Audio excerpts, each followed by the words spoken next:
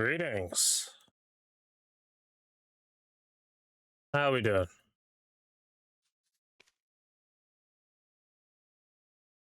All right, how you doing?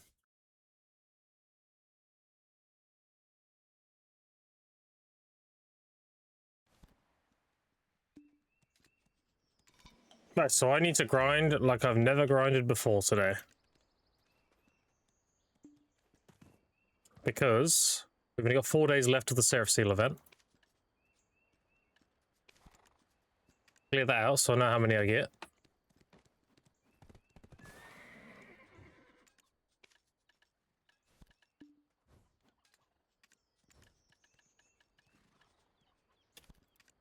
There we go.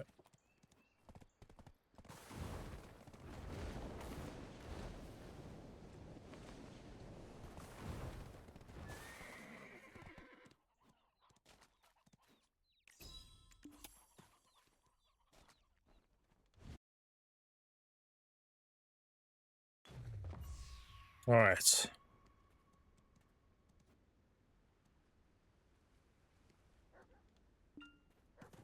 Do it. The reason why I need to grind like I've never grinded before is because... oh boy. They hit 10 bill. God damn. I need to make some. That's like selling a cup. 10 bill, yeah, that's selling a cup, dude. Like, that's fucking insane. If I can just milk the fuck out of that, I'll be zooming on my progression. And with the Seraph Seal event, holy. I need to just go crazy.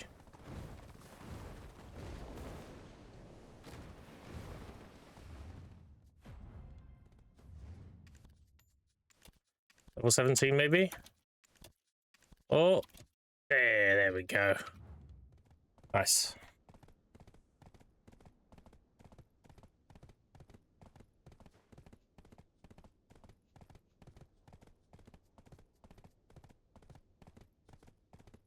Yeah, we need to game. Got 9 bill on me and 30 bill in the marketplace. Or 31 bill.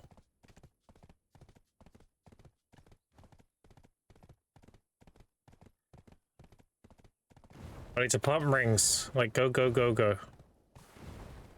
Anytime I'm stopping is to gather. And that'll be, well, you know my gathering. I do it in like 30 minutes. It doesn't even take that long.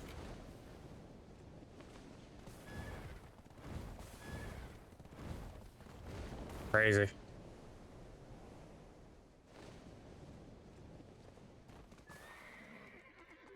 All right.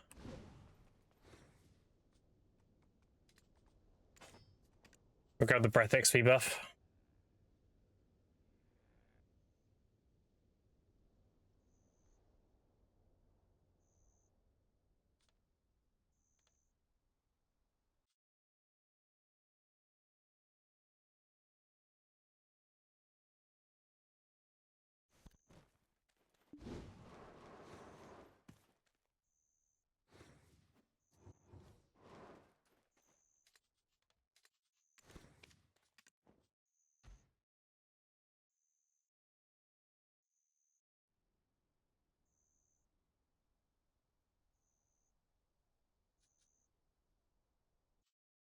We've also got infinite guild missions to burn as well. So, like, I need to just go crazy.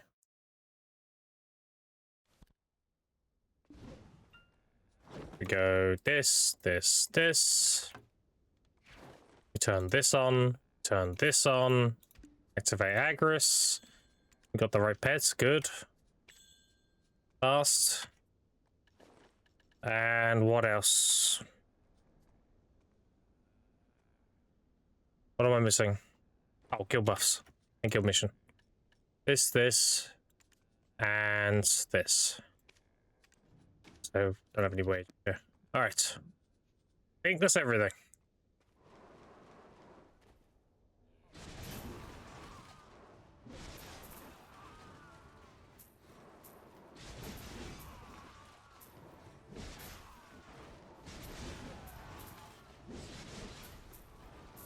I was playing it today, but lanes seem big for me. I used to lane transferring items and grinding.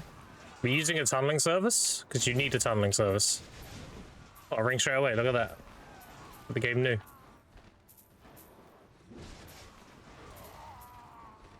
Oh, got another ring. What the fuck? Got two. Oh, damn. Look at that. Back to back. And then I blow them both up on a 70% chance. Classic.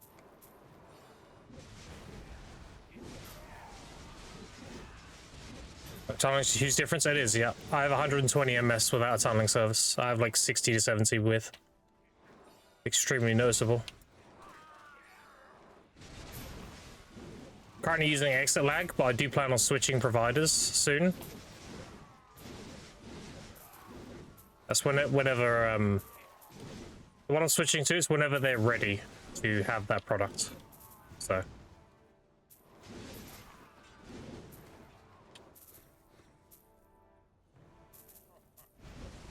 I've already tried their tunneling service. It's fucking fantastic. It's the best out there, easily. So whenever that's like public knowledge, then I'll talk about it more. It's kind of under wraps at the moment.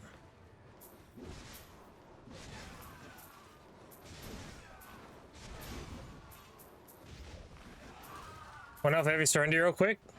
Why? It's not gonna affect NA. Maybe for EU. NA's chilling. If anything, it's gonna make my cups even better. Because I'll be able to buy red shards easy.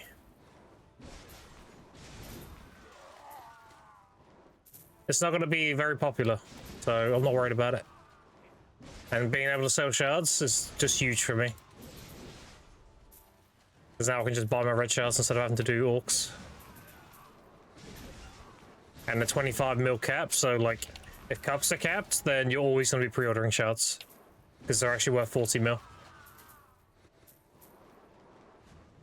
It'll be a matter of like, if you need that shard, you break even on value. It's a tax hit, obviously. I need that shard, so I can just basically buy my red shards.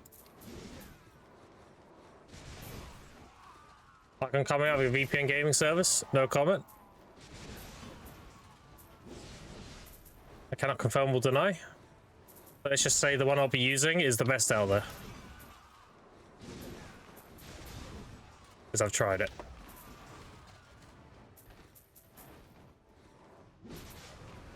I was down to 50 MS. Zero fucking issues.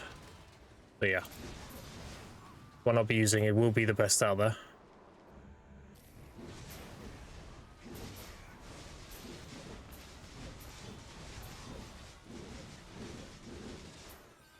Mirror and Glyphon will be pretty popular? Nah. Think about it. Why would you grind that spot? Think of it logically. If you're at that gear level, you're either grinding Olans for your ring piece, or you're doing the new Edanio group grind. Because don't forget, it's 350 AP requirement. You're at the point where you're just entering Edanio region. So you're probably doing deck your Olans for your ring piece, if anything.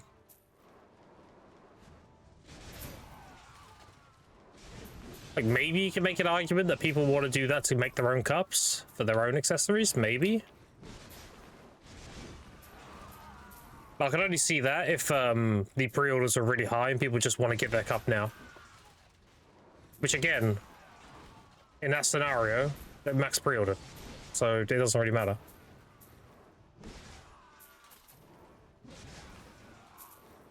I don't see any scenario where it tanks the economy on cups. They'll go down initially, because it's a new thing. People go try the new thing, obviously. But after like a month, they'll be perfectly fine.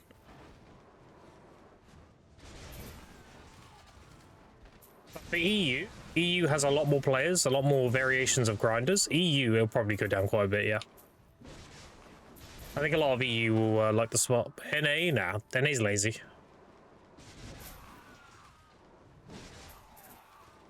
NA is extremely meta-driven and lazy. So.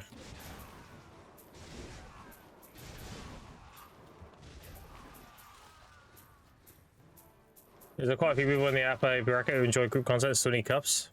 Yeah, that's what I'm saying. They would make their own, right?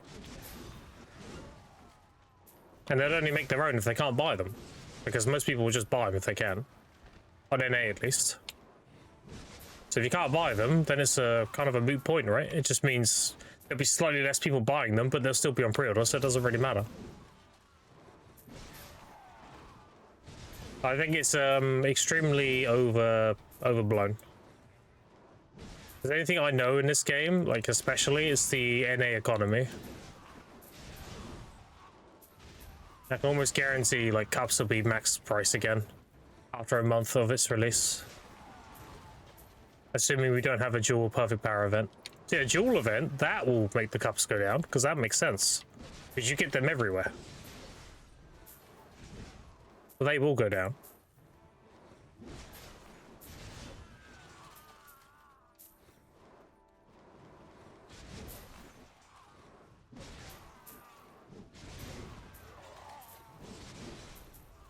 I just don't see a world where people choose Miramok or Gyfin over Dekia Olans. Unless they really want to make their own cups for their accessories, in which case, again, they're not making them to sell, so it's not going to impact the economy much.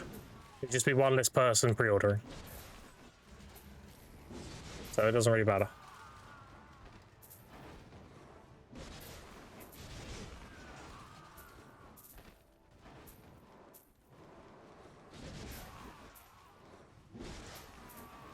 It's Catchy Ruins, I see, indeed. I think there are quite a few people. I think the only thing where people are the new spots, especially XP players, so they're insane. Yeah, but again, let's look at the that demographic. How many people give a shit about their XP? Even if it's the best XP spot in the game. If you're boosting, then you're gonna be boosting under, like we usually do. If you're pushing levels above 66, how many people actually do that? It's a drop in the bucket, right? That's my point. The impact is just minimal. Doesn't really matter. Like every 100 players, maybe one of them cares about going above 66. And those sort of people have really good gear. So are they going to go backwards for the sake of XP? Probably some of them will, yeah. Not all of them, though. A lot of them would just be like, I'd rather grind or beat so make better money. And get good XP, you know? Like, I've looked at every outcome. There's just no reason why the cup should tank. Because the spots just won't be popular enough. Which is why I'm not worried about it. I was doubt these spots will be all that popular. Yeah, exactly. This was supposed to be extremely popular. Yeah, but you have better options. That's the thing. It's not about it being a group spot or not. It's about you have a better alternative. Like, why would you do Dekia Miramok Gyfin when you can do Dekia Olans? Olans gives you your merchant ring piece. That's fucking huge. Gyfin and Miramok are just shards for cups. And again, once you have your shards for your own cups, you don't need them anymore. At that point, they're silver value. So again, I can see people making their own cups because they can't pre-order them. That makes sense. But I just don't see it impacting the market much.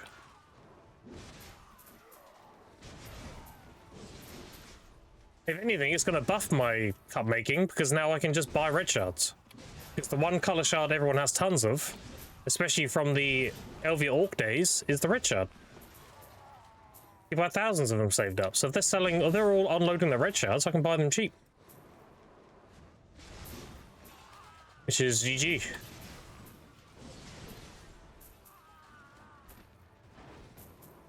Dual event on these spots, are people guessing? Nah, there'll be dual and power events.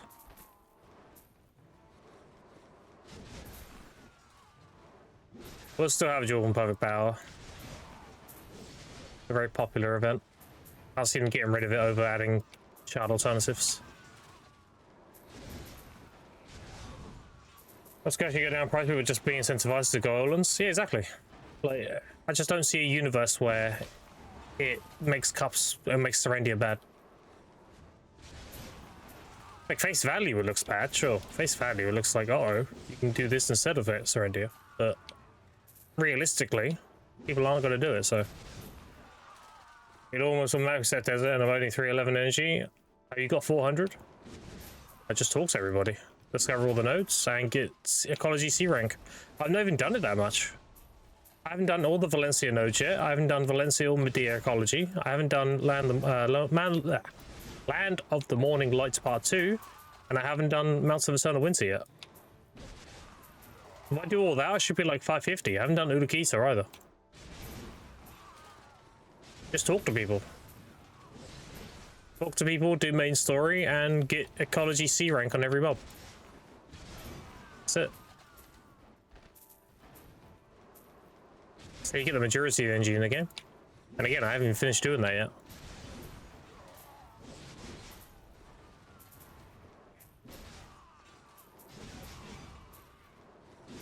Yeah, Rich Out will crash because everyone has saved it. You should eventually bounce out. Yeah, exactly. I mean, for me personally, the money I have now, I'm gonna snag a ton of red shirts for cheap. If I can.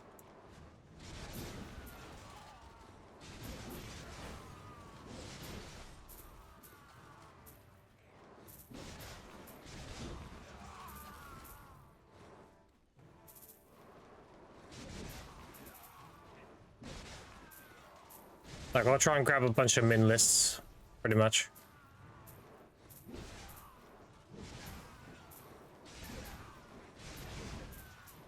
Hi Grim, hi Chatters, Bobstafer, how you doing?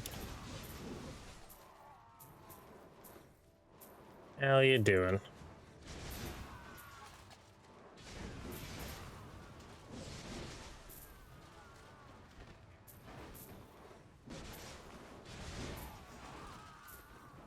I have my energy, but I'm so lazy. My energy's only 434. You gotta just not be lazy. All there is to it, right?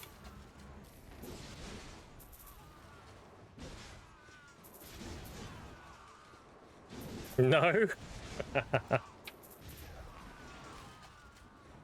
Let's go gear. Can I see? Yep, I have Head Gathering Clothes, Tech Alchemy, Tech Cook, Duo Neck, and the rest of Prion, a Pen Flask, a Tech Processing, and a Penho, and a full crystal page of Mastery Crystals.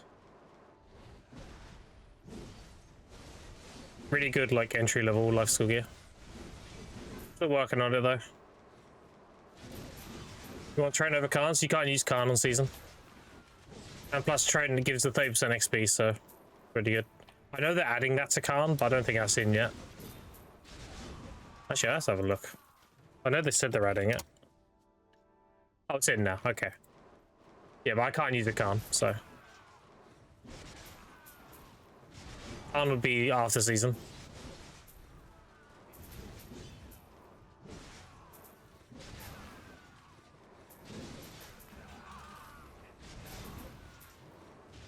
Yes, I'll permanently retire the Treants tier once I graduate, because then I'll just use a Khan instead.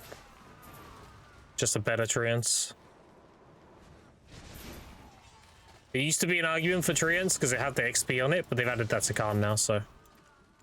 GG.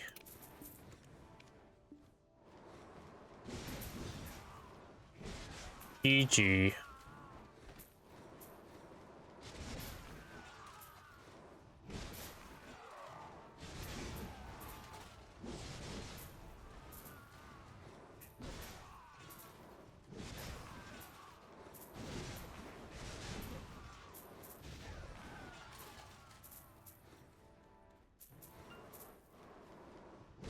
Yeah, there'll be no life in Kadri quite a bit today.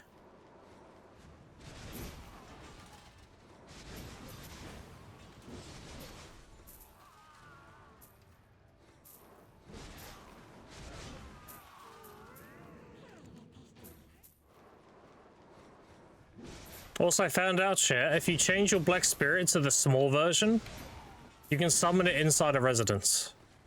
So when I was doing alchemy and getting the alchemy quest proc to make clear liquid or pure powder or whatever, when you've done the quest, if you have the small spirit, you can summon it in your residence, accept the rewards, and then keep doing cooking alchemy. If you take the bigger model, the house isn't big enough, and you have to go outside and summon it. A little bit of a tip there.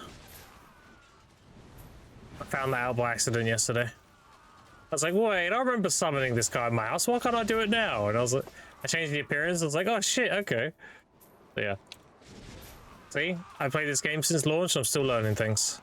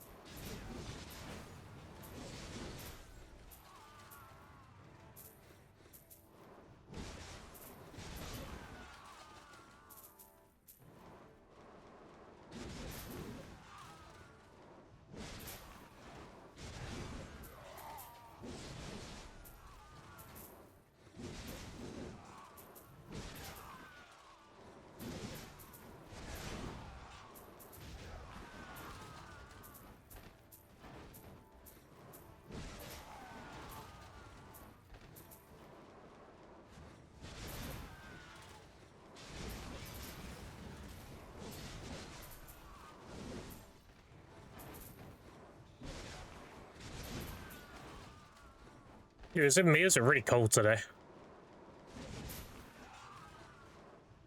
I was gonna change out my like 3/4 length shorts into like thick trousers, and I have to put my slippers on and everything. Like, what the fuck? It's so cold today.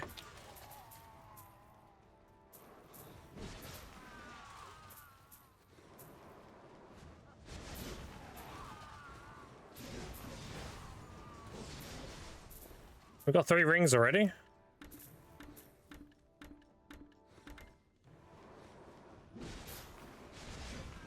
Three rings in 21 minutes, ain't bad.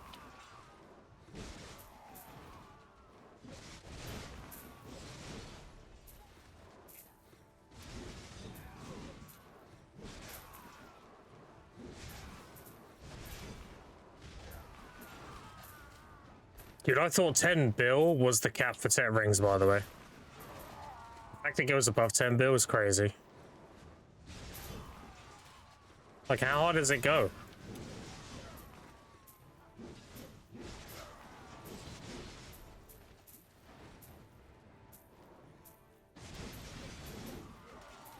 I went from making infinite potions for money on my old season push to making Kadri rings for money on my current push.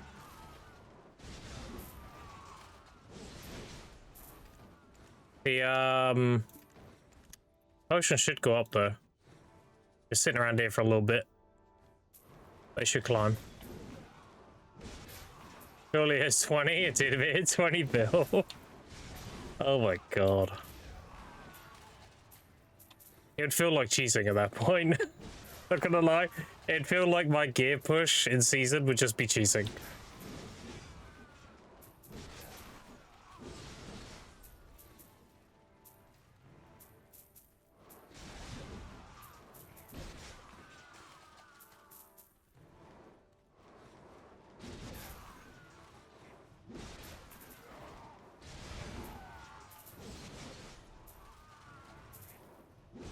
Still Kadrian? Absolutely.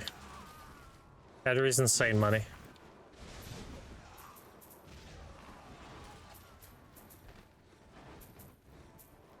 That's a recalculated, but it's definitely more money than what I was saying now. Because of the current prices. Look at this shit, dude. 10.3.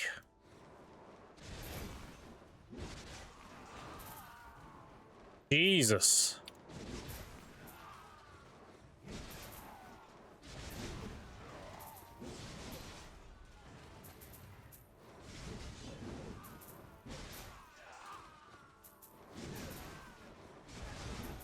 Gonna hit demo prices? Imagine. Oh my god.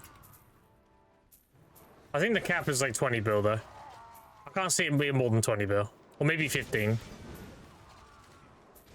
It's very slowly encroaching the cap. Avoiding the UNA market is so insane, I know. People going for those DP memes, dude. You showed a way to get them, really. The TR meme, the TR, whatever they're called, the harmonies.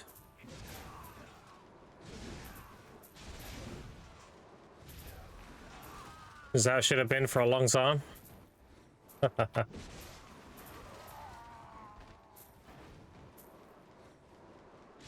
Lazy Bill's pen cap? Okay, so Tet would be like what? 50? It's like 15 or 20, right? Has to be around there.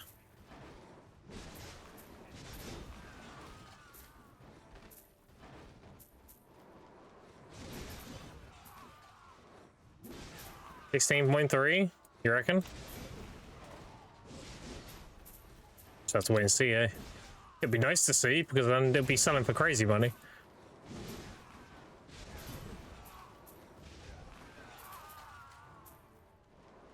I make them often enough, so I'm just selling them as I get them. I'm not going to hold on to them and wait. I'll sell them wherever the cap is at the time, and if they keep going, I mean, great. I'm not going to feel bad about it.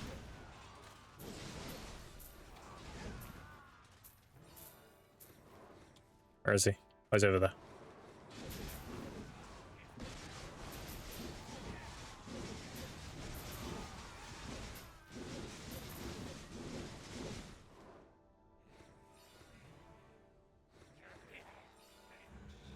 Hey.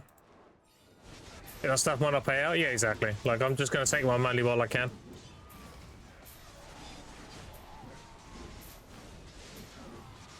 I won't feel bad if it goes up, that's fine.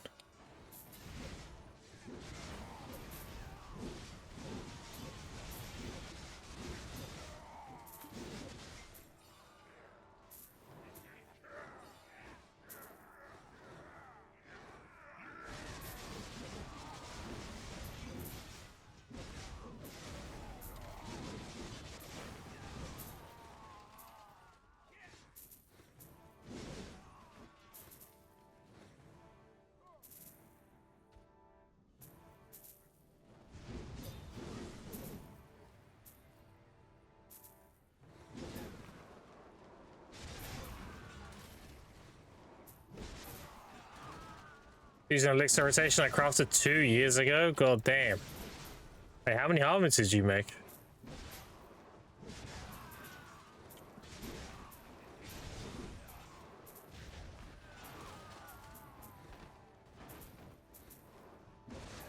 I say a lot. It must be. God damn. And we were cooked in 2019. Oh, that's gotta stink awful, dude. That's gonna be rotten at this point. Oh, would you trust eating that? I don't know.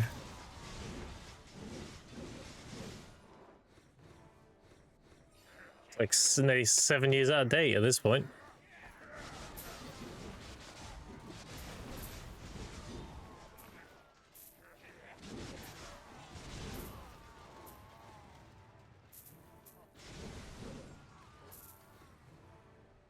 What up, Fronosaurs? How you doing? How you doing this morning / afternoon?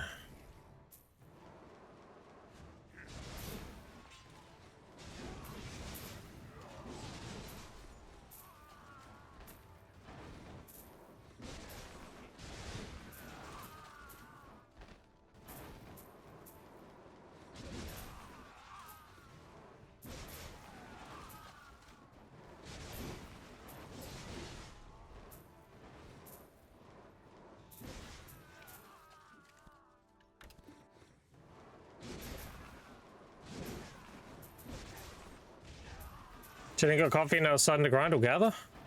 Oh, you know the answer to that, dude. It's always gather, then grind. You got energy to burn that shit. Then go hit mobs.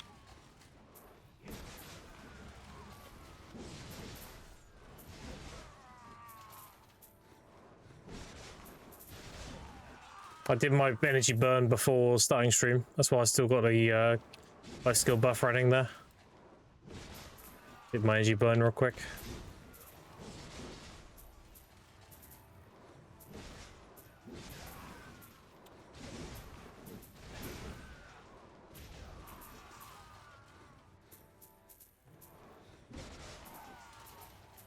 Yeah, Miles, where you make me look at my full energy bar.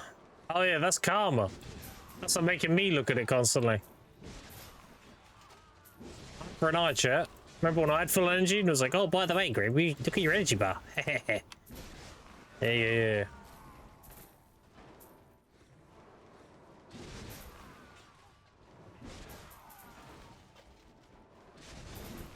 Separated shares for activities, answer question, but gathering full key processing. I'm just happy, yeah. You're sucking, dude. Get on your knees and suck that wood.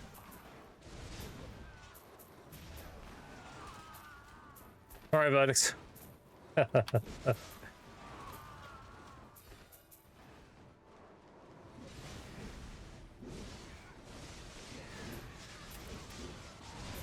Pays very well to get on your knees and suck that wood, so definitely do it.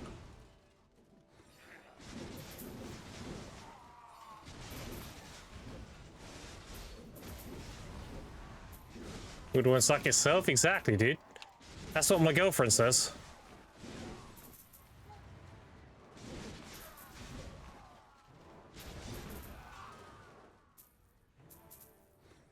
You have 100k breaths so far? What the fuck?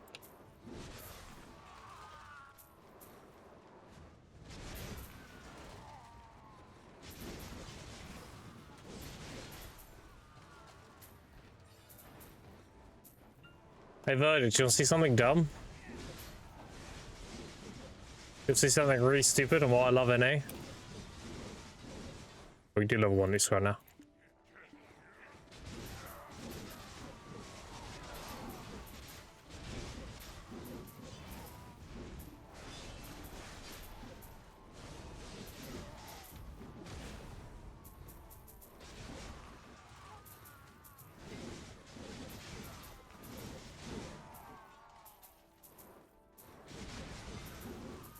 Look at this shit, dude. Holy. Casual 10 bill for a tech ring?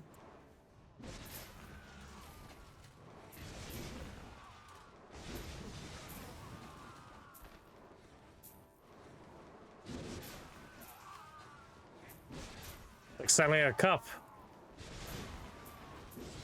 Selling a Karazad Cup be your grinding season. In a private server, yeah. I'm chilling, dude. I've already got 3 rings in half an hour, so chilling. Only technically need 5, right, to make a set, so.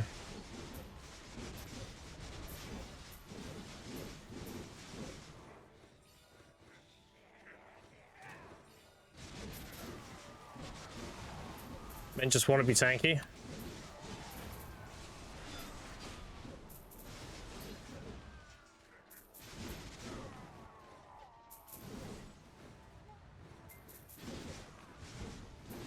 I always found that like whole EU versus NA, like what's the harder region, to be funny, because they're hard in their own rights. EU's hard because trying to make money with the marketplace, things are a lot less value. That's understandable. But the NA marketplace is hard because if you need things to make stuff, you just can't get it. A lot of shit is just not there.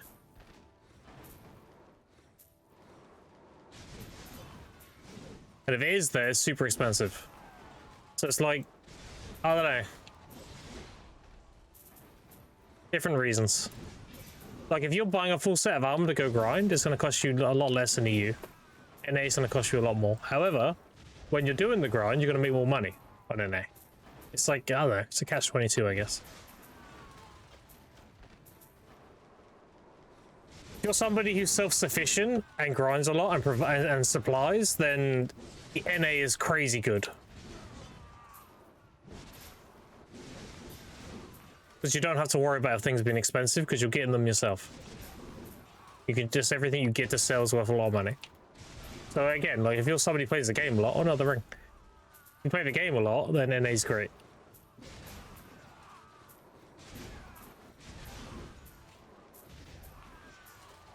Hardcap's tree set. Uh-oh. Back to Sephiroth's trees.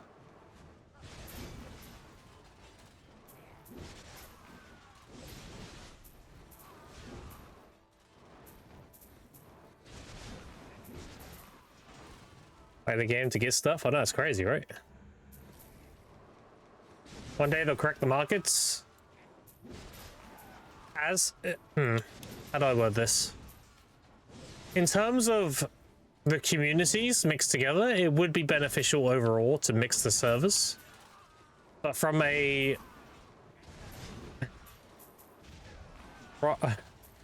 opportunist perspective, which is my perspective, merging the markets would make me a lot less money. So is it good for the game to do that? Probably, yeah. Is it good for me? No. So if I had a choice, I'd obviously like allow it because it's better for everybody, but I'm also not complaining that I'm taking advantage of it, you know?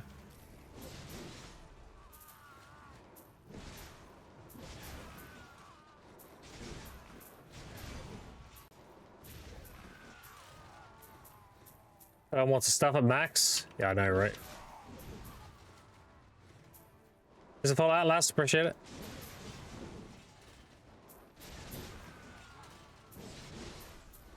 Assess how many must have due to shop prices. Yeah. It's gonna go up a lot too with the Ovi Academy release. There's gonna be a lot of newbies graduating and doing their sovereigns and all that shit, having to tap their Tavallas to deck. All those concentrators are gonna go right up. That's a given. That's a freebie, chat. Plan on selling that shit. Do it after the Academy release. That's why I'm saving mine. That's why I've got like 4,000 sharps right now, or like more than 4,000. I'm just not selling them yet. I'll turn them into concentrated with the blackstones I get at Academy, and I'll sell them after the Academy release when they go up.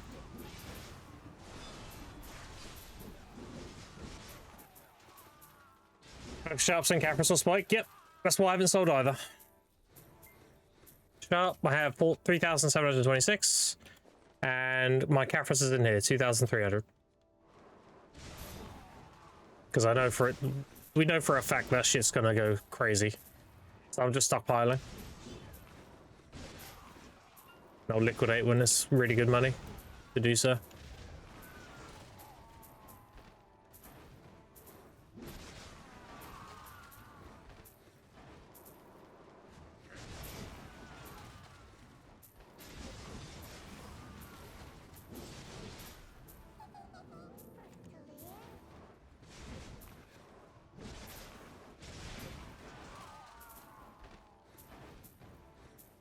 Alright, so this hour, I've loot 4 rings.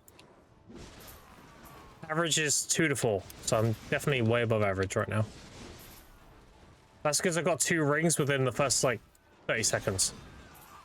It was crazy.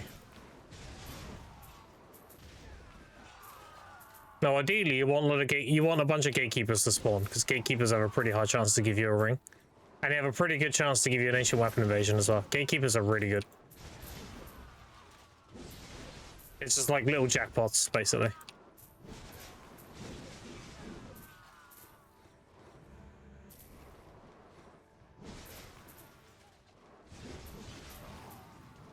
If you want to know how much I've grinded Kadri, you can go by my scroll amount. Because I haven't sold a single scroll yet. Any of the ancient scrolls. I usually get like 40 to 50 an hour. And I don't even know how many I have now. 5,500. So I've done like what? 500 would be 10 hours. 5,000 is 100 hours. Yeah, it's like 110 hours or something of Kadri.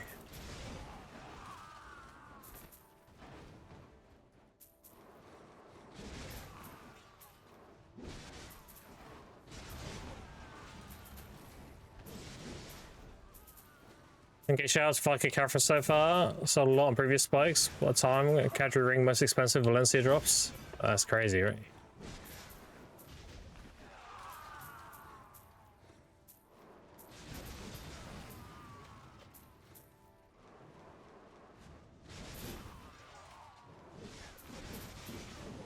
I'm surprised people aren't trying a Dekia Kadri.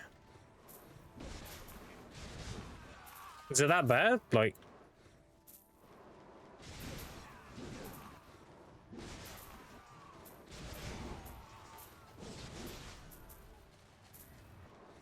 Kadri rings being this price, so if I had the gear, I mean, Dekia Kadri would be worth looking into.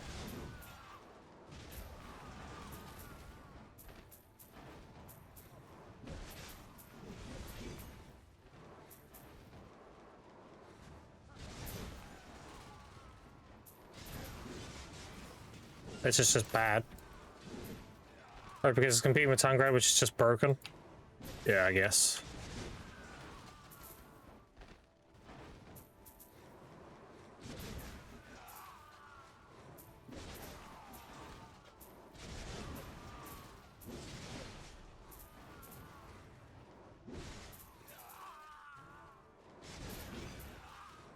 And then you got 1,000 loot scrolls though.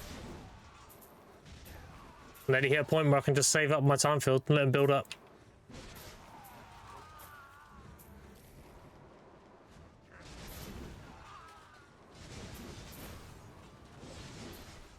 Okay, I can get a 6 proc on Caphras Essence from Sapping, waiting for a big mini game. Yeah, that'd be crazy. Huge. Yeah, I'll definitely get all my accessories to deck as well, I think. Like, I'll definitely push the life skilling above and beyond for future releases. No reason not to. Oh look, an invasion. I love being carried. Does he give me his Hannes too? He didn't, okay.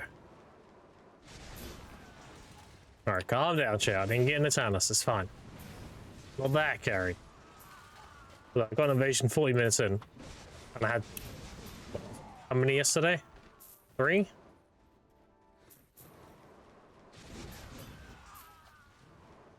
And it's in the courtyard again. The last 4 I've done have been in the courtyard, I think.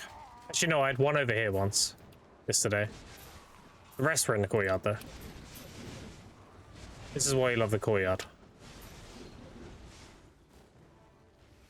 They're all clumped up.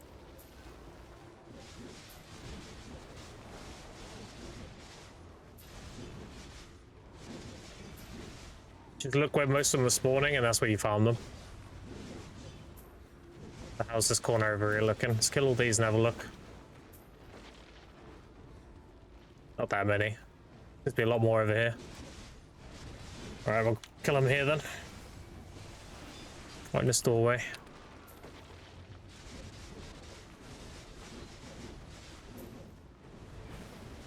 Got a lot of them spawning here.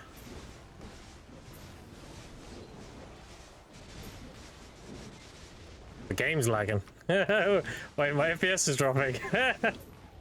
Uh-oh. Alright, wait. Uh-oh. Why is my FPS dropping? I got 50 nutty chat, like this should be happening. Uh-oh. There's a lot of shit going on. Too many mobs, yeah. Alright, I'll calm down a minute. Alright. I think it's just because a lot of corpses and everything.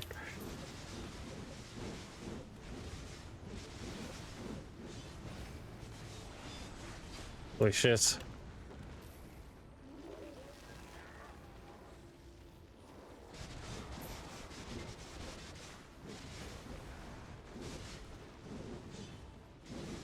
God, my FPS is tanking right now. Something's happening here that my game doesn't like. Oh, there you go, it's gone.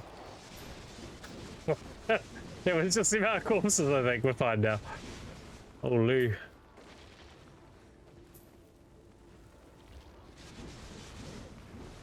Oh, we're good now.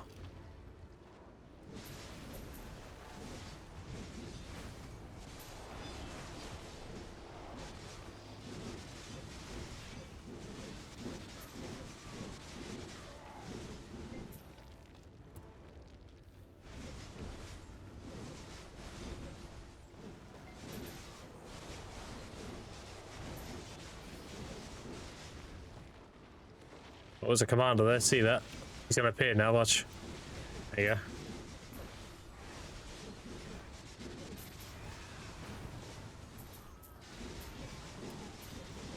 I don't accidentally kill him, so I'm gonna calm down a bit.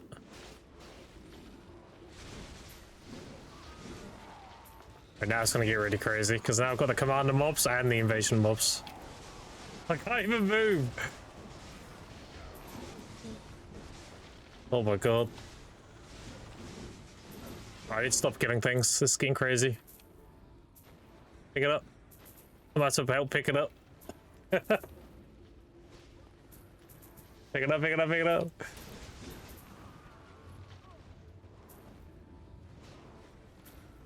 Alright, we're good. I'm done now anyway. Where's the lane?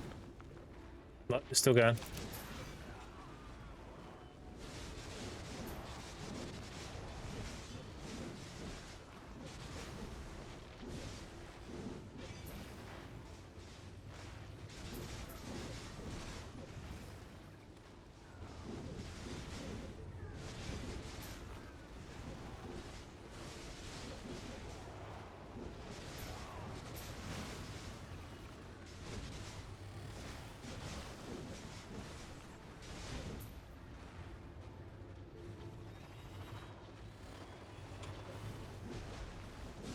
Greetings! What the fuck? How you doing?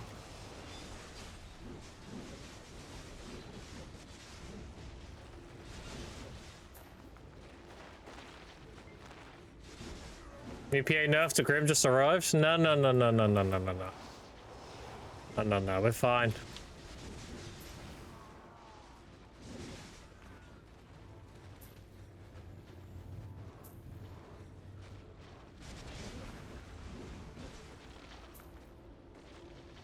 We're fine.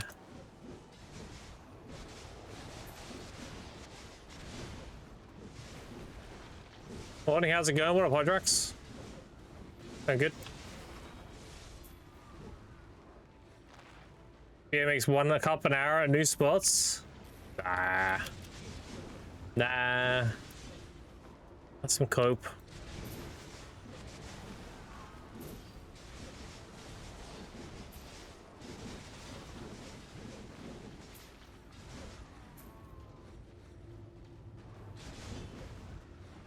A worst case scenario, let's say the new spots pop off, people love them, cups go to shit, right?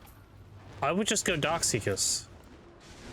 Like, I have contingency plans, that's fine. I don't see that happening, but in the off chance it does happen, like, I'm not fucked. It's fine.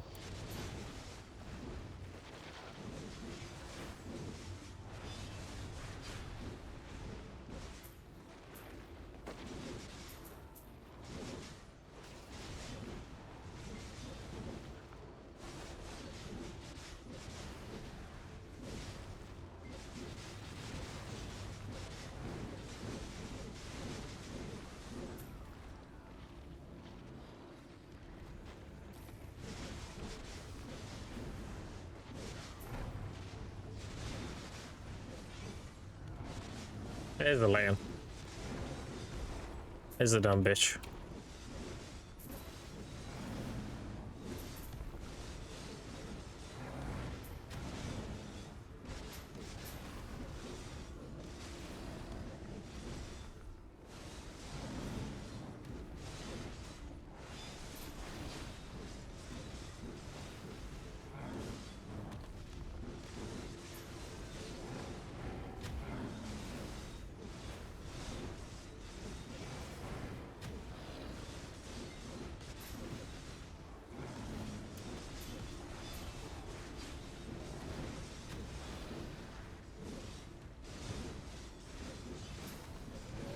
Alright, GG's. Oh, he gave me inspectors.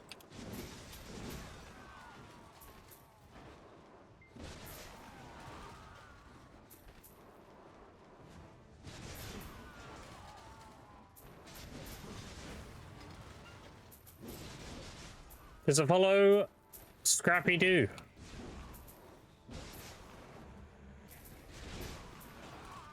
Doing our thinking gadget just to see if it's good. I mean, it might be. Good because they will? Nah. Why do you use up the food from winter events supposed to disappear the event ends? Is it though? I have been using it, but is it though? You know what PA's like, dude. I have been using it though, just in case, but it wouldn't surprise me if the event ended and we still had the food still. Cadry 10 bill? I know. I know. See, we just, so long as we list that shit max, we keep making more money. Take that shit to the moon. We all make more money.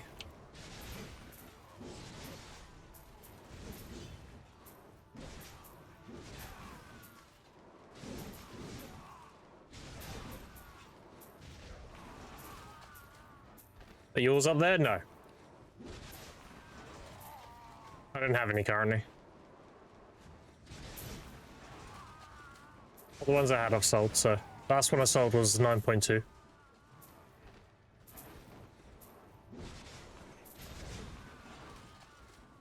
that was at max listing at the time. Stay strong, my Kadri brothers. Always max list. They will always buy them. It doesn't matter how dear it gets, they will get desperate enough. They will buy them.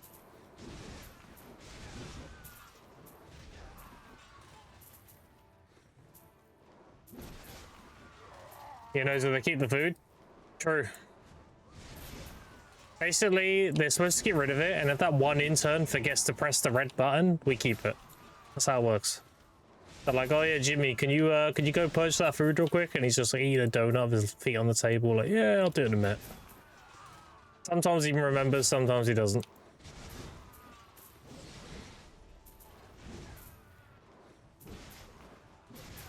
It's called Jimmy because everyone in PA's name starts with J. Everyone is J. Different J's.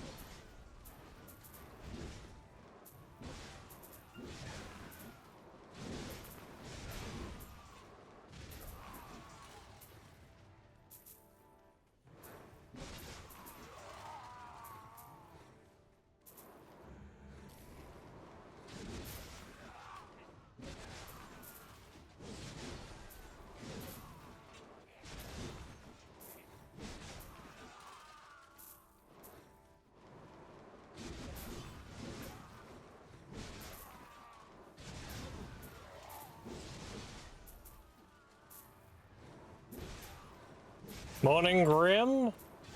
What up, MMO Addict? How you doing? Hello, MMO Addict.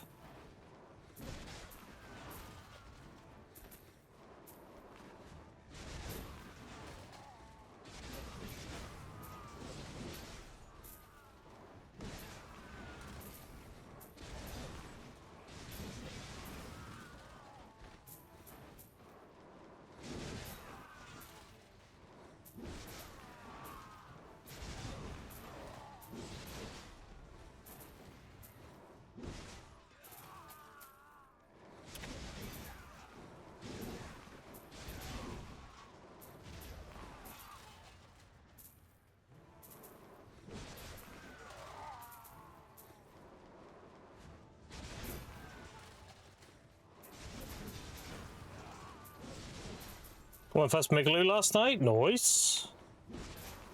Yeesh.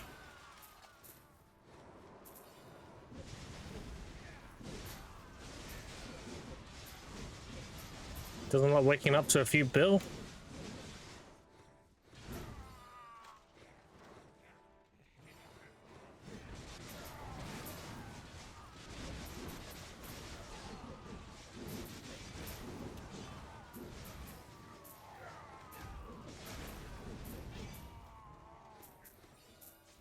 The commander.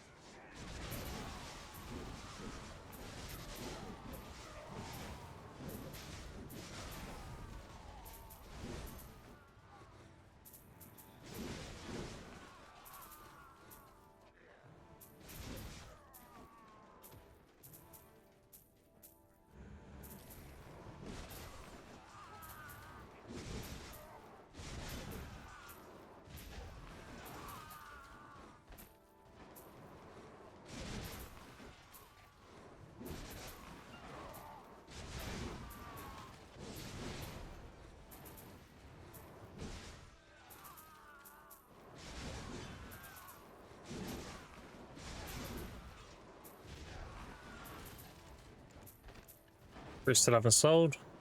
Still there. Like 1 point something bill and fruits there.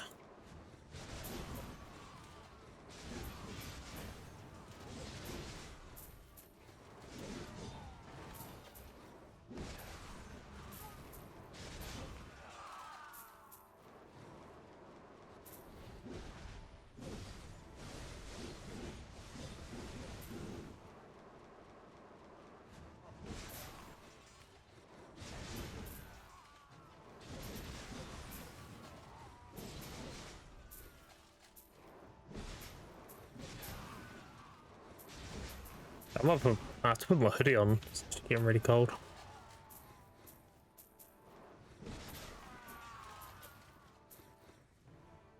Give me a second, chat. Hoodie on. Why is it so cold?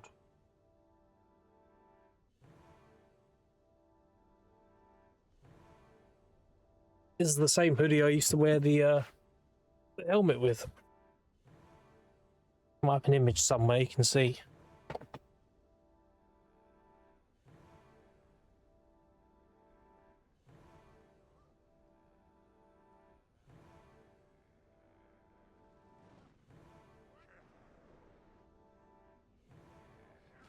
There we go. I think I have an old image here somewhere.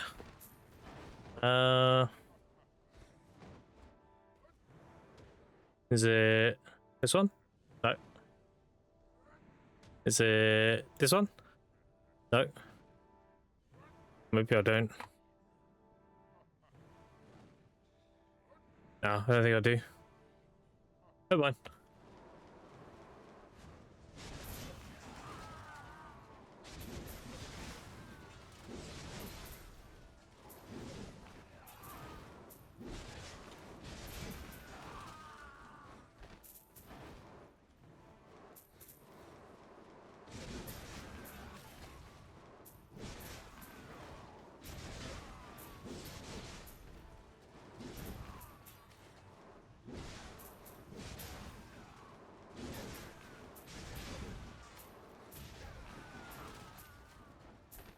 I'll wear my hood over my headphones.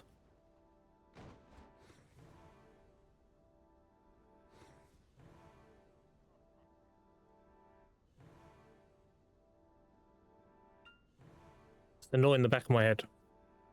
Oh, I can. There you go.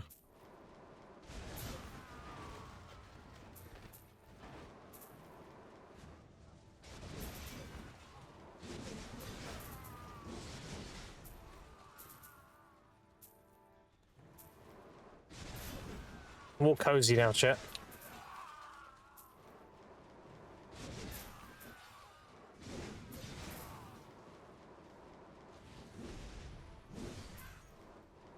Frozen Tides Blackstone, wow.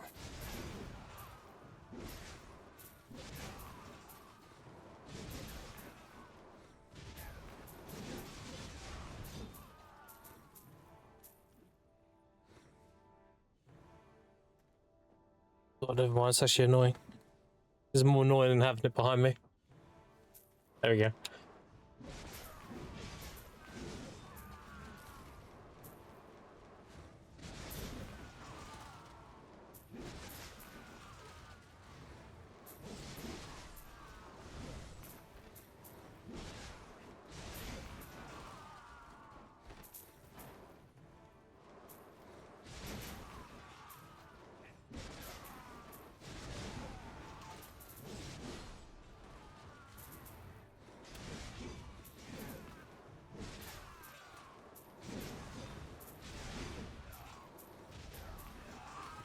What I'll probably do before I graduate on this character, I'll make a bunch of 10 armors with the Frozen Tides for future season characters to just wear straight away.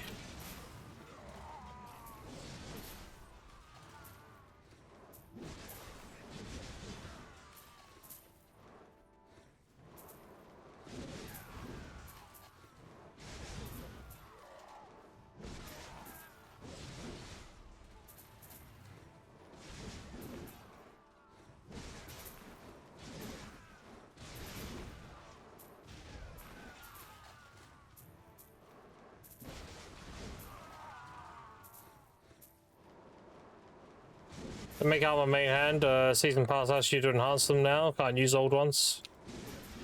Oh. So just, okay. So I'll do the other 3 pieces then. I'll do gloves, chest, and, no, gloves, helmet, boots. Put those. Okay, gotcha. Thank you. Thank you, thank you.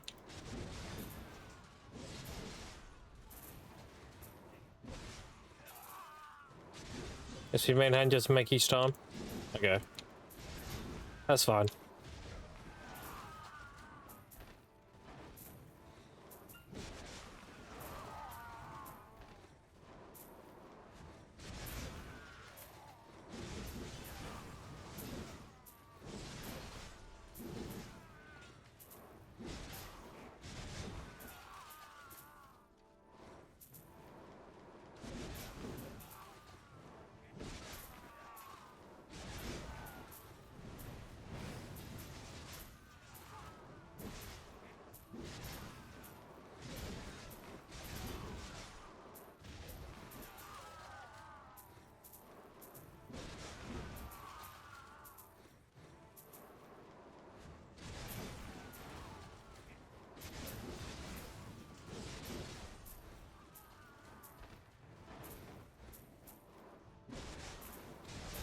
Right, 10 buffs done. How many rings did I get? 4, I think. Alright. All's good.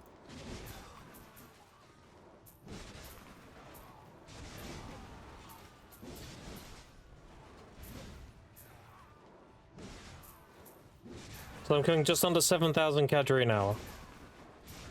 My guild mission 680 something. Well, around that, because obviously more commanders are killing more, right?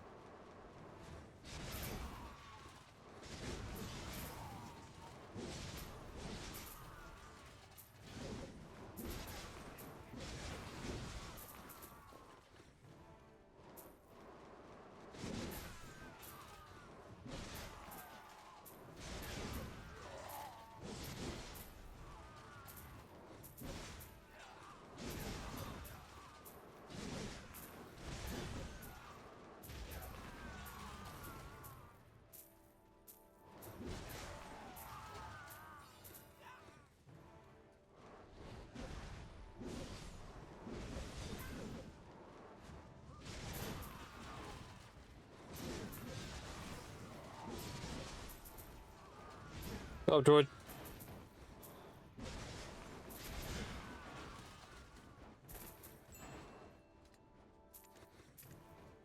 There we go, they're selling now. Another bill.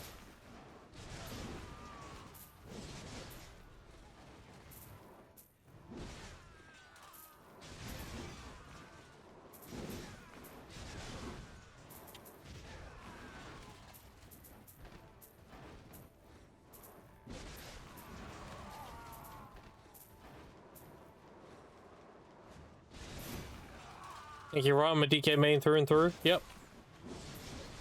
I did say ultimately you go back to DK. Get Border Seraph. Yeah. Back to DK.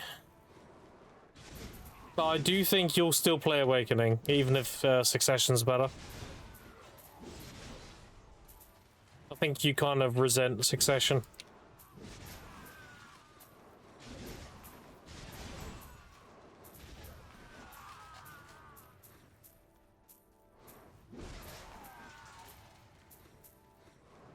You have Nox Awakening? Yeah, there you go. Back to the DK, dude. Off you go.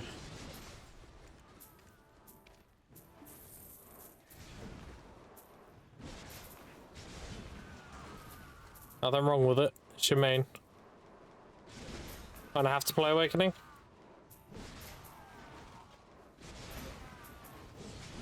I mean, I guess. If you had... Oh, well, let's say you had Awakening and main hand the same enhancement level, what would you be playing? Would you still be Awakening? Because it's one you like playing more? Or would you just play Suck because it performs better?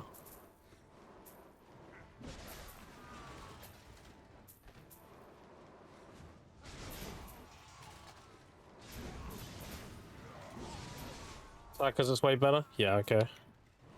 I'm surprised they haven't made Awakening better.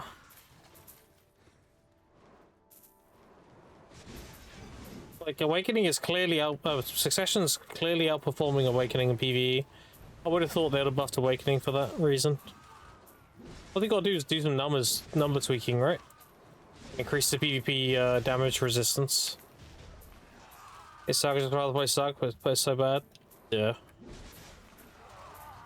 Getting better in PvP? Yeah, but we're talking about grinding. Like, you can adjust PvE numbers without touching PvP.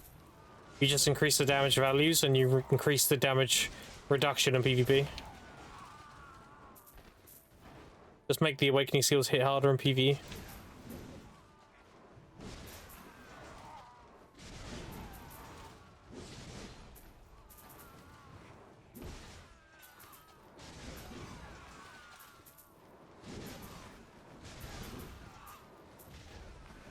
D is not better in PvP. It doesn't lure PvP as Suck, pretty sure.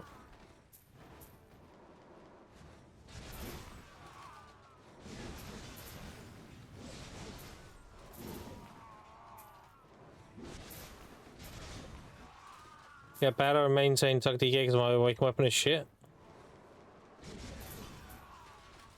Awakening is just not as good as Succession.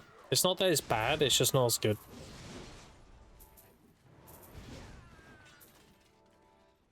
And trash loot across the board, yeah, like Succession just performs that much better.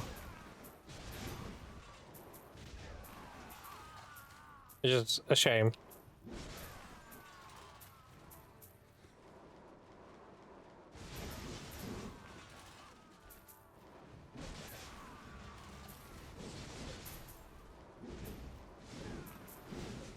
I'm just lucky that Awakened Musa is very, very good. That was very much a happy accident. So I already rolled to it before knowing the state it was in. I was like, if it's okay, like if it's average or below average, that's fine, you know. Even if it was quite bad, I still would have stuck with it. But knowing it's one of the best is like, okay, shit. Damn.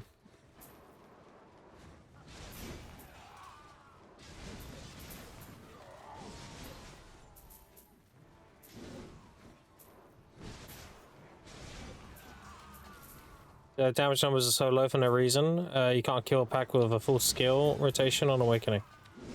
So they just need to... So, Droid, in your opinion, if they just made all the skills hit harder and that was it, then would that fix it? Because obviously, as soon as you start touching cooldowns and stuff, like that's PvP changes as well. If they just made them hit harder, it'd be fine, right?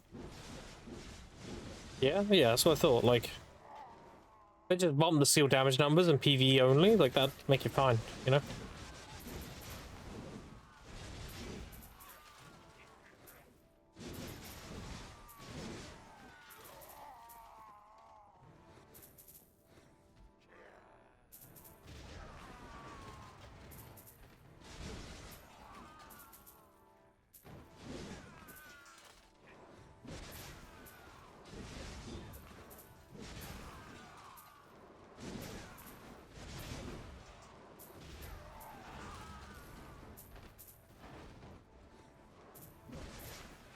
Cooldowns are great, the damage is way too low.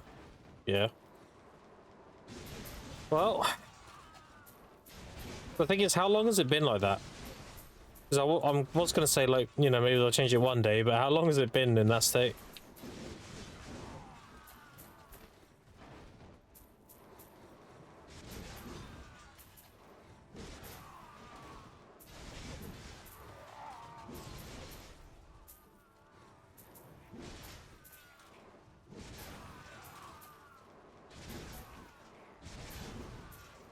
Same chance you were around there. It was like I knew when Awakening got nerfed.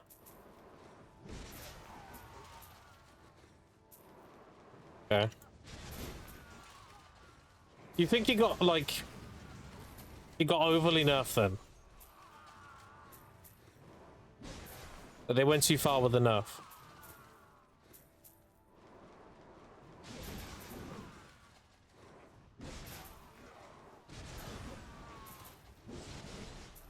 Way too far? Okay. Playing Deadeye yesterday and she's so fun. She is very fun, yeah.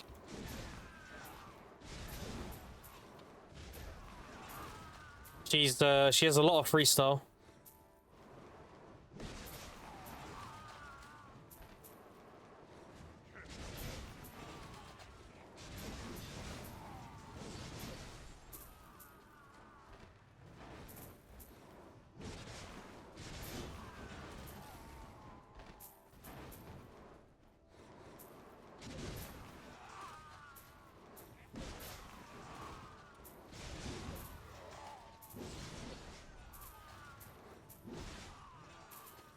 Well, do we need to have a Tech Black Star ready for all the Academy?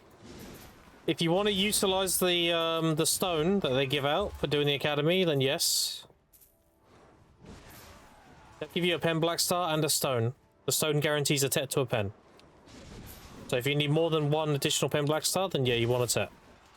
Because then you can turn the other one into pen as well.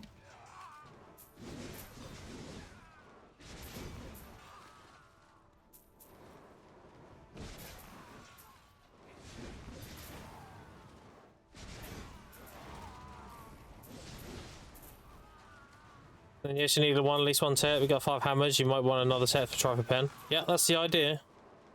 When the Academy's out, you can get 4 pen Black Stars and you have some taps for a 5th. Because you got the one you get from the login reward, the challenge tab. You have the Tech from the challenge tab. You have a pen from doing your what you call it, your Deck to Valor. And you get a pen from the Academy. And they give you a stone to guarantee the Tech you have into a pen. So that's 4 pens. And they also hand out Black Star hammers. So you have a potential to get a 5th as well. The idea is they want you to have 4 to 5 pen Black Stars as a new player. And then the last one you buy.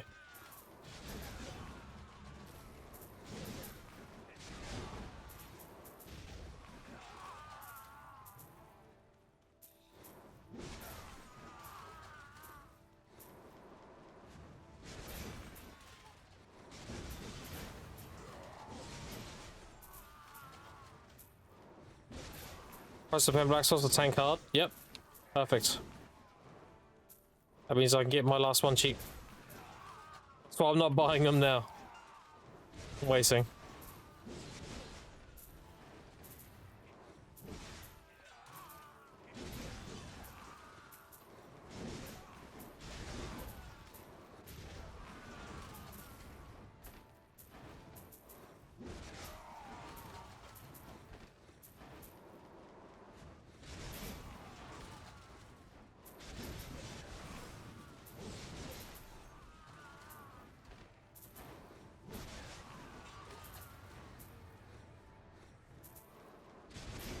Also, I've been looking at the where's the commander? It's not magical crystal, right? It's a reforge. Am I stupid? Maybe it's under enhancement? There it is.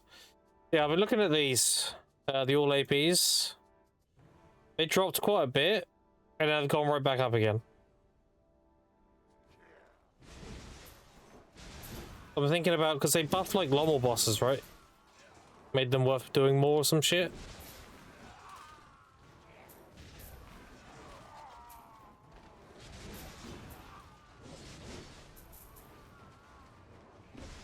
So rather than buying those, I might just park boss ults outside Lommel and get them that way.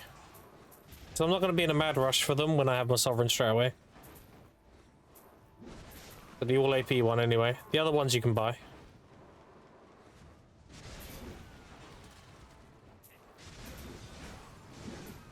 It might be worth doing Lommel bosses on ults whenever they spawn.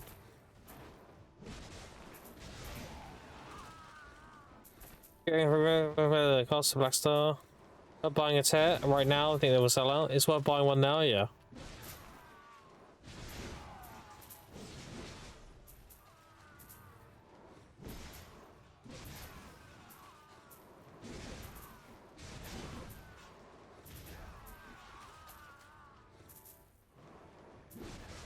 I'm doing them anyway. If you do some damage bosses, you can get like 250 million gold buffs. Yeah. This is my like line of thought as well, Thronatos, where I'm thinking like, do I spend 3 bill getting my all AP things, or do I just put boss ults out there and get them naturally? Because I'm not gonna need that all AP straight away. I'm not doing anything where I need to reach AP caps when I leave, so.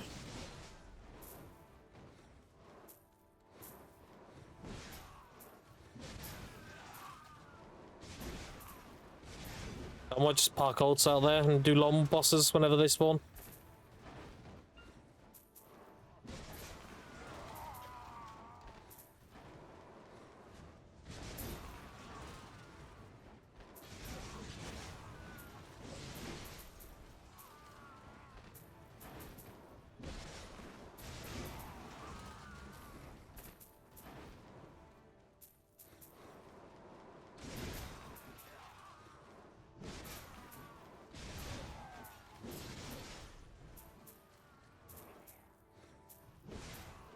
I know, and they'll keep showing up mark anyway, so in case you don't drop them, you can always buy them weekly boss reward daily. Weekly boss reward day? Yeah. Yeah.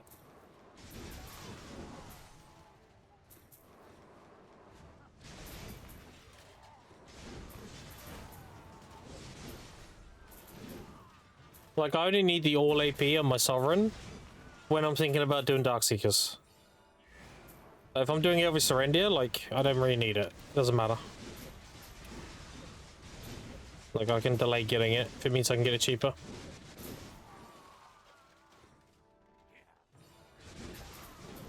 What I should have done is I should have bought them when they went down to 500 mil each. That was the time to get them. I missed it. So I hope that happens again now. It might, you never know.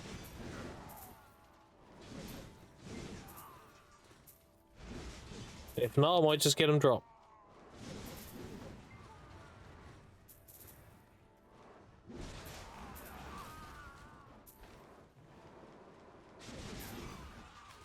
And some of the long bosses often, so 3 stacks. Yeah. There.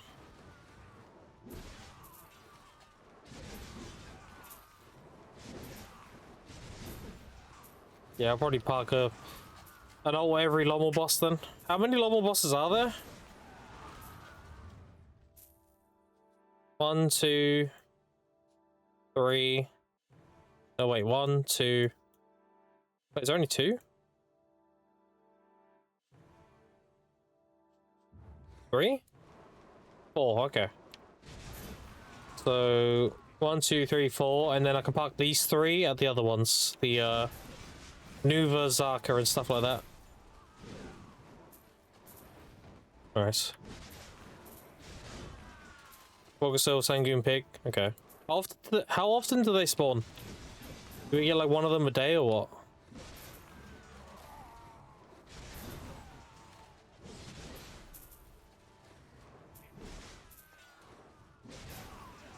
Multiple a day? Oh, damn. Yeah, that'd be worth doing then.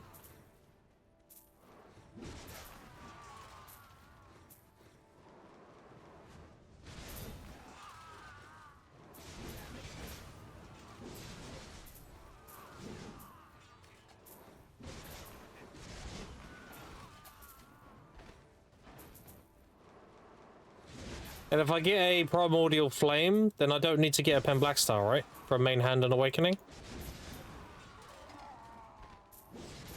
So I could supplement, instead of buying a Pen Black Star, just getting one of those, by chance.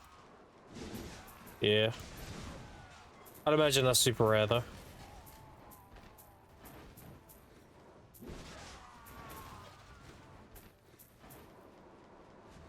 Not sure if you get World Bust on season servers, not gonna lie. No, I can just log regular servers, right? That's not a problem.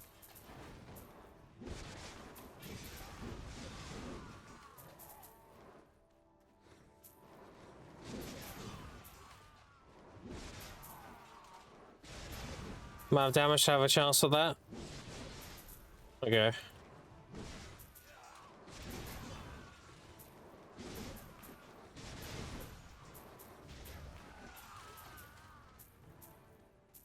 Because I know you're probably guaranteed to damage loot table. Doubt people attend on season. Yeah, true. I mean, they're global health bars, right? They share the same health bar across all servers, like any world boss. But they're not a field boss. But that's the case, I barely need to hit it. They do spawn on season. Table's channel? Okay. Does it follow Dorama? Get it?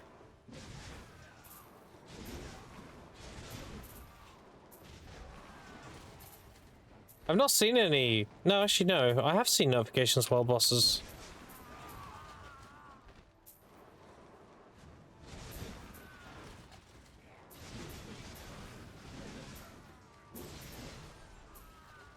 Maybe there's some tech. Like, quickly get out there on my Musa when one's gonna spawn. And when it dies, I get, like, top priority loot.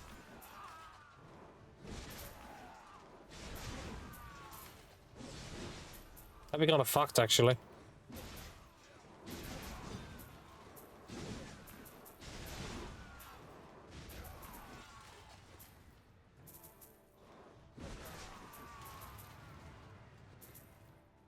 Where's my boss timer thing? Hold on.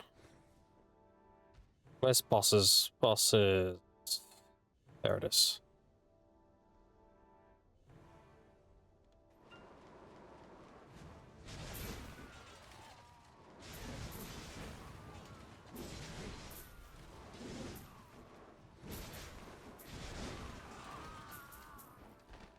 Go look at this quickly.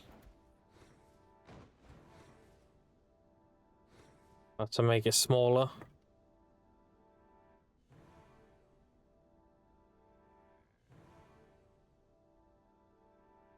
Do this.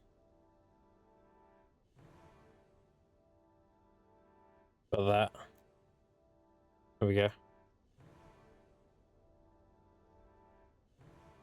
Alright.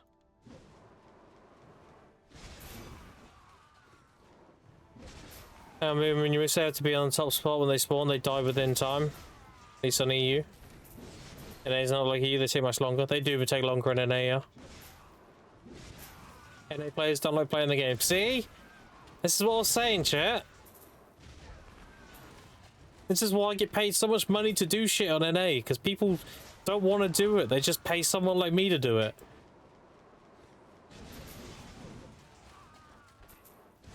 What makes so much fucking money?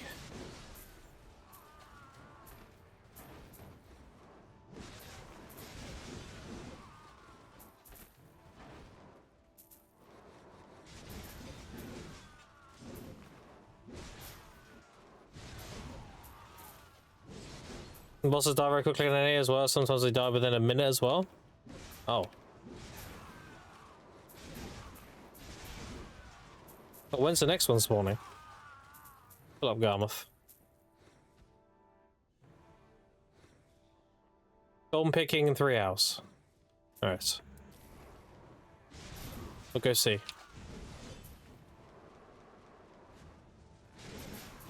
First we'll see if he spawns on season servers. If he doesn't, then I'll swap. And then we'll see how long it takes for him to die. I'm assuming you don't lose crystals. Do you lose crystals on those world bosses? Did you get death penalty?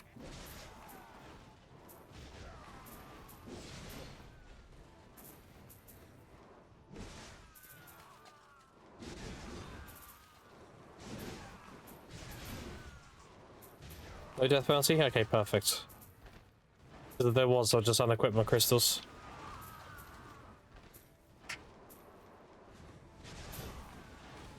That's good, lads. What up, Philippe? Oh, look, good luck on the grind. Okay, Fronitos. Appreciate it. Good luck on your grind also.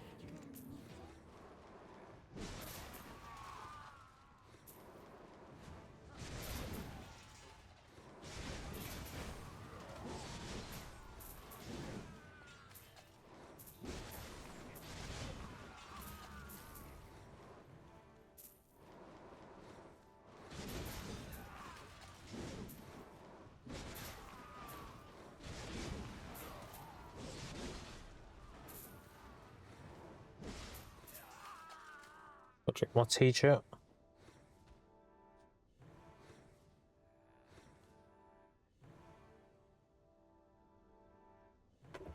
Okay.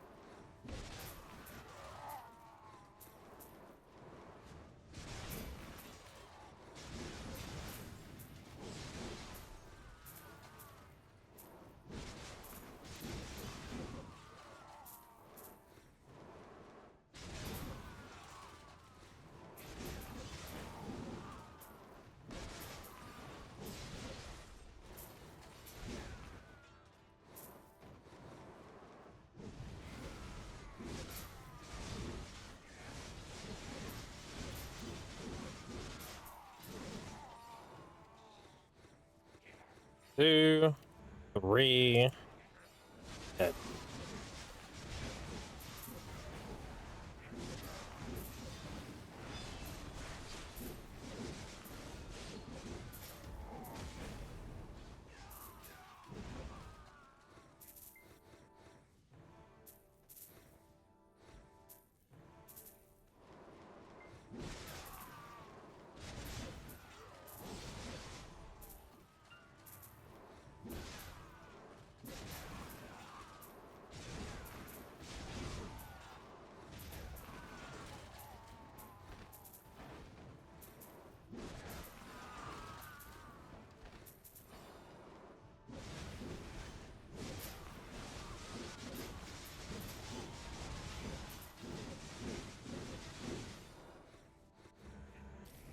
Do you know how many time fields per hour you get an hour? Yeah, I get like 1600 to 2000 per hour. A lot more if I get ancient weapon invasions. The most time filled you get per hour though would be gathering. Gathering close to 2k mastery will give you the most time filled per hour. That's like 3k plus. Yeah, a lot from gathering.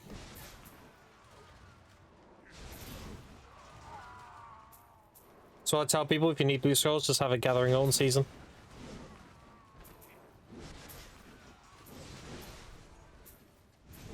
Also, chat, I got an energy potion pre-order filled today. And you guessed it, it wasn't 100, it was 3. I just can't get 100 pre-order fill. I got 3 potions. I've won 15, 6, and 3 now. I just can't get energy potions. Boosted? What do you mean? Yesterday, my chat was like, yeah, I'm on 100 today. Yeah, me too. Yeah, so did I. Actually, I did as well. I'm just sat here like, can I have some? Please?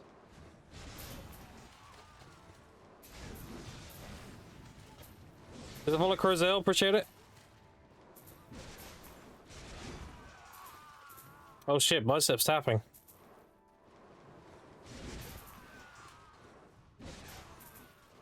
You want to see biceps taps, chat? Real quick? You won't mind if I watch. He's cool like that.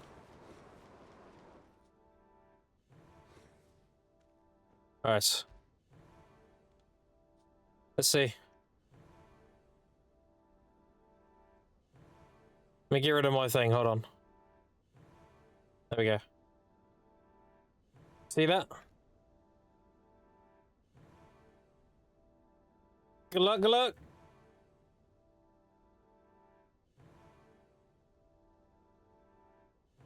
Watching.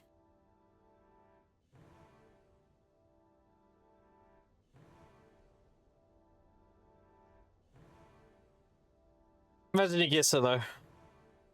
Oh, he's got 10 taps. Come on, come on.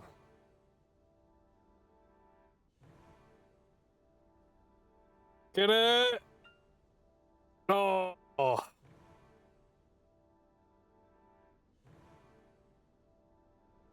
Get it. Fuck.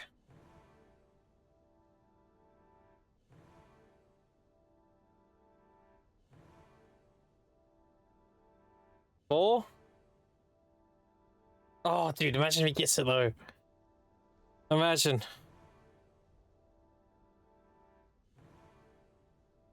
Yeah, get it. Come on, let's see it.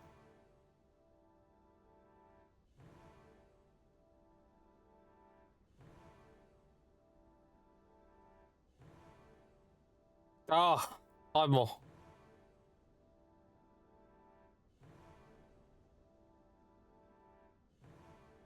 Four more. Oh no. Come on.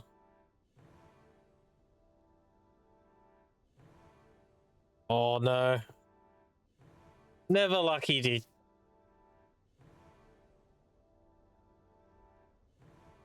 Oh, 2 more. 2 more. Oh no. The last set, come on. Oh, dude, it disappeared. Oh well. Damn. Better luck next time, bicep.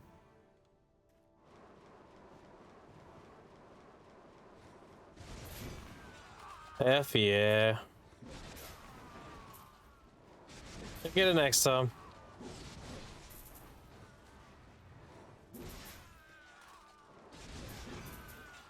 Feels bad, man.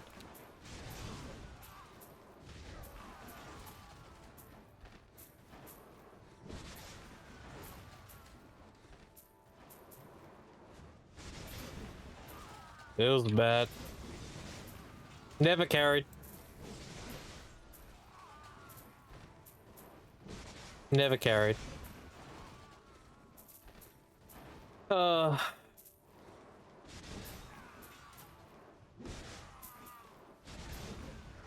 Shorty gets it next 10 taps.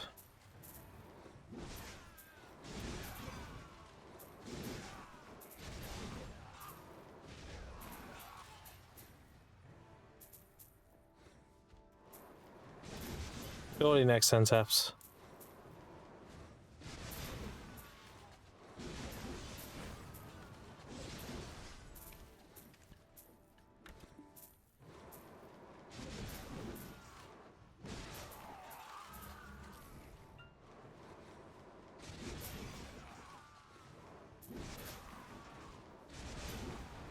It was bad, man.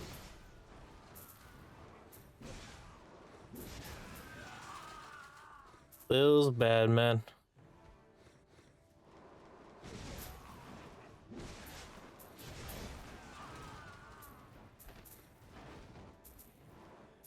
And then you got people like Divios getting all 3 decks in like 80 taps or something. Disgusting.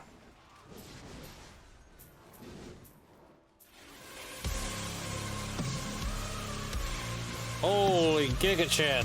What up, bicep? I was watching your Baldur's Gate. Had you up watching? You get on the next 10 taps, dude. I did pull you up real quick so you can watch the taps. Next 10, next 10. Feels bad. And you got Divios the Dirty Dragon getting all 3 decks in like 90 taps. Shameless.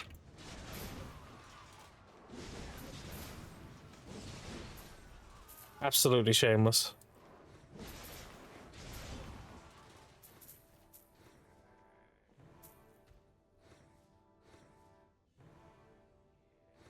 Appreciate the raid again. Get the amount of follow.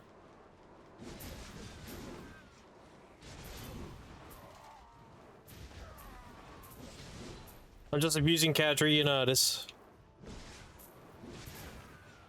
You have a good rest of your evening and everything. Assuming you have to go, so.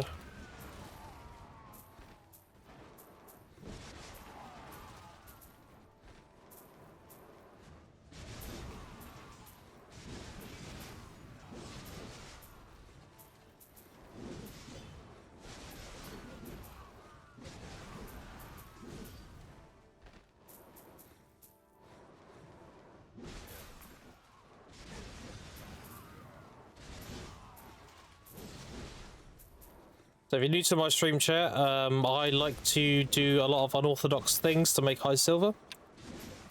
I have done the crazy stuff with Season, which is why people keep calling me a Season King. It's not my self-proclaimed title by any means. I find ways to make really high silver doing things that are just not thought of. So right now, for example, this Kadri grind I'm doing, I'm making around 2 to 2.5 billion. And this is on... I started grinding this the same day I made the account. I'm making that money. Right now I've made about 300 billion so far. This account was made on the 18th of last month. But I'm also completely free to play.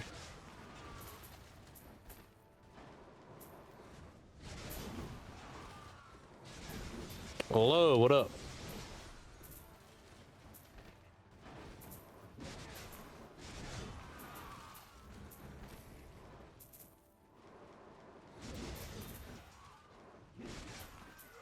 If you've got any questions, feel free to ask. I've played BDO since the release of the game. I even played the open beta. I didn't get invited to the closed beta, unfortunately. I've been around forever.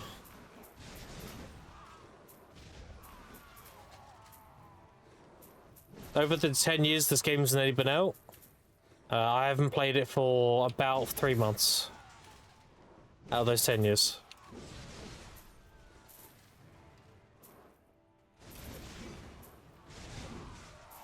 So what makes 2 bullet Kadri?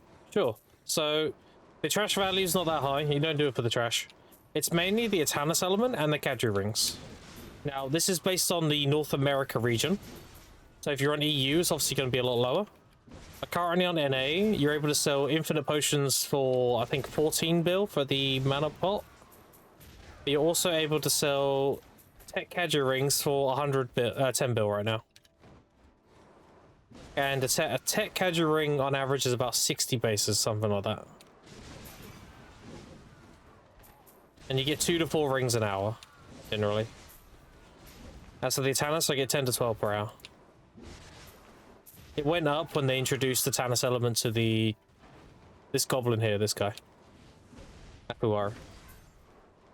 He has like a 5% chance to give you an Tannis element now. As for how much I've grinded Kadri, I mean, I have 6,000 scrolls. The ancient scrolls. You get like 50 of those an hour, so I've done like 120-ish hours at Kadri so far. Something like that. I've made both my potions, and I have enough for Tannis for a third potion. As for this current event, the Seraph Seal event, I've had like over 5,000 of those things now. They drop like crazy here. I just turn them all into magical shards and sell them. That's adding 300 mil to the hour, that event right now. Very good. It's not as good as a Jewel and Perfect Power event, but it's definitely a solid event. Like any event in this game outside of the Jewel event, density is king. The more mobs you kill, the more of the events things you'll get. This includes like the Grandpa Kron event we had. I got like over 300 of those Krons, Grandpa Kron things spawn when doing it. Because again, density is king. And I've invested a lot of my silver into my life skill gear. So right now I'm, I think 1900 Gathering Mastery unbuffed already on a new account.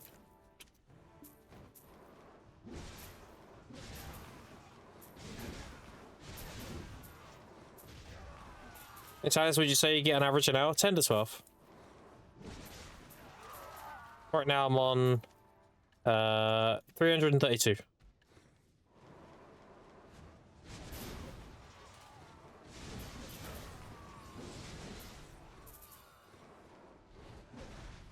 Yeah, this spot is really good for density. Very density driven grind spot. But get him low, don't kill him. So with these commanders, you see what he's doing here? He's like flicking his sword. This is him summoning waves of mobs. That's why you don't want to kill him straight away. You want to get him low and let him do it 3 times. And once he's done it 3 times, you get all these mobs here spawn.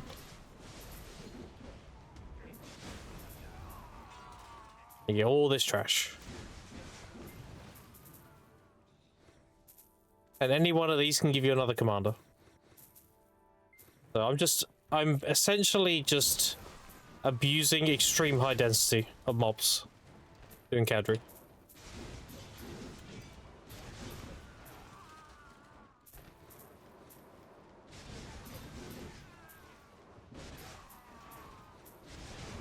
If Rich also patch any shards, you think you have all the Naga grind?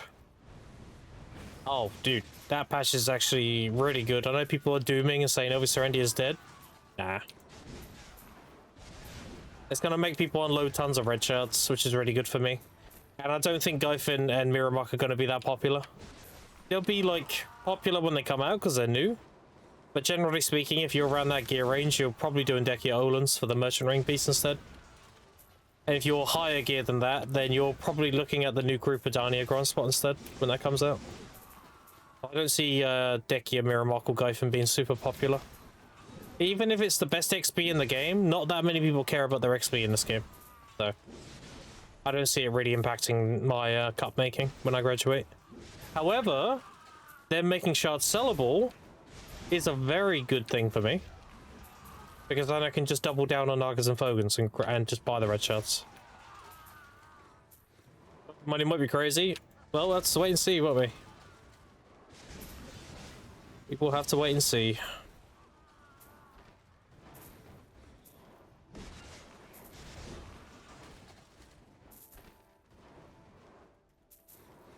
Worst case scenario, if it is really good in Cup's tank, I mean, I'll just do Darkseekers. Like, I have contingency plans, it's fine.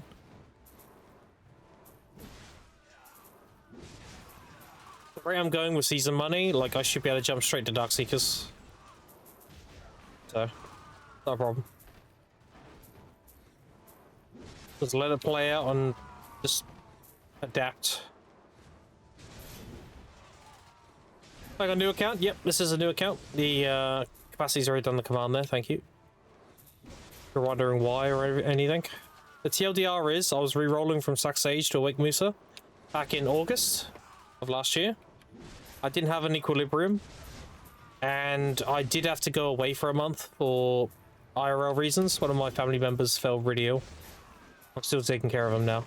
I'm not going to go into details about that, but I thought it'd be better and more fun to do the reroll on a fresh account and just speed run, gearing nothing to like endgame. Because knowing what I know now, it took me just under 6 months to do my season push last time, but that was me learning it and everything. That was me like trying things, seeing what worked better than other things. Now I know everything, and I was doing it on a Sac Sage, don't forget. Now I know it all, and I'm doing it on a fast class. I want to see like how quick I can actually get the gear. But at the same time, I'm also doing my reroll. People seem to think there was a malicious reason as to why I'm on a new account. Like I'm banned or something, so I logged onto my old account to show them. My old account's perfectly fine. That's why I made a command, ! old account. I logged onto my old Sage, showed the gear and everything. Crazy enough, maybe I just want to, I'm doing it because it's fun. That's crazy. Having fun in a video game? Yo, Grim, you're a bitch. You would know. Takes one to know one. Observation. APD requires exactly NIMP, but requires to do an 1,000 mirror will be equal to makes me think that money will be similar in those spots. Maybe. We don't really know much of anything right now, other than it gives a currency that's one-to-one shard exchange. We don't know if it's going to be better or worse for that gear range. We just have to wait for it to come out.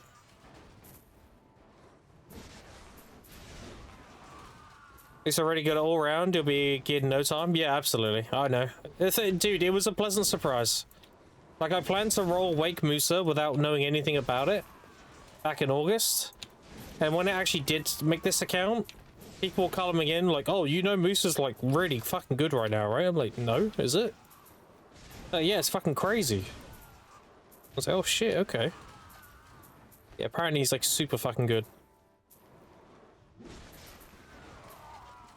Which is just a bit of a silver lining. Added bonus. If it gets nerfed though, I mean, it is what it is, right? I'll stick with it. I don't really reroll.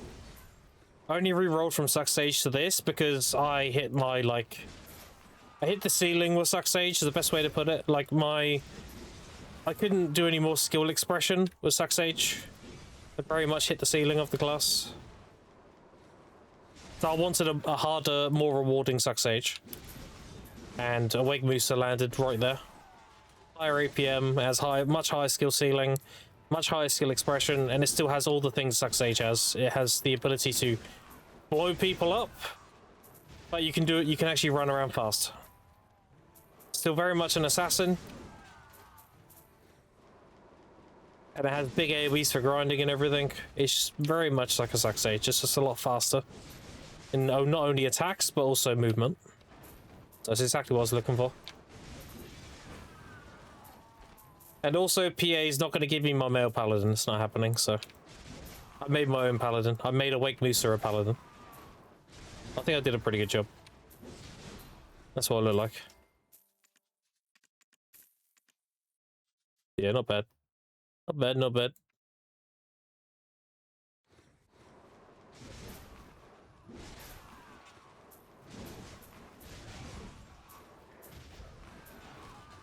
Pets on this new account, I have a tier 5 and 4 tier 3s. You want to ask how I got them? I can explain if you want. Sick outfit, cheers. It's very custom. It's 4 pieces of different outfits put together. It's the Crimson Knight helmet with the gold scale Dragoon chest. I can show you actually, hold on. Alright.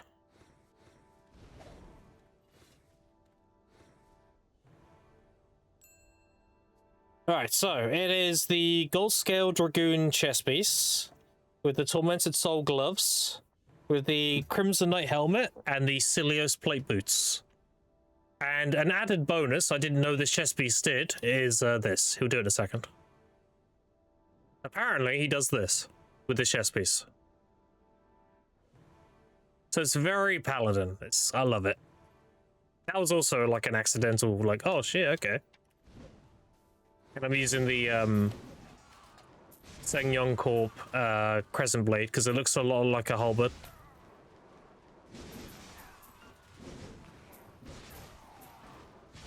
Yeah, this is my own iteration of a paladin, basically. And obviously all the effects are like Righteous Flame, right? Iron Purgatum. CSX stage of the floors too? Yeah, true. Wrong. Now, Suck Sage skill is all to do with positioning, nothing more.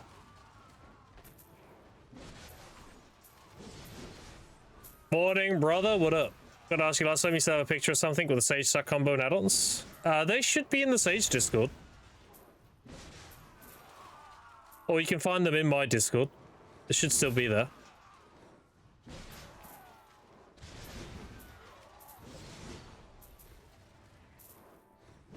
If you go to my Discord and go to info, they should be, if you scroll up, they should be there. Oh, wanna go ready? Sweet stuff, thank you. I'll take a look. Yeah, no problem. If you can't find it, I can dig it up for you real quick. It should be in the official Sage Discord or my Discord, either or. Nothing's really changed for Suck Sage, so it should still be relevant. I like that Awaken Musa is heavy, but his halberd animation, you can feel the weight. Yeah. Yeah. But yeah, I'm very happy with my choice of Awaken Musa. Like, when I said I'm making my own paladin to Verdicts, he was like, okay, well, why aren't you a warrior? And I'm like, because warrior isn't really a paladin. Awake warrior is more like, the aesthetic is red and black. Like, it's very much like an executioner, like a blood knight or something. Like, anything that could maybe be like a paladin-esque could be Suck. The Suck has a lot more to do with like sparks and shit, right? It's like, I want to really like delve into it, and I think Awake Musa is very similar to what I'm looking for. It's like, yeah, but Awake Musa doesn't like have plate or anything. Like, you won't be able to pull that look off. And then, you know, he's like, all right, okay, stand corrected. After I showed him my Musa. But yeah, I think I did a pretty good job.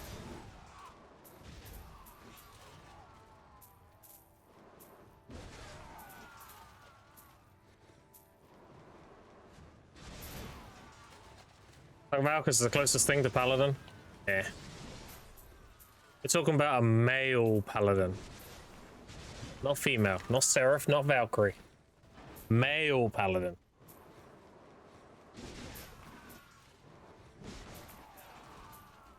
Now, ideally, I would like to be full plate with a two-handed hammer, right? That's the ideal, like, that'd be sick. But we're not getting that. Scholar's got the hammer.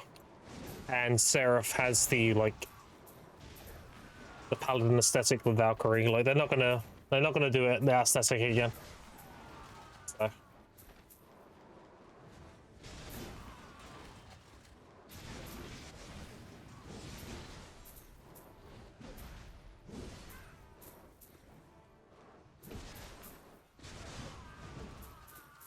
Imagine playing a woman. Well, I know a lot of people like to play female classes and everything. The reason I don't is because I like to put myself in the game. And believe it or not, I'm not a woman, so that's hard to believe. I even tried to make the character look like me. No way, I know, it's crazy. My character has the same hair, same eyes, everything. But it's supposed to be me, that's the point.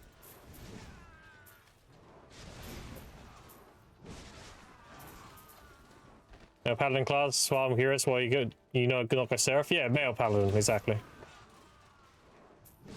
Seraph is sick though. I think Seraph's a great class. I think I did a good job with Seraph.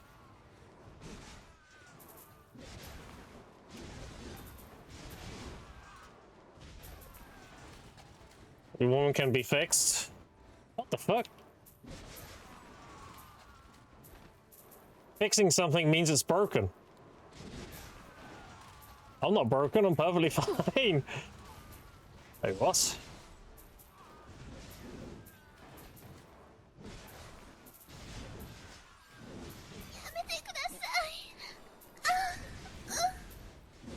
so lewd. Shy buffs. Oh, shy buffs are Yeah, up. that's a shy main. Change your mind. That's what they sound like. They just get off buffing everybody.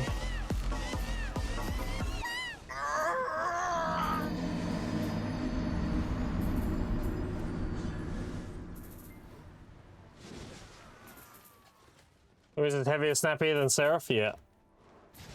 I love a Wig Musa.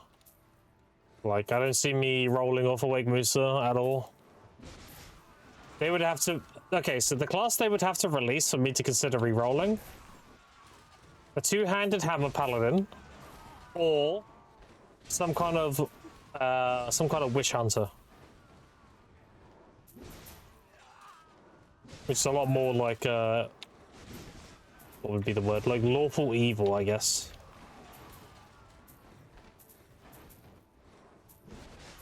Even then, like, it has to be done a certain way. It has to be like 40k. It has to be like Warhammer, witch hunter. So yeah.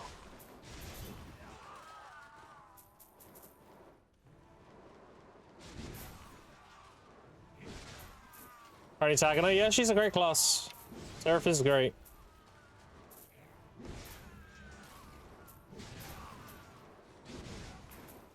I've already got Wake Musa down in terms of his skills and combos and everything. I don't like to do what most people do, where they put their cooldowns in the middle of their screen, because I think that encourages a bad habit. I like to get the ebb and flow of a class to a point where I know when things are off cooldown. Like, up here's a little assistant, but generally speaking, I get the feel of like when things are off cooldown. So I get more visual clarity.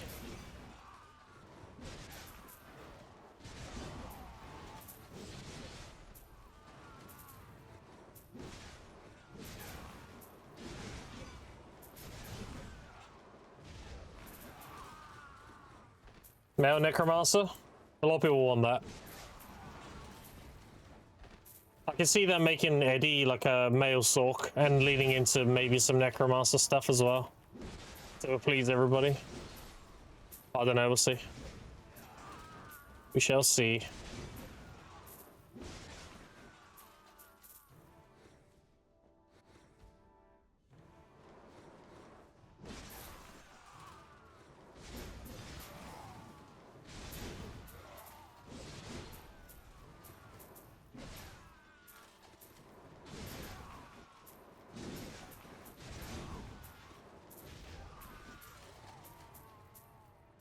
Another female?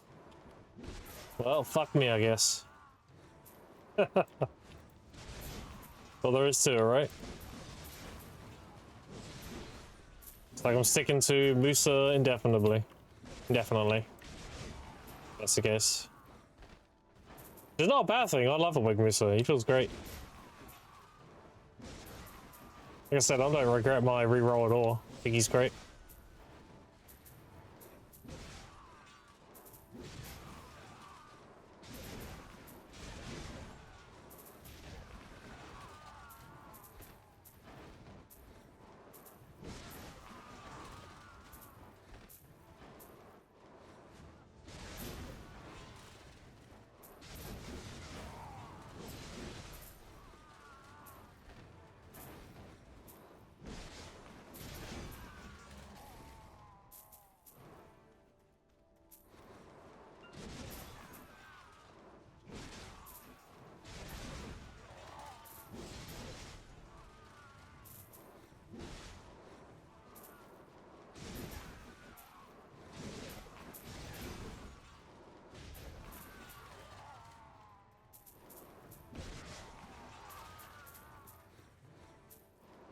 Yeah, I'm chilling. I'm pumping out.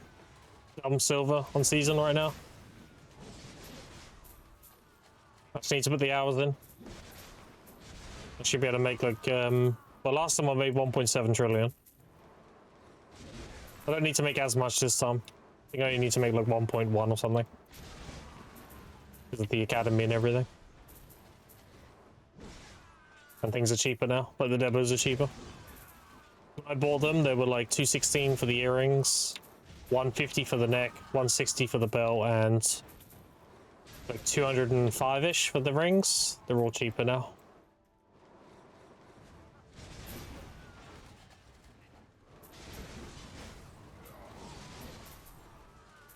I'm gonna wait for Avenger. We got a bit of a blank page syndrome. Wow. That happens.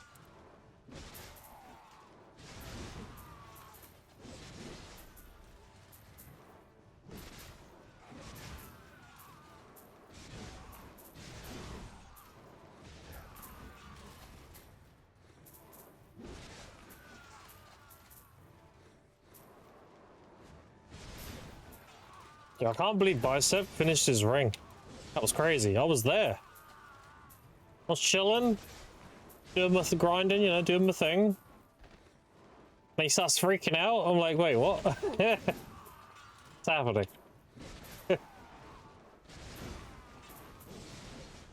Just gets to paddock space. That's crazy. There you go. Not even at paddocks.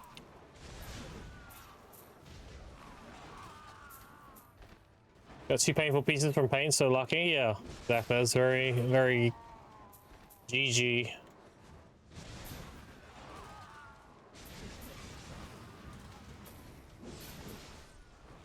Alright. This. Change this.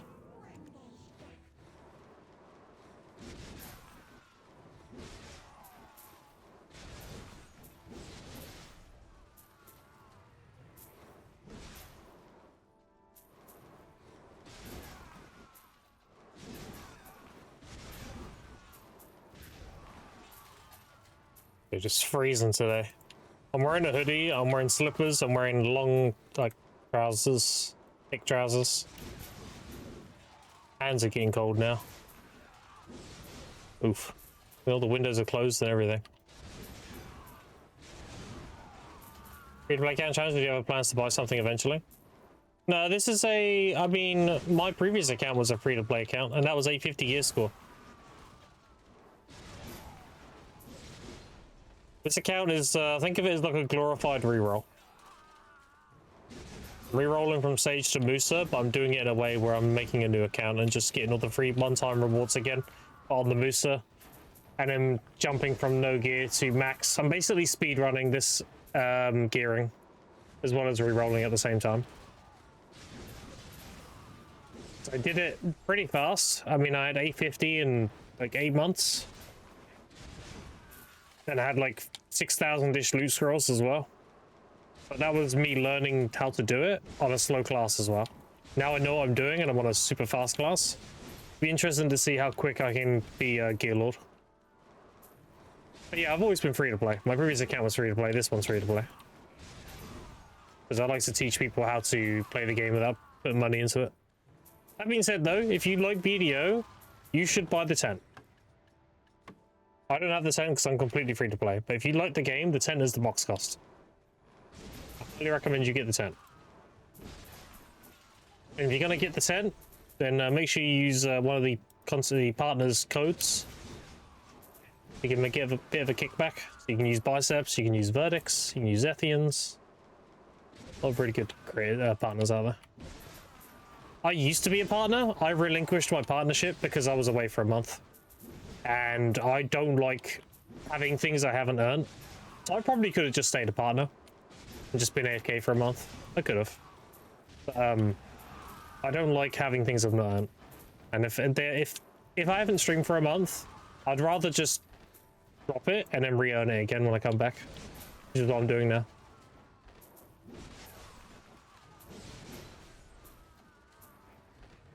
So I'll more than likely be a partner in the next like 6 weeks or something.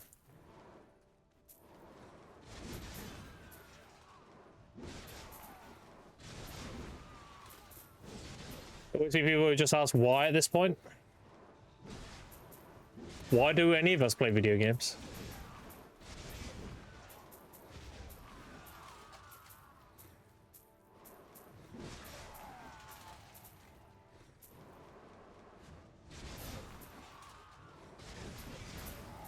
For me, it's not only enjoyable, but it's also, I like breaking boundaries. I like pushing outside of the realm of what's known.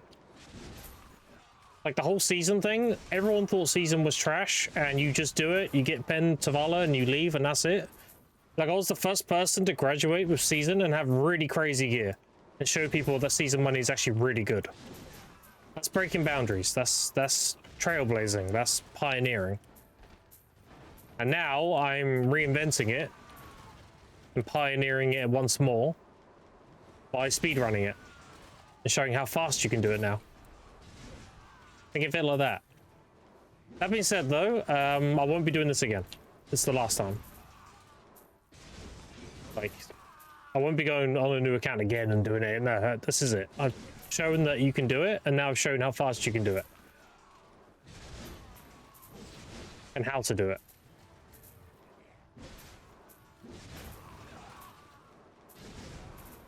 And there's zero barrier to entry. You just literally play the video game. You don't need to put any money into the game. Like, I'm completely free to play doing it. There's zero barrier. You just own the game and then just do it.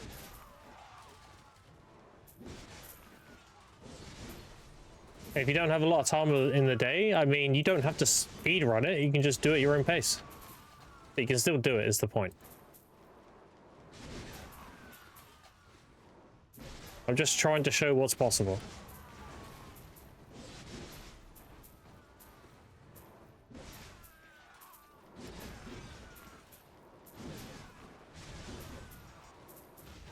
Should I upload your progress on YouTube? A lot of people tell me that. I just hate doing editing videos and such, dude. I should. You're 100% right. Not only would it make me more successful, but people would be able to, like, go back and watch it and stuff. I get it, but I just hate editing videos and shit.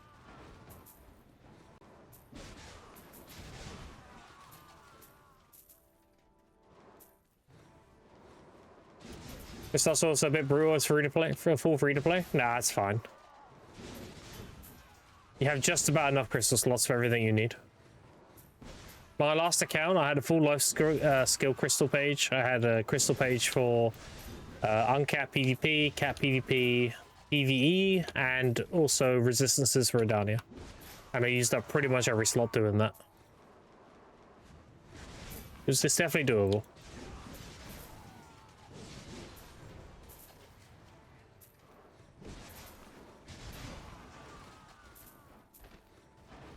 Tier of my current pets, I have a tier 5 and tier 3s. I got the tier 5 by mixing the tier 4 Shoedad from a guild login reward with a tier 1 prank heavy. That gave me a tier 4 prank heavy. I turned it into a tier 5. The tier 3 Hate is a login reward that's still going on. It's here. And as for the cat and the bird, the cat was from the main story. I turned the cat and the dog into a tier 3 cat, because the cat gives life Gillespie. And then I mixed the hawk from Calfield main story with the parrot you get from Valencia main story. And that also became a tier 3. So that's how I have all my pets. So, oh yeah, and there's the last one, the penguin. That's season seals. I exchanged for 2 penguins. I mixed them together.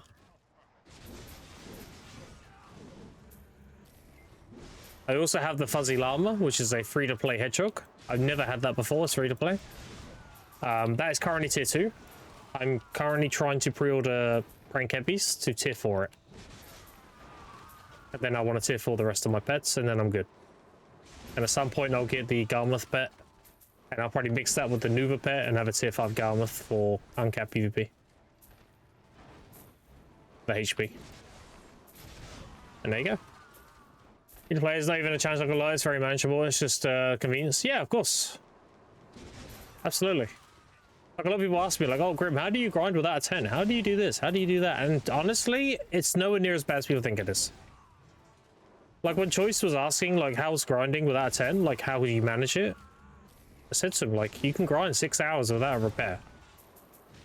It's not like the olden days, where we had, like, 20,000 hits on our skills, and your weapons broke really quick.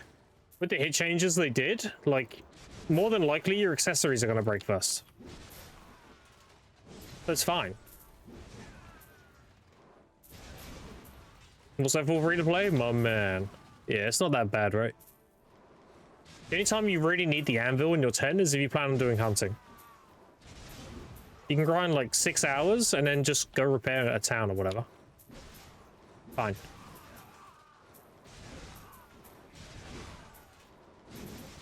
And then that's with 100 durability. Like, I'm not even using real gear. If I had my black stars and everything and 200 euro, then obviously you can grind a lot longer. I've never had issues, even on my suck stage. I never had issues with repairs. I could always do a bunch of hours. Usually I'd end up leaving before my repairs were a problem, so not a problem. SNG, can you know the better drops? Yes, it's level 17. I'm trying to get it to 20.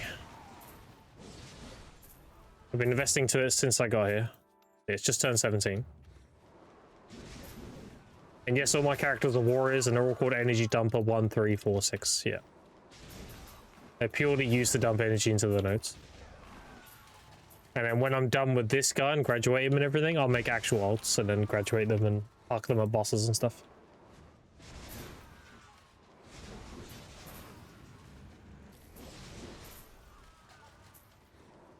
Hey, from mobile app also? No, people have told me about that though. I need to do that. You get like a dog, right? That's something I need to do. It takes 1 hour to repair a Zephyros. And also 1 hour. You're saying your gear breaks after an hour grinding a Dania? Because I only did up to Tenebrum. I didn't have any problems with Tenebrum with my Sage.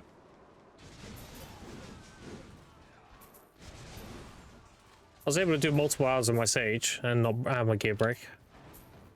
Super fast as Zephyros? Okay, so if that is the case, then you can still get around it. You would basically just go to here. You would, I think it's this one. No, this one? This one. You'd make a bunch of these.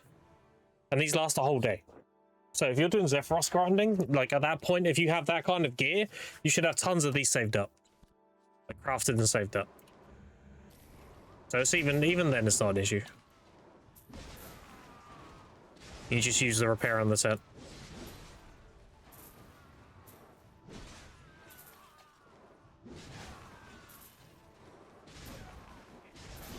I can say for certain I did up to Tenebrum on my Sage and I never had repair issues. I didn't do Zephyros, so if that is the case for Zephyros, then fair enough. I didn't have any repair issues at Tenebrum.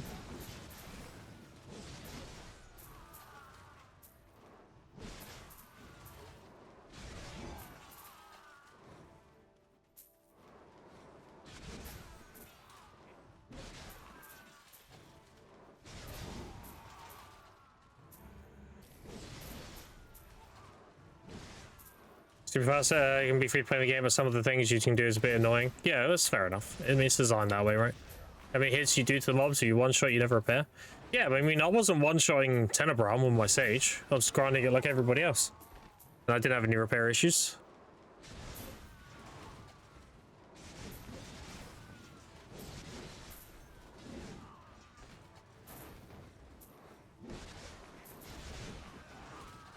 And my awakening is 80 mil, 4 gear is slashing.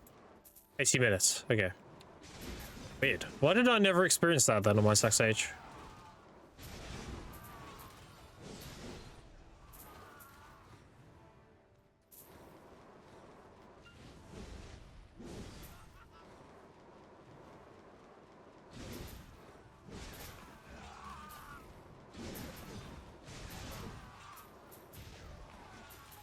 If you play 10 late, you get Villa buff nowadays? Nope. You still need an orange 10 for a Villa buff. Even with an old moon running. Like, I have an old moon running right now, and look. I'll get it. Nope. You need orange grade 10. And shop doesn't have the scrolls. So.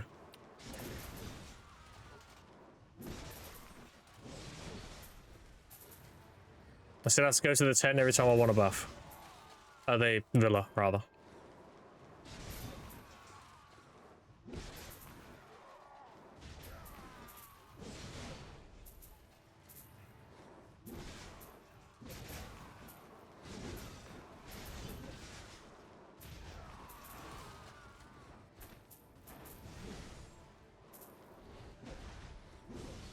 I'm going the rocky bitch. Yeah.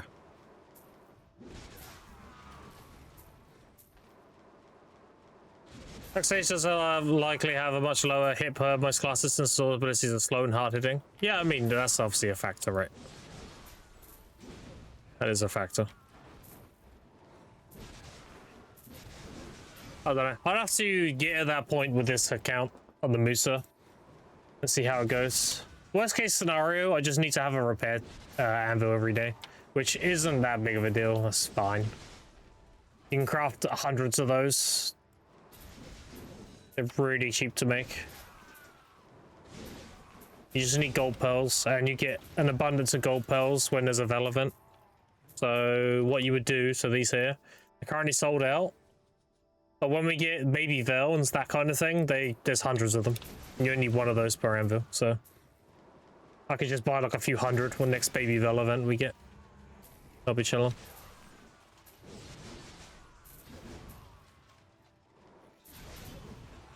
Oh, that'd be an issue.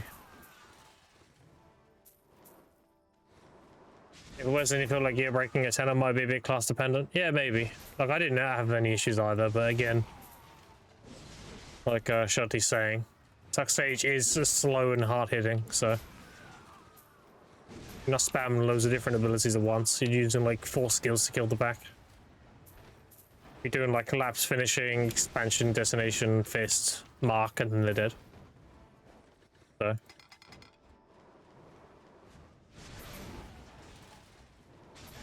Awake never interest me? Nah. I played Awake Warrior for 7 years, and Awake Sage felt quite similar to Awake Warrior, believe it or not, to me. So I was like, nah. No, thank you.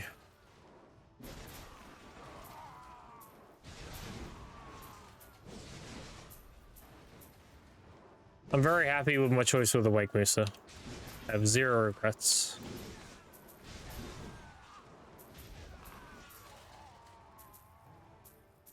The buff during PvP though? Yeah, same. Like I'll just grab a 3-hour buff just before Node Wall and Siege and just do it. That's what I did with Digi.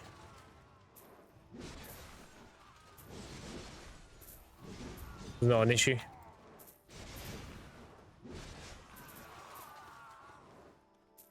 Yeah, it's really easy to get now.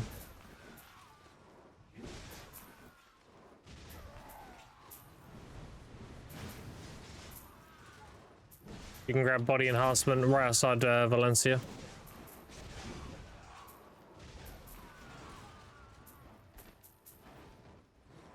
They changed how the Villa buffs work. So it used to be you went up here to get body enhancement. Low hands Villa, you'd well to Idanian and fly down. But with the changes they did to the villas, body enhancement's here now. So you can just well to Valencia and grab it. You're good.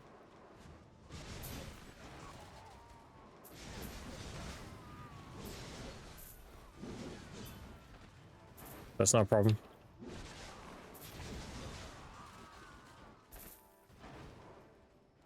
Want to down a region? Yeah. That's the play. Pretty good quality of life, yeah. I mean, it's fine. I'm PvPing, I just grab a 3-hour buff and then go. I'm good. But again, chat, like, if you like the game a lot and you see yourself playing it for hundreds of hours, you should get a 10. Because the game itself is either free or $1 or at most $10. But you should consider the 10 as like the box cost of the game. It's like the #1 thing you should buy 100% if you think about putting money into the game.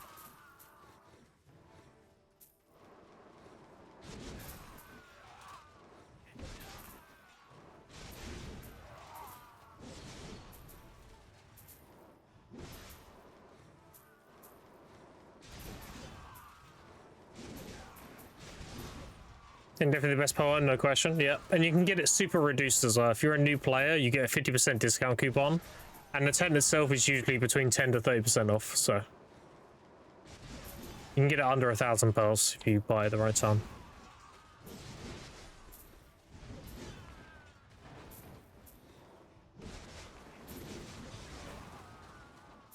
I tend to be like us. Yeah. I don't know if I was selected for War of the Roses. I don't remember shit. If you can see the 3rd Legion and everything on the UI, then you're selected. It'll say you're fighting for blah blah side. None of that's there, then you didn't get selected. You'll say, it'll say here. It won't say counter versus this. It'll say, you're with Commander whoever the fuck.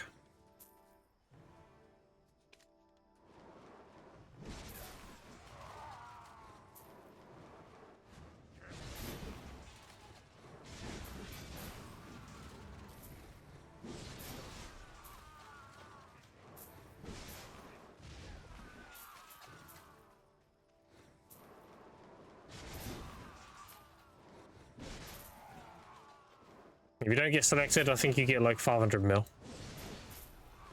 Yeah, that's the amount.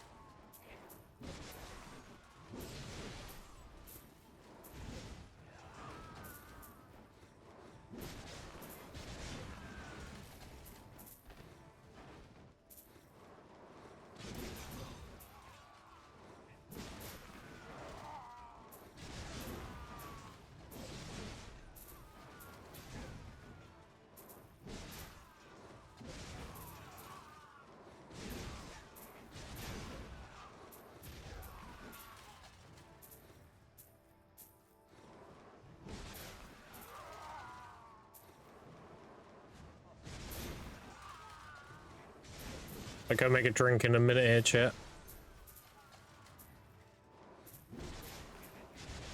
I advise you do the same.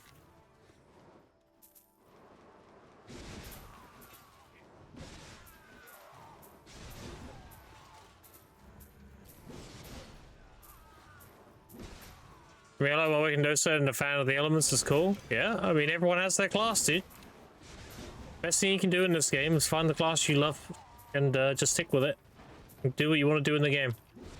It sounds cliche, but you ask any veteran who's played this game, they'll give you the same advice. Like, play the class you want to play and grind the spot you want to grind. Because you'll just be more efficient overall. You'll make more money per day. And that's what really matters. That's the true metric that matters. Per hour is just a measure of your efficiency. It doesn't mean shit if you don't put the hours in. Whatever you're making per day, that matters. And you'll definitely make more silver per day doing the shit you enjoy doing. So, have fun with it. Don't treat it like a second job. Too many people obsess over like what's meta and shit nowadays. Forget to just have fun.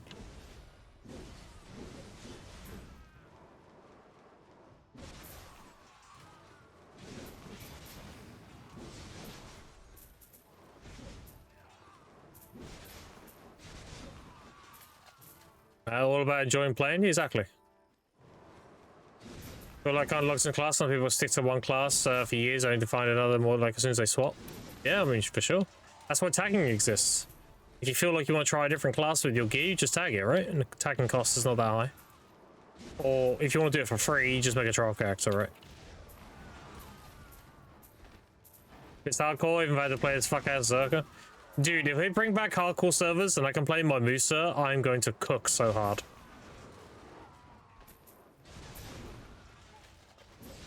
Like, the Warrior was, you know, it was nice to play the Warrior again after so many years, but it made it a lot easier and stuff. And it felt like I was smurfing, is the best way to put it. Like, I would jump people and they had no idea what the fuck they were doing on the class they were playing. And it just, I felt bad. I was like, oh. Okay, I'm kind of just like smurfing at this point. I just stopped PvPing people. I only fought 4 people that jumped me. Because everyone I jumped was just like, they didn't have any fucking clue how to play any of those classes, so didn't feel good. If they allow us to play every class, like, oh yeah, it's gonna be really fun. I'll for sure play the Musa. I'll be a rat bitch. I don't give a fuck. Someone jumps me and they got buffs. I'm just gonna chase away, grab buffs, and come back. I'm gonna have the advantage. And if I lose, well played. I'm gonna fight you at my best.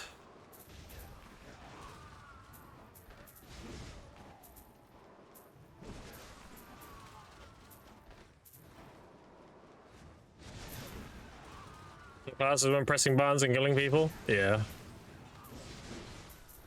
Extra seed drop from the minigame is supposed to be very rare. You get 1-2 times per hour. It depends on the area you're gathering and your mastery. Your mastery affects the chance of you getting a seed, and the area you're gathering.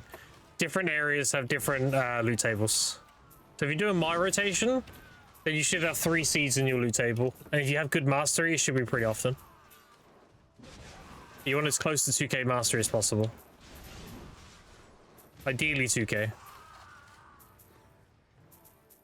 I call found people started teaming out to grind a spot 1v3 everyone who come. Yeah, the teaming's lame, bro. That's so fucking lame.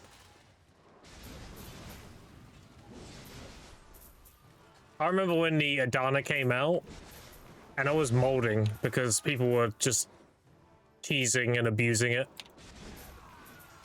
The whole AFK to be Adana, that was lame as fuck. And then you had people talking about like, oh, we'll team, and like that's lame as fuck.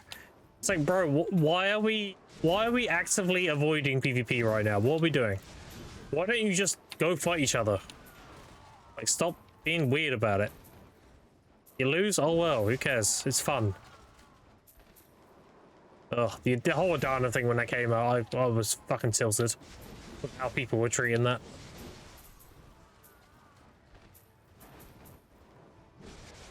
It's supposed to be a show of prowess, not a show of I'm gonna AFK and win, or a show of I'm gonna team and win. It's not the point of it. The point of it is supposed to be the best PvPer wins.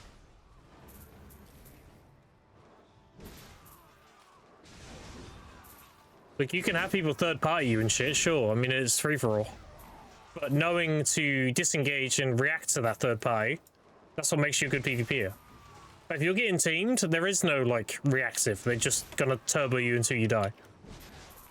That's lame as fuck.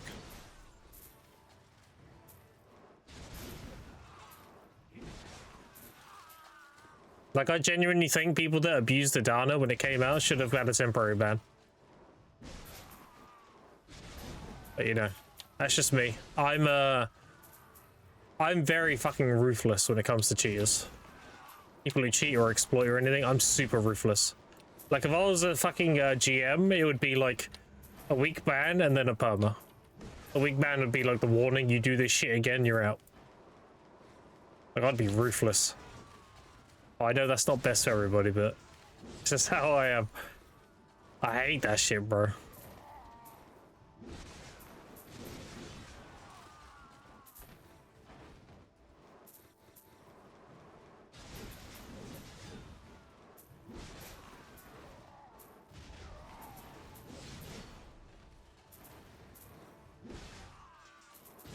It's like we got a pretty big Pinoy problem, right, in BDO. It's one of the major things where someone else logs onto your account and grinds for you and shit. And we do have login locations on our account. If you log into your account and go to your info and everything, it shows where you logged in last. But then again, people use VPNs, so it's kind of hard to police, you know? Like, you could ban somebody, but they could have just been VPNing, you know? I don't know. It's a really hard thing to tackle. I suppose they could figure it out. It would be hard to see, like, you logged in the US an hour ago and now you're across the world. And then you're back on your account, like, 30 minutes later or something. Back in the US again. Like, that's obviously, like, not you, right? Clearly. Yeah, it ruins fun for everyone else, so ban makes sense, yeah.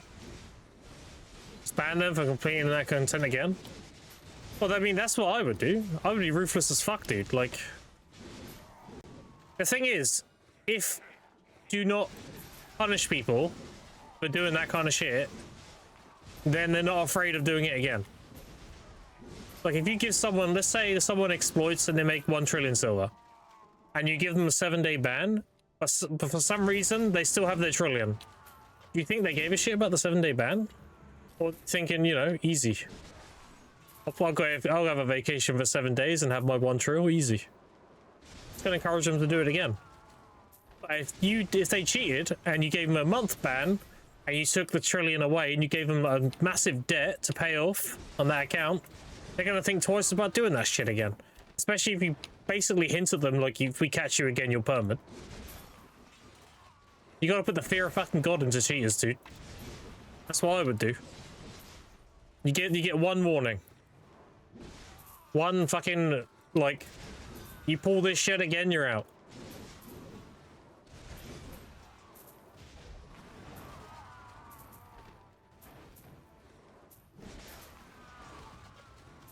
I know some of them do team viewer, which would make it even harder to detect. Yeah. Like, I get it. I get people use VPNs. I mean, I'm using one right now, right? I'm using a tunneling service to get a better ping on NA. I get it. But, you know, it would be nice to be able to see, like, who is actually doing the whole Pinoy shit. I mean, do you know a really obvious one, chat? This would be a really obvious way to tell. Is if someone had this disabled. The old Moon Treaty token. They don't have that. Why don't they have that? You know, like, why are you making it easier to get into your account? Why wouldn't you have 5% drop rate and a 2-factor authenticator? But there are ways, you know? I just hate cheaters, dude. Like, I would fucking, oh. Whenever they release the ban shit, you know, they say, like, the accounts will be banned this week or whatever. Oh. I don't have that? Why? Set that shit up. Get your drop rate. Put your drop rate artifact, Scrim? Fuck you. I mean, grass. I still don't have mine. Oh, wait, you talking about, wait, you talking about grinding drop rate? Or you talking about gathering? You talking about choice and focus? Or you talking about the actual gathering lifestone? Gathering artifacts? Gathering? Son of a bitch. Yeah. Alright. I still don't have mine. Game hasn't given it to me yet. It's annoying? How is it annoying? What's annoying about it? You activate it, you put your code in once, and you're done. What's annoying about it? You not want a passive 5% drop rate?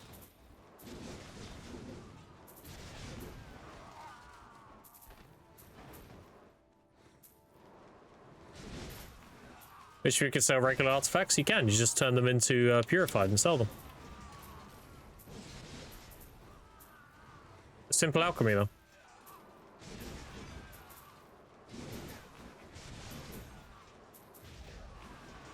Code in every time I log in? No, that's not the case. On the when you're on the client and the Steam client, you only have to put it in once.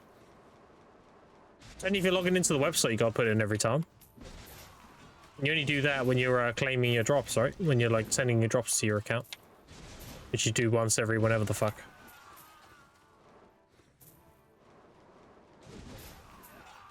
That's fine.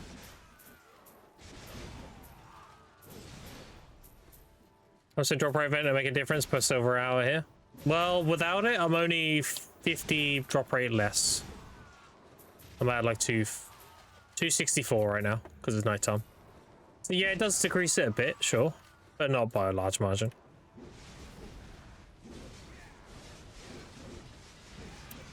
Just throw on the choice and focus lifestone set and you get 30% back, but it's fine. So I got them drop rate out of what people need a specific artifact, then option to buy. Oh, I see what you mean. Okay. Yeah, I mean, that makes sense. Whenever you log in, by 5% worth. On Steam, you have to? Oh, well. Even so, I'll take 5% drop rate. Let's be honest, dude. Okay, hold on. Let's be real. Hold on. Back up. How often are you actually logging out of this game? Let's be real. If you're not playing the game, you're logged in fishing, or you're doing some other shit. How often are you actually logged out? You log out like once a week when they do maintenance. When you crash? I mean, I guess.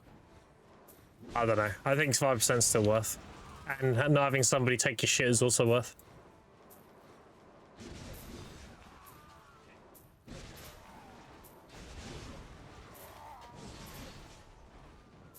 With a universe, because I have to put it every time.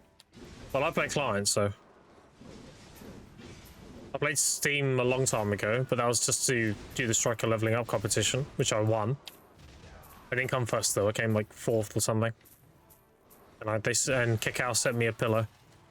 They sent me a Black Spirit pillow. I still have. Other than that, I've used client, so. Daily after crash, I had 0 minutes AFK time in any of my accounts. Crashing DC with Magnus was buggy. True. I would have thought, I'll be honest, if you crashed, I would have thought there would have been like a grace period. You logging back in. Like, you wouldn't have to put it back in every time you crashed. Because it's only like a minute ago you logged in. If you have to put it in every time you crash, that's kind of shitty. And they need to add a thing on Steam that's remember me for like 30 days or something. You have to do it once every 30 days.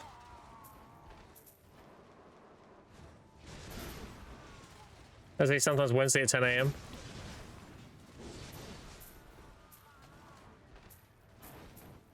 Yeah, I don't know. That's just for safety reasons, but it's indeed annoying. Yeah, I can imagine it being annoying if you have to do it every time. That seems like a huge oversight on PA's end.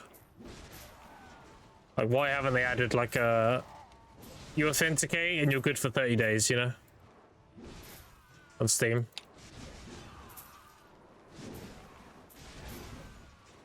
Well, I'll be pushing for partner again, chat. I relinquished it in November. I'm gonna go for it, get it back again.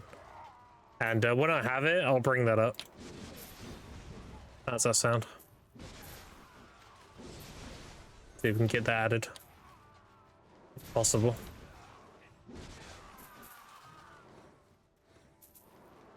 They've added a few of my suggestions in the past, so I'll see why not.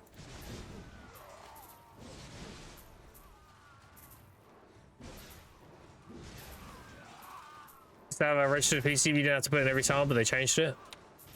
Why does it even need to be two-factor where we have two-factor on Steam? Yeah, I mean, these are all good points. Just follow Laggy, appreciate it.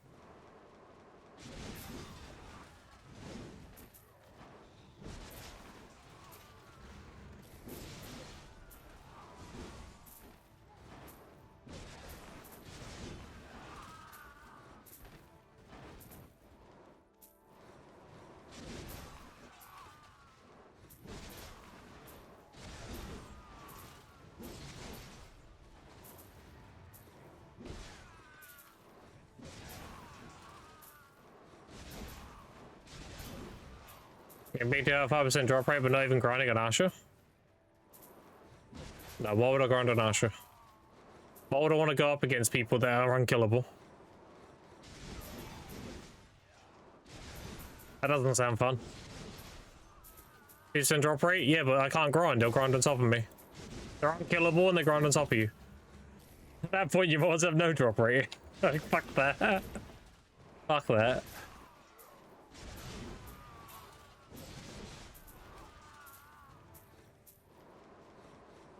Season Asher is the most toxic environment in this whole game. That's why I avoid it like the plague.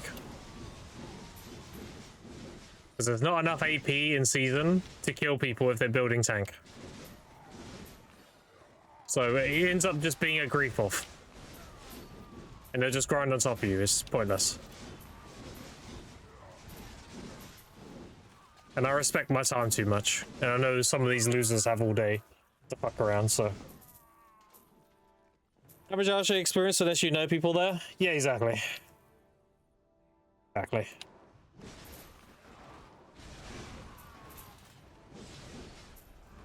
Regular Asher's fine. It's just Season Asher. like anonymous and regular, they're fine. But like season ashes, like a whole different depth of toxicity. Like it's crazy. Yeah, no thank you. Oh, wait, hold on. Let me actually go make a drink. Then I'll do another amount of time. Best way to do this. This, I guess. Do that.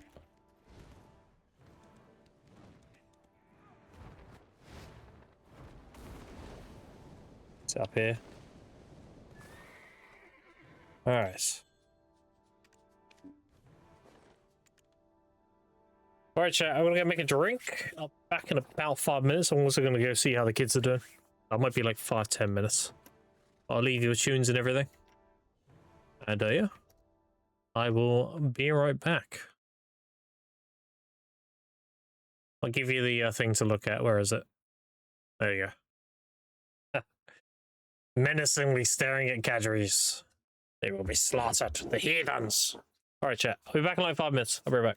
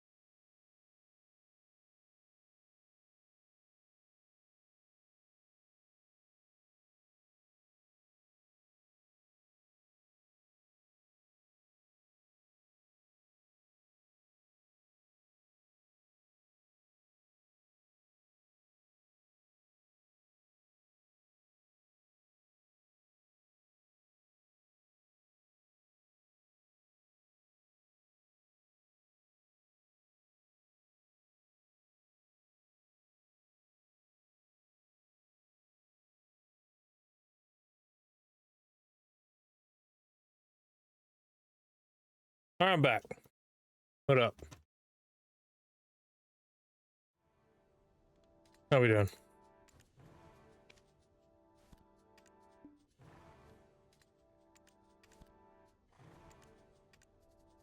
Oh, it's sold. 10.3 sold. That's crazy. See if I can make one. Fuck. Fuck. 78.3% by the way. 3 fails. Crazy. That's how it goes.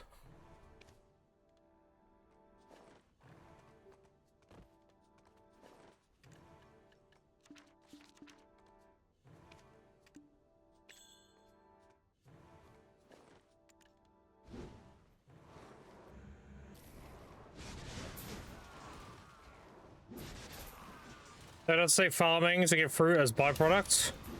Yeah, the mushrooms in production meet honey count. You get them from mushrooms. Oh, look, an invasion straight away. You get them from mushrooms because I get them. As for doing like the haystacks and stuff, I'm not sure.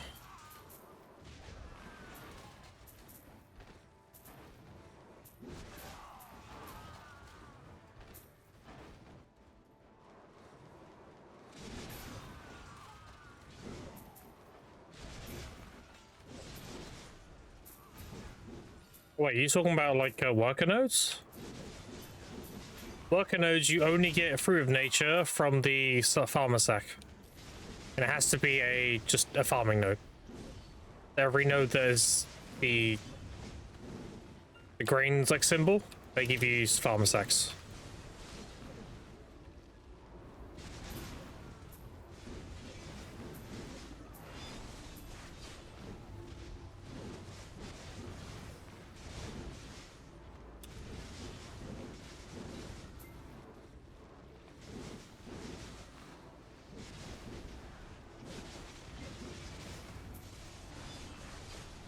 I need to lock in a bit. So we're gonna go with this. Lock in a little bit here.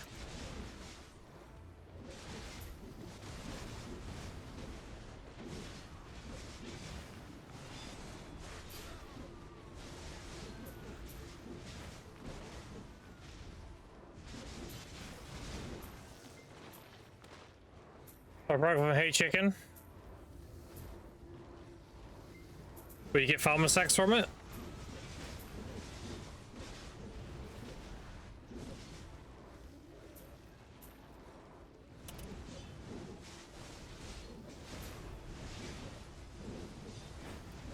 Thanks for the real workers of SCK. Put giants on them along Koto, millions of mats now. There you go.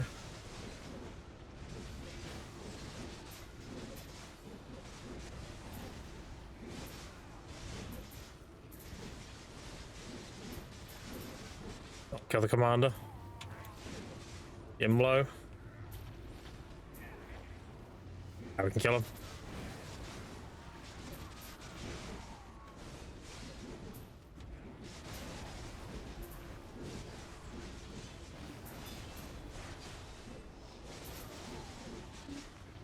That's a lot of trash. Pick it up, pets. Hurry up. Pick it up.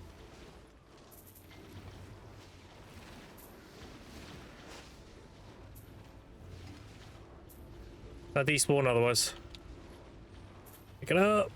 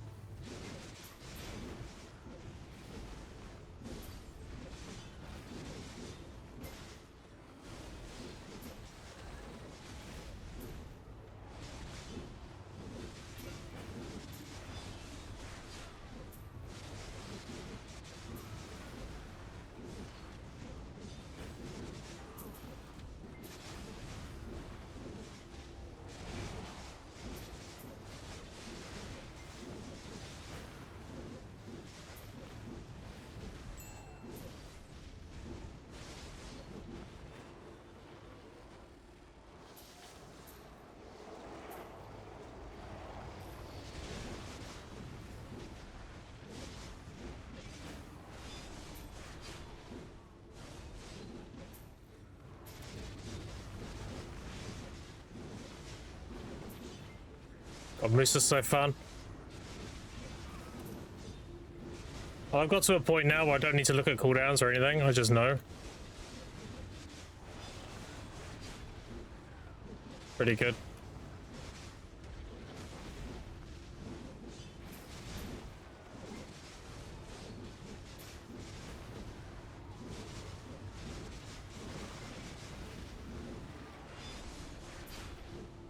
So fun.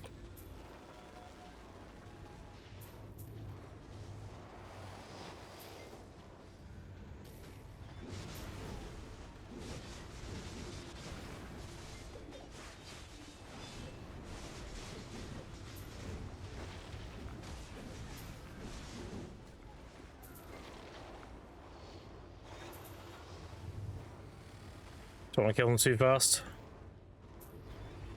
I just can't keep up.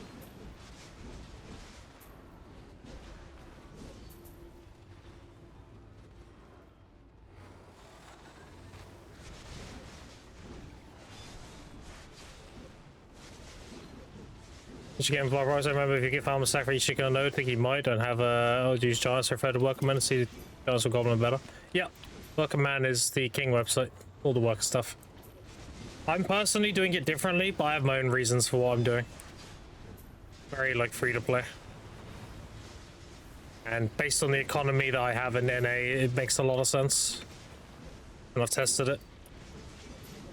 But generally speaking, Worker Man is the best way to go.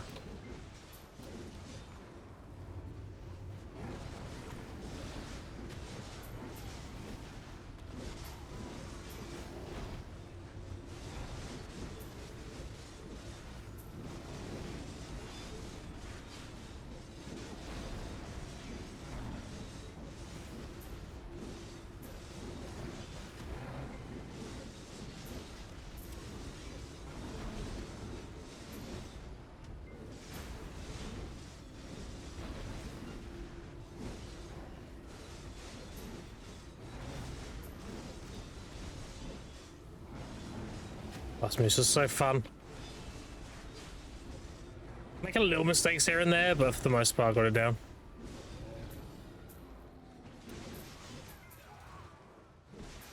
The time is a little off on the cooldowns.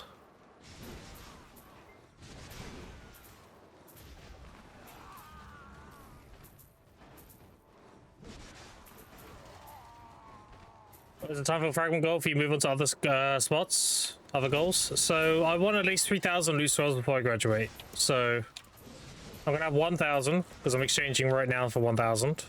But once I have a 1,000, then I'm gonna save up for 3,000 loose rolls. And at that point, it depends on the economy. If the economy is trash in season, I'll graduate. If it's not, I'll stay. I'll push even higher. That's what it comes down to. Last time I grinded 2 million time filled. It didn't really take me that long.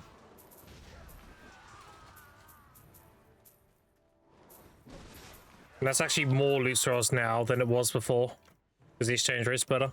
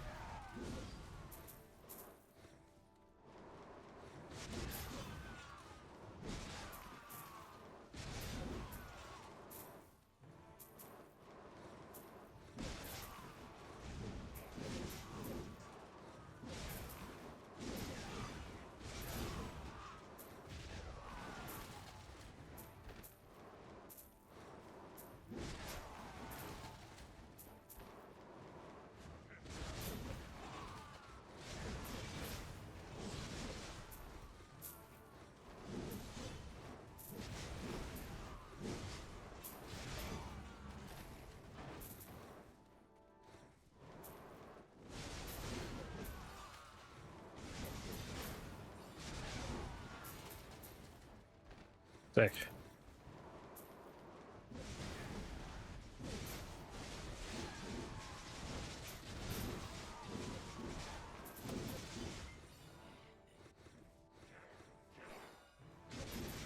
Yeah, Moose, Awake Moose is really fun. You have a lot of like freestyle gameplay, it's really fun.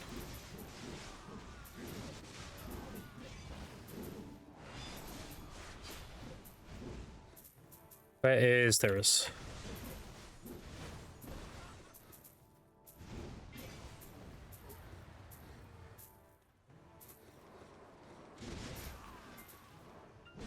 When I get it down, I think I can get every skill on cooldown at all times.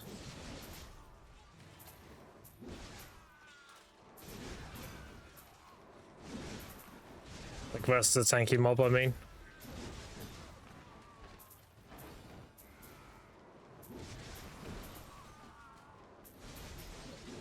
I need to get used to using Inferno Slash more. One of the mistakes I keep making. I keep forgetting it's a short cooldown. In like 6 seconds or something. This skill here. Yeah, it's like 7 seconds. It's really hard. It's like 20,000%.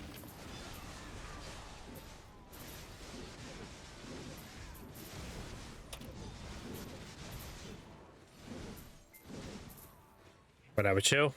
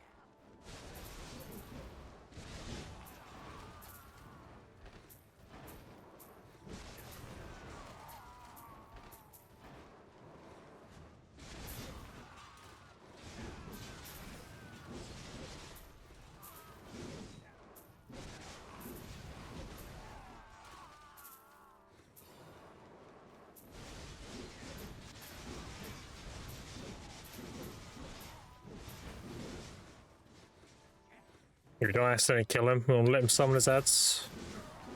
There we go. Now we kill him.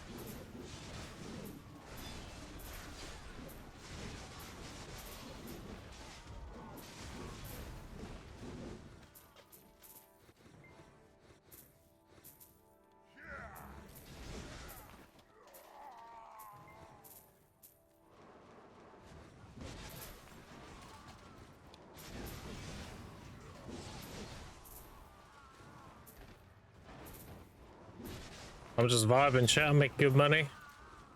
Up to 338 Annis, 105 Seraph. The rings have been blowing up, but it is what it is. It is gambling money after all. I've made a bunch of tets, so even if I blow up the next like 20, I'm still ahead. So it's fine. Just keep tapping. The thing that sucks is not getting a tet attempt. That's the thing. Like it blowing up a duo constantly. And try to duo or duo to try, like that's the worst. But if it goes try and we fail tet, I mean that's fine. There's one more pity towards getting one right.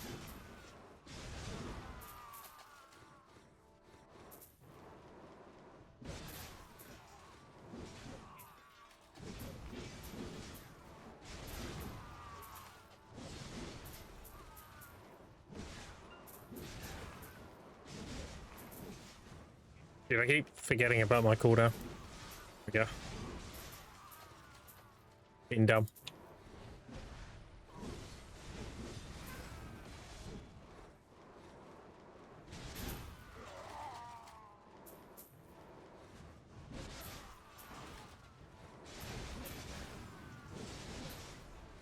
Yeah, there, Resolve core auto upgradable crystals. Just make the crystals a remove tool to put them in upgrading. You do it without your inventory. You have to take them out.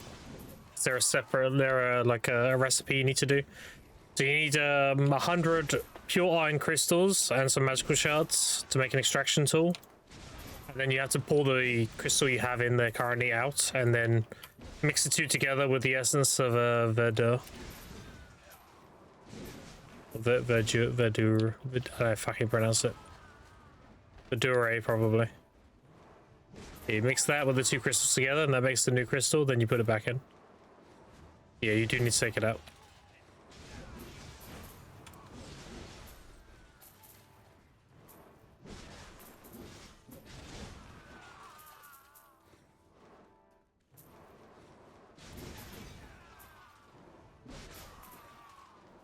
I'm waiting to get life XP crystals. Once I have those, I'm gonna knock out mine as well. Gotcha, thank you, no problem. I'm either making my own crystals whenever I get a forest crystal from the node, or like waiting for the pre-order. So I do check my node every now and then. Yeah, I haven't got one, see. I've had like 3 so far though. I turned them all into vitals because I still needed my vital crystals. I'm done with vital now, I just need the XP ones.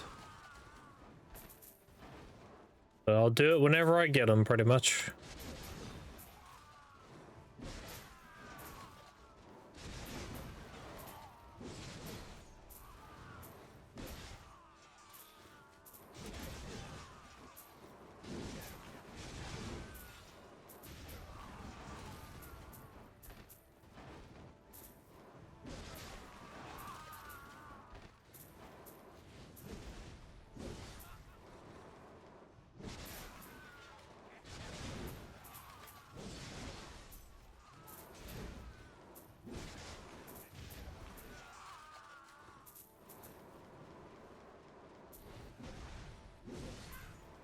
Now it's Annis.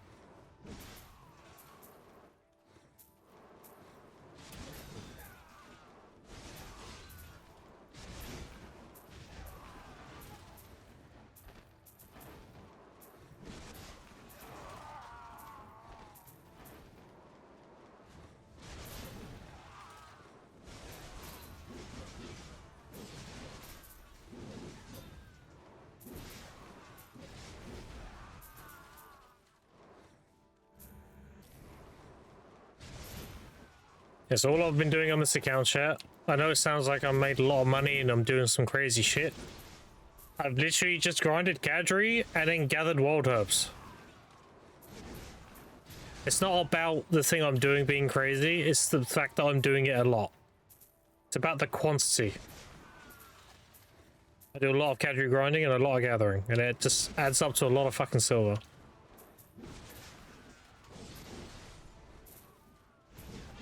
I just reinvested all my Gadry money into my electrical gear. Crazy parts amount of hours? Yeah, exactly. Absolutely. It's just the time and put in.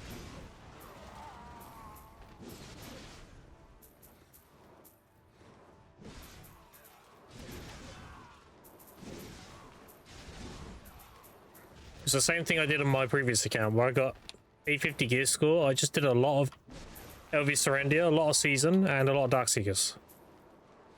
I did a lot of Season, then I went into LV Serendia, made a bunch of cups, and then I went and did a ton of Darkseekers. That was it. Easy. And I did a lot of gathering in between.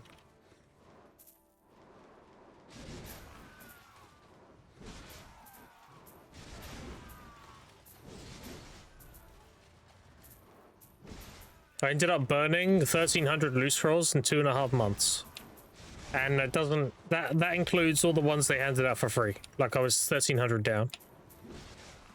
So, however many they gave us for free and everything, like... I definitely burned more than 1,300, let's put it that way. And that was when we had hardcore server as well, so I got 50 from that as well.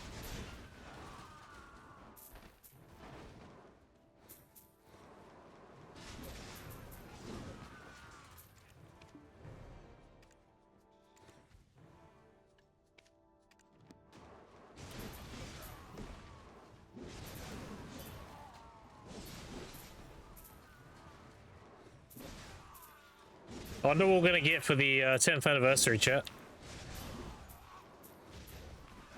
What I would like to see as an event is once upon a time, I don't, it wasn't the recent Calvin Ball, it wasn't the one before that. I think it was the one in 2023. There was an event where you got a ticket per day, or so many tickets per day, and you could choose what item to try and get from like a little lottery thing. And if you didn't get anything, you got like a pity item that you could use to buy something after X amount. But they had like Bell's hearts in there, they had Garmouth hearts, they had Player orbs, you name it. They had so much good shit in there. Now imagine if they did that event, but you could actually go get the tickets. This is like the ultimate event that I would love to see. Imagine grinding, gathering, whatever the fuck. There's a chance to give you a ticket. And you could just pull that slot machine. Obviously you get a pity if you don't win the thing you want. And then after so many pities you can force buy it, basically. How sick would that be? You obviously make it rare. So like... same chance as a limbo, I would say. Same chance as getting a limbo still. So you get like one a day, let's say, guaranteed. But then you can play the game and get more. And getting one is like actual dopamine.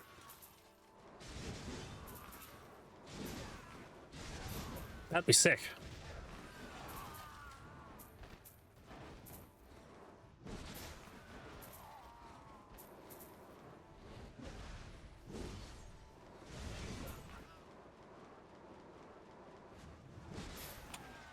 I would also make loyalties grindable.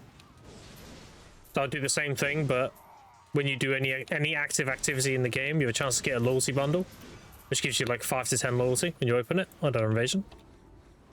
So it encourages people to actively play the game to get things out of the loyalty shop. That's another thing I would do.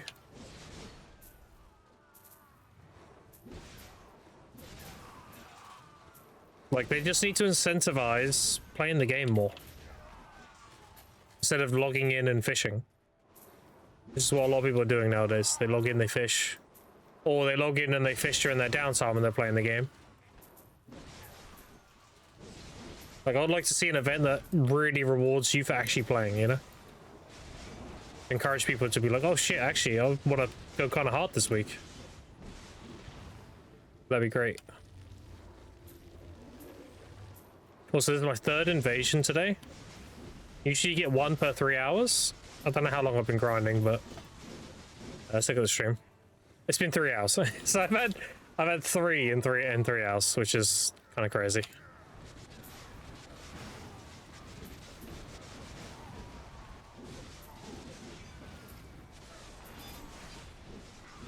Look at that loot. Oh, loot. But all the dopamine drops are gone. Don't even get it for demos anymore. That's why I love Dark Seekers, dude. Dark Seekers is the dopamine for me. Dark Seekers is like dopamine overdose. Because you get so many just things that happen at Dark Seekers. You're like, oh shit, oh shit, oh shit, all the time. You get a tide, that feels great. A tide feels fantastic. You get the Eternal Dark Seeker, you're like, oh shit, maybe I'll get the boss from this. You're grinding, you get a Kabur drop, that's sick. You get a Limbo drop, you get Essences, you get Hungers. And you're also grinding really good combat XP at the same time. Like, it's just, it's so good. I was kind of hoping we'd get more Darkseeker kind of spots in the Narnia. Also, that loot despawned in front of me, feels bad. I killed too many.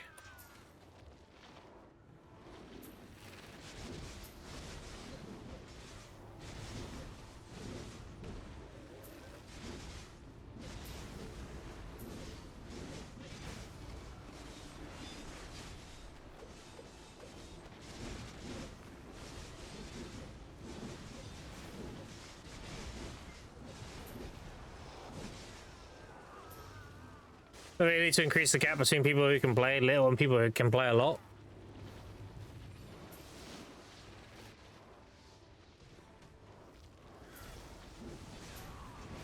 Is it increasing the gap though? Because let's be real, if you're going for a deck sovereign, the pity on that is 4 trillion. People that don't have that much time to play the game aren't even looking at deck sovereign. They're probably still tapping like SEP or something. X. Well, you don't even need a deck. A deck is just if you're going for the tippity top.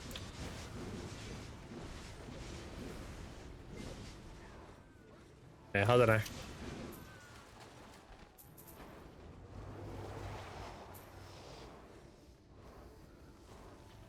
I think your input should be rewarded. If you put more input in, you should get more rewarded.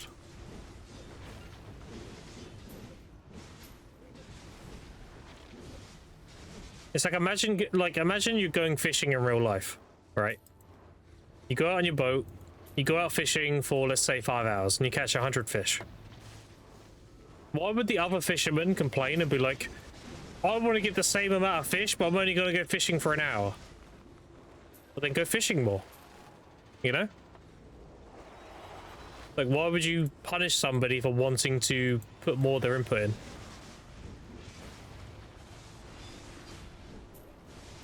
That being said, though, I get, like, some people don't have that much time. And there's reasons, they got things in game for that, like the weekly boss rewards and that kind of thing. The weekly Adana stones, like, they've made it pretty rewarding to just cop on, do the weekly shit, and then you're good. Which is good for the game, don't get me wrong, I think that's good. But I also think people that want to put in the extra work should get extra reward. That's not a crazy take. That's everything in life. If you put more effort into something, you get more out of it.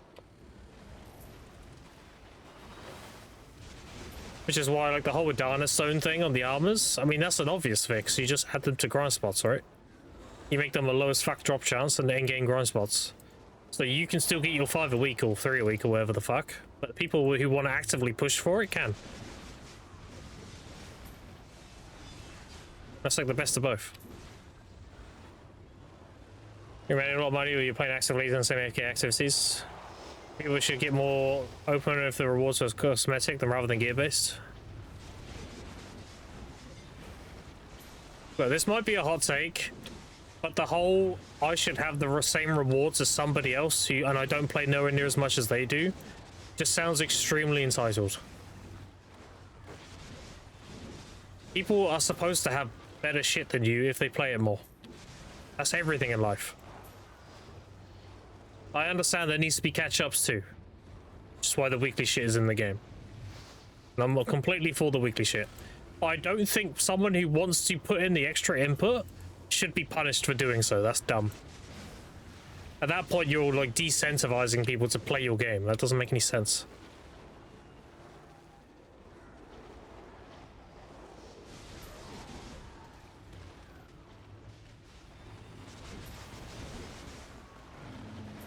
The thing is, you can make good money without really playing the game super actively. If you set up a good worker empire and you do life skilling, you can make solid money with being semi-AFK. A lot of people seem to think like all the money comes from just grinding and that's it. That's not true.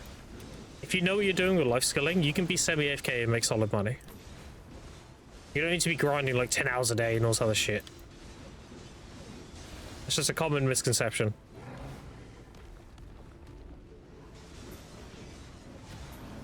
Slow is so toxic.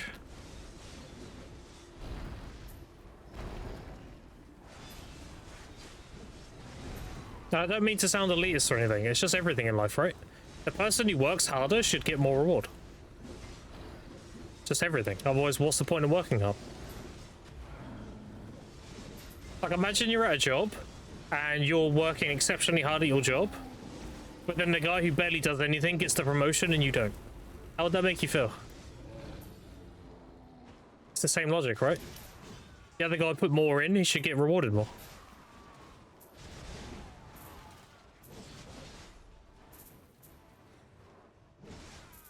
That's just how the world goes around.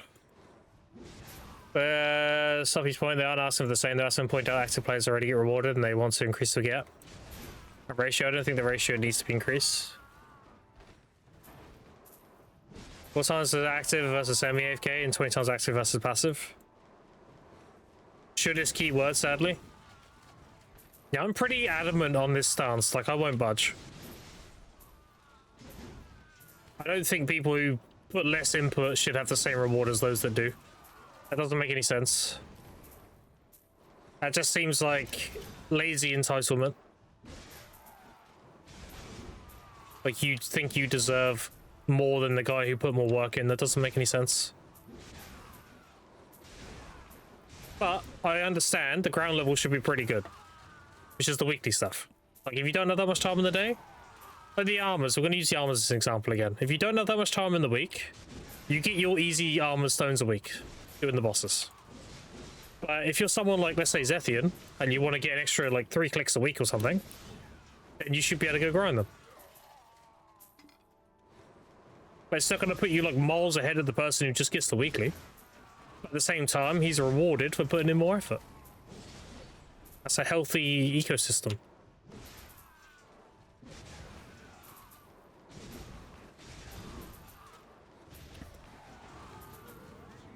Really, I didn't have to pay to win the game. Already quite something people are rewarded for doing nothing AFKing, to be honest. Yeah, I know. It just comes off extremely entitled, in my opinion.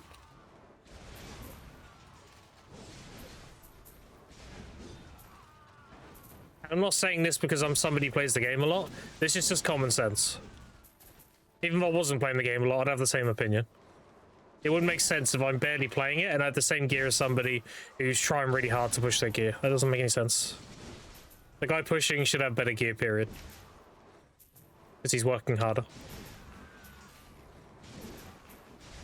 The same with everything in life. That's why I think a lot of content creators in our category deserve a lot more love. Because a lot of them work a lot harder than some others. Like, I don't really work hard at all. Like, I don't do YouTube. I don't even really have a proper schedule. Like, I'm very lazy when it comes to streaming and stuff. Like, being a content creator.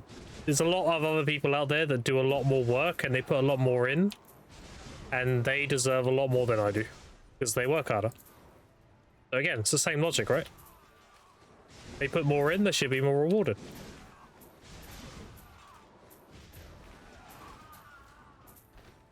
Hey, isn't there a point?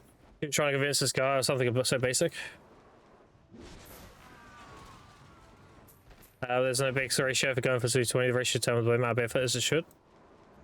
Extra mechanics already in this game. A few active hours a week can get you access to most content in this game in just a few months. Yeah. Am I misunderstanding the point? Like,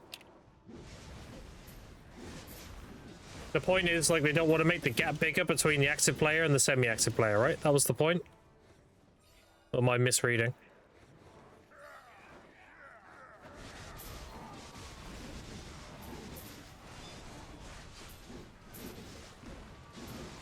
Because how I see it, you can make a lot of money weekly without really doing much. I mean, hasn't Choice broke it down? Didn't Choice break it down to, like, so much bill a week just doing the weekly stuff?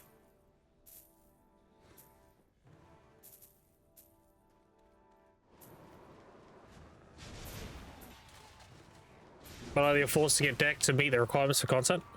Oh, for Catphorus? Well... do you need to do that content, though? Like, imagine if you're a WoW raider and you do normal raiding every week. Would you be upset that you don't have good enough gear to do Mythic? Like, you don't need that gear. You don't need to do that content.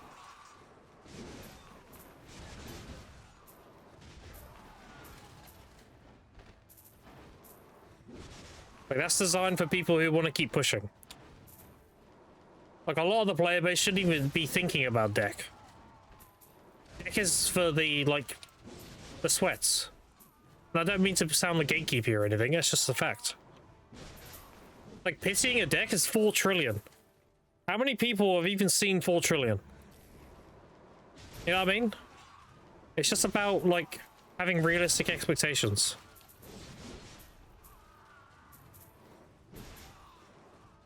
It's designed for the, like, 0 point whatever percent, right? And you can get there. Obviously, over time, they'll make it easier, right? They'll reduce numbers, reduce biddies, give us bigger fail stacks. You know, eventually, when it becomes more of, like, not so much the hardest thing in the game, but more so, like, a normal thing, then it'll be a lot easier to get. It's why I didn't understand why everyone was losing their mind about the Alchemy Stone thing.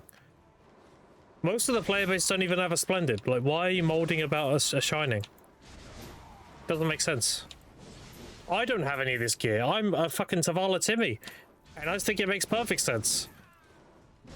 Now, I will say, I wish they'd done it differently. I don't think the numbers reflect the stone worth. I don't think it should be you do your bosses every 5 days and then eventually you'll have it. I think that's lame as fuck. It should have been you get so many, just like the Adana Stones, it should have been you get your weekly amount, but if you want to push, you can. I think all time-gated content should be that way. Just give me a grindable alternative. Like, you can have the weekly amount, that's fine, but give me a means to get more. Like, I hate time-gated shit. I think it's stupid. I think that shit belongs in a theme park, not a sandbox. The whole point of a sandbox is you want something, you go get it. So, yes, you can get your weekly ones that are easy to get, that's fine. But if you want to get more, you should be able to go get more. Like, do the hardest content and go get more. Because look at Zethian right now. Zethian's the example I'm using because he's currently just twiddling his thumbs because he's got nothing to work on. And that looks really frustrating. Whereas if they gave him the ability to get armor stones when grinding and the alchemy stone time gate material, then he'd be grinding like a motherfucker. He'd be motivated as fuck. They have something to work towards. Yeah. And the people who put in the work on this don't have equal, they're saying that they don't think they should be equal. It doesn't want a gap that's already tied there to increase.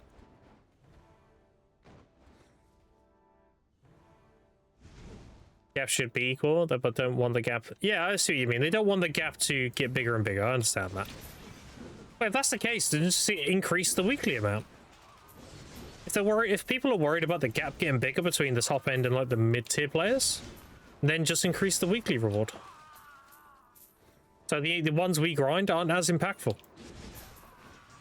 It's a simple solution, right? I mean, I think if you get 5 stones a week, or let's Most people are getting 3 stones a week. They're doing like Inslar, right? If you're getting 3 stones a week, and then the guy grinding is getting an extra like 3 a week because they're doing in-game grinding, I mean, that's not that big of a deal, right?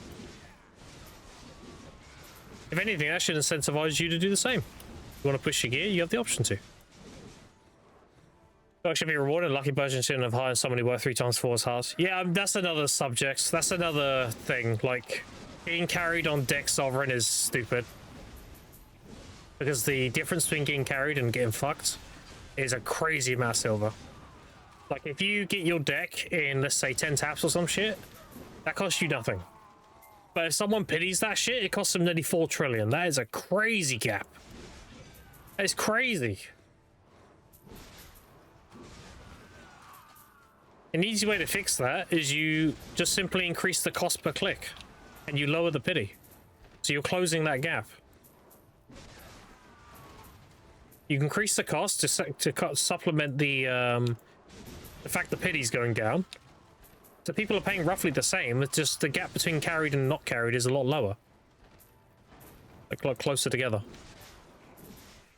Best of payment modes I played, you would never like the Ox, whenever you do Ox in the game, you just swipe but no life. Like making out of it. Work speed on excavation, fish nose, move speed on others, yeah. I think companies should base their game around people that play 16 hours a day. No, I agree. I'm not saying do that. I'm saying just give us an option. They don't base it around the 16 hours a day people. They base it around the guy who logs in 2 hours a day. That's why all the weekly stuff exists. That's why all your Adana stones, the armor stones, come from all weekly. And that's why they're making the alchemy thing up every 5 days, right? That's not designed for the sweats at all. I'm just saying, give us an alternative. So we get our 5, and then we can go get a few more every week. So that's fine. Like, if they remove the weekly amount, that'll be a huge mistake. The weekly amount is fine. It's designed for people that don't have that much time. And so in weekly, then we just reduce overall gear every time for everyone. I think the downstairs is clearly just something they should drop. Yeah, absolutely. 15, someone who plays 1 4 hours should increase organically, otherwise there would just be no reason to put in time. Look, I will say, chat, this game gives you a lot of shit for doing nothing. It's got to a point where it's essentially it's enabled entitlement. Because we get so much free shit for just logging in and doing codes when they come out and all this other stuff that it does downplay actually playing the game. That's just a fact. And now the player base is very commonly acting as if they're entitled to these things. Like, I should get this, I should get that, I don't want to play the game much, but I should have this and I should have that. There is a middle ground.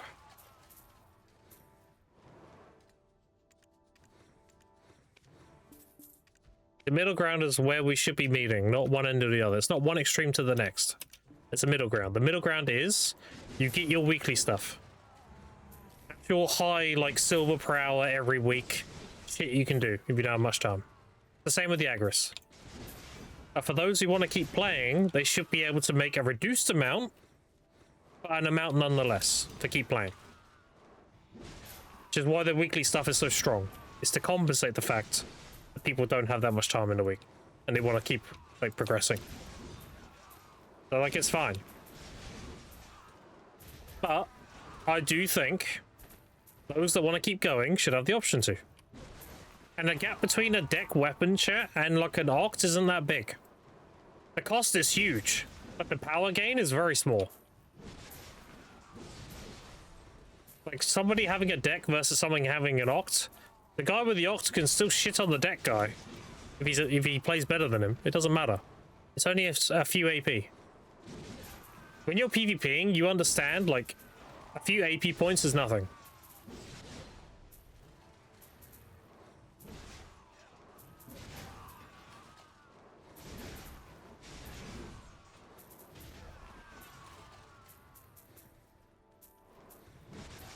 Deck should have another system, not enhanceable.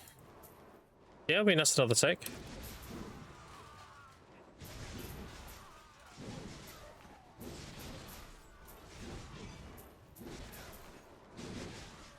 I just think there's a middle ground to everything, chat. I don't think it's one thing or the other.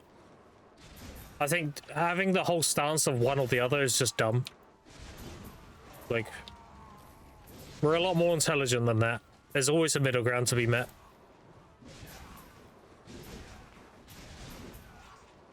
We can have the weekly stuff, and we can have the ability for endgame players to keep going without the gap being too big. That's perfectly fine. And I'm coming from a position of a Tavala Timmy. Like, I'm not even being biased in this. I'm miles away from doing my alchemy stone and my armors. Like, that's months away at this point. So I don't even have, like, personal investment in this opinion. But I do think if you are wanting to keep going, you keep pushing your shit and you're geared, you should have the ability to. And the impact of that shouldn't be crazy, because if it was crazy, then the gap would go crazy. But they should have the option to nonetheless. Like I said, like 3 stones a week from armor stones if you're grinding it. That seems reasonable. 3 extra taps a week, that's great. When you consider there are people, I'm going to use Zethian again for this. Poor Zethian. he got fucked on his armors, right? He like pitied one of them and shit, I remember him saying. Now imagine someone else one-tapping that. The guy one-tapping it just saved themselves like 30 stones. And if we assume you're getting 1 stone every 20 hours of grinding, if they do add them to grind spot, that guy getting carried just saved 600 hours of grinding. So when you put it in that perspective, is it really that bad that someone could just go grind some stones and get a few extra clicks a week? Like, if anything, the RNG part of it's the worst part. The fact that you can get carried and jump ahead of people. That's way more of a problem. But that problem's reduced or suppressed if you're able to go get more. Because then at that point, if Zethian's getting fucked on his armors, he can just go get more taps and brute force it. Right now it's just 20 weeks saved. That's what I'm saying. Like, look at the broader picture. Being able to grind armor stones and all this other shit doesn't matter, bro. Like, just let people progress. In the grand scheme, it doesn't matter. If anything, it just makes endgame players happy because they have something to work towards now. It doesn't affect anybody else, really. Doesn't matter. What's my silver I have now? Liquid, I have 32 and 8. Account worth? My account's worth like 310-ish bill right now. If I sold everything. But liquidate everything I have, I'd have about 310 bill. And I started on the 18th of last month. Give you free stuff they didn't give the game, they wouldn't have to give free stuff. Loot score systems didn't exist, they wouldn't have to give free loot scores. Yeah, I know, I agree.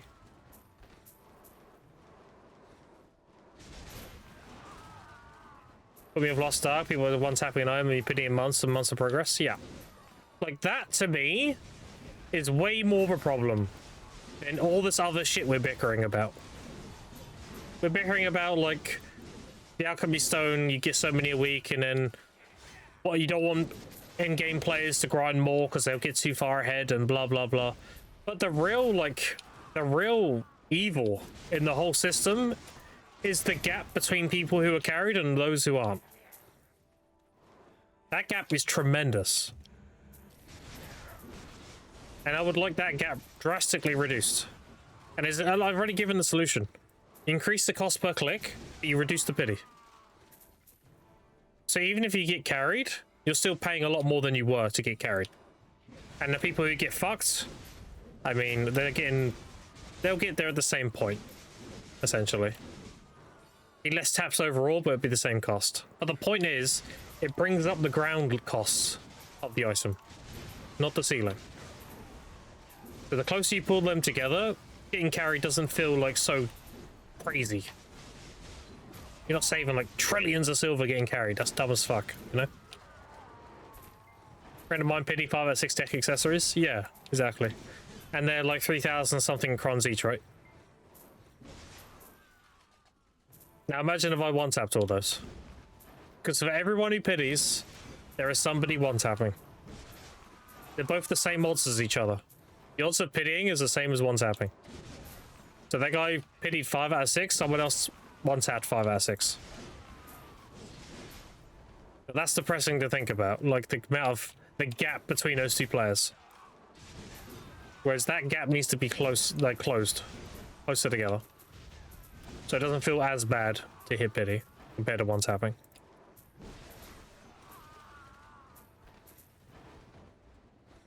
Type of crystals I run on my Musa. I'm running this so far. I do plan on replacing this for a decimation when the pre-order fills, but this is what I run.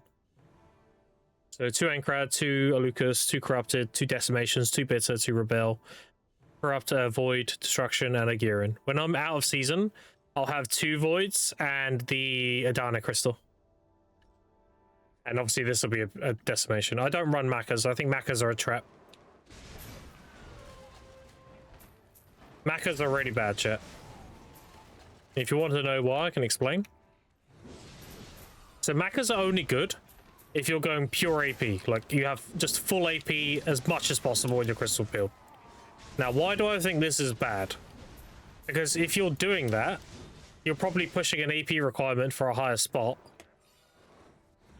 And that higher spot is going to do more damage. Now, obviously, this isn't always the case, because, like, Darkseekers or Zeka, they don't hit that hard, right? Nowadays. However, I'll tell you the difference between running 4 Macas and running what I'm running. So 4 Macas will give you 22 AP, right? It's set bonus, see it. 3 per and 2 set bonuses is 22. Instead of running that, I'm running 2 Voids and... Hold on.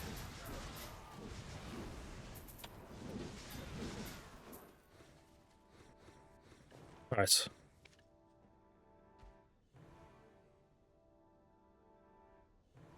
You'd be replacing your Bitters, and your 2 Voids would be Macas, right? So it's 22 AP versus 16 AP and 26 DR. So you're losing 6 AP for 26 monster damage reduction. Is that 6 AP really worth losing 26 DR?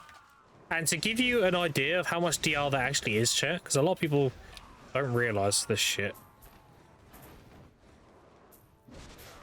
Look. A base armor is 50 forts plus 29. A prize 55 plus 31. They're always plus 3 when you enhance. Plus 3, plus 3, plus 3, plus 3. So this compared to Tet, this is 12 DR. So 26 is like going from 2 base armors to having 2 Tets and another Pry. The amount of DR you gain enhancing your armor is very little. Which is why I tell people, if you actually want tankiness, you just slot Bitters. They give you the difference between having 2 base armors and 2 Tet armors. Like, that's a crazy amount of DR. And you're sacrificing 6 total AP, which when you're looking at numbers like 1500, how much does 6 AP actually mean? It's irrelevant. Especially with 5% value over caps, it does not matter. It's irrelevant.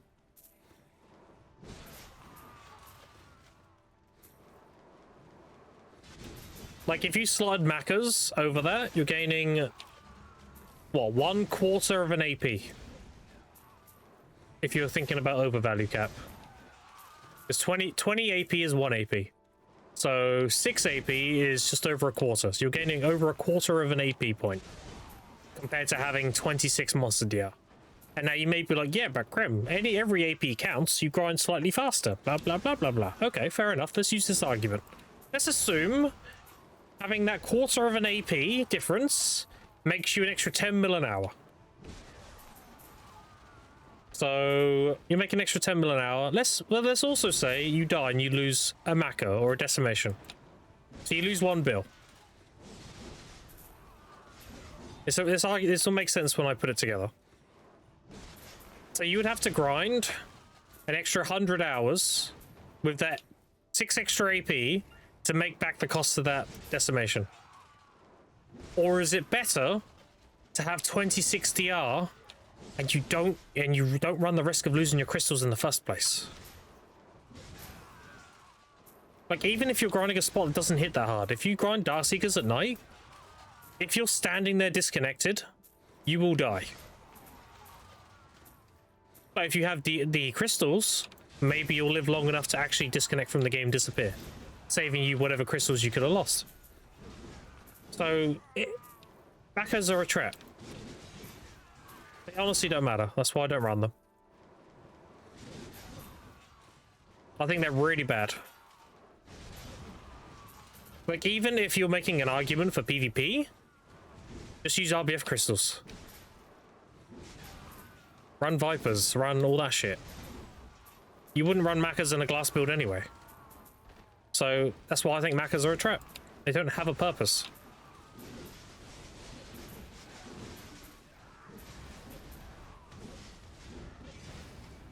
Now, obviously, Hooms are a different story, because Hooms are tank crystals. They're, you know, that's a whole different conversation, but... That's why I don't run Macas. That's why I don't have any Macas, because I ultimately think they're just pointless. But yeah. You're not bad, 15 average, 30p. Casual plus 1k as a grind, you pity. ACA free account because 1 tap, 1 pill, 51 min listed. Yeah. That can make sense of old AP. I dropped them using since the rework. Yep. They don't make any sense now. Back when AP values were a lot lower, so like Darkseekers was, I don't remember the number now, dude, so long ago. But yeah, your total AP mattered a lot more per point. You had a lot more value in your total AP per point back then. So you can make an argument for Macas, yeah. With the changes, the per AP point is drastically diminished in value. So that 6 AP difference that you're getting on Macas is irrelevant. Spot to grind a few yellow cup shots. I grind Elvian Nagas and I go to the money realm with a weapon and I come out when my weapon runs out. It's just northwest of Glish. By southwestern camp. Is a follow Spinny? Appreciate it. He was like 1.1k something before. Yeah, is it? But the point was like your value per AP point was reduced after the change. You're not getting as much value per AP point now. Because it's more abundant. That makes sense.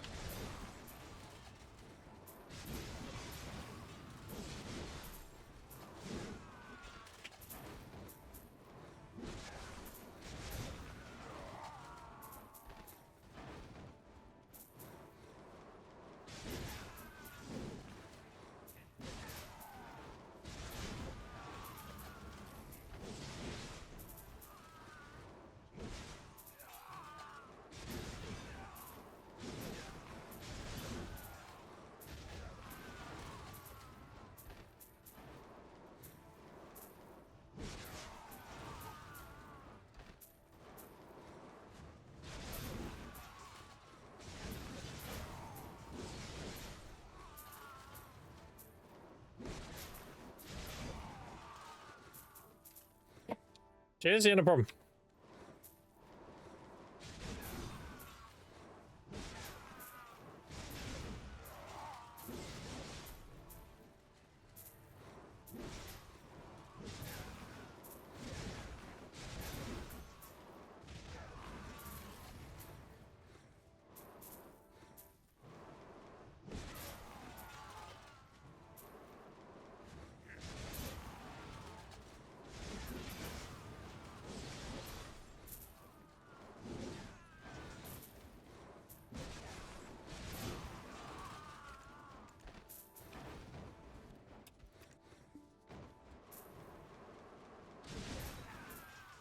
Stocking up on Monk's Branch when I start making my own harmonies.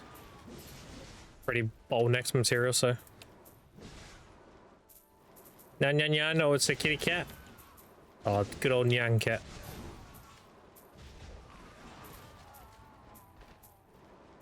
How you doing, Securos?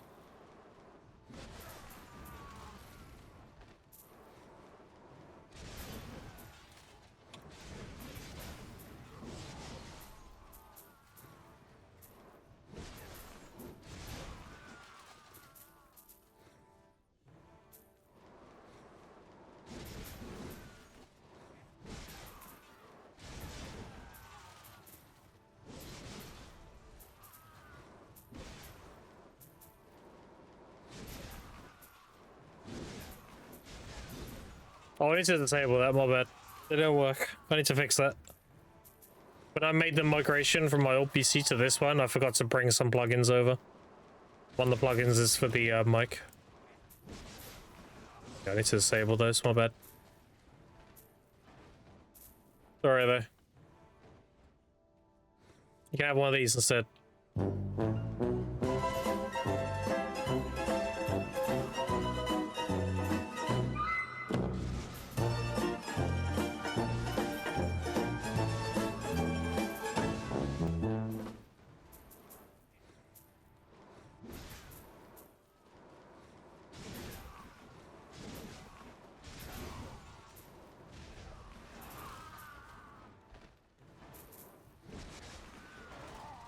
Yeah, let me do that now, actually, before more people get baited. Disable those real quick. High. Extortion low. There we go.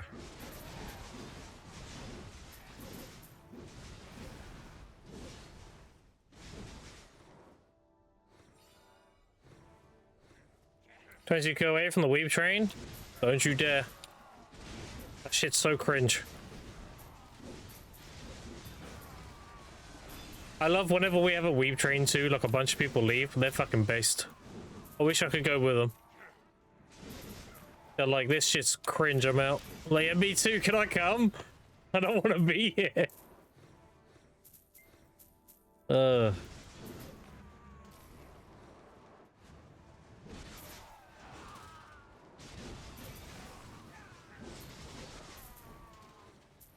So cringe, it's fucking hilarious. Oh, dude, it's so bad. Yeah, the rule of thumb is when we have a weeb train activated, I do the shit. I hate it though. All the weeb redeems become like 90% off, so they'll cost like 10.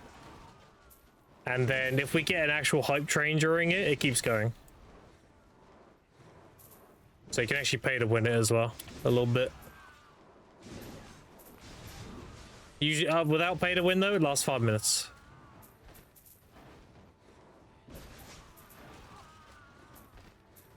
Last week train was mine, I think. I'm trying to remember actually. I had one somewhat recently when I came back. I don't remember who started it.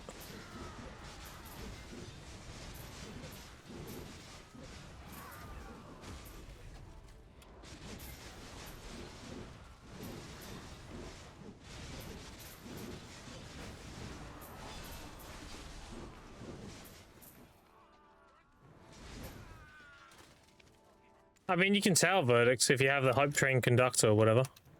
That'll be the easiest way to tell. You have that badge. I don't remember who did the last train. Because I had one when I came back.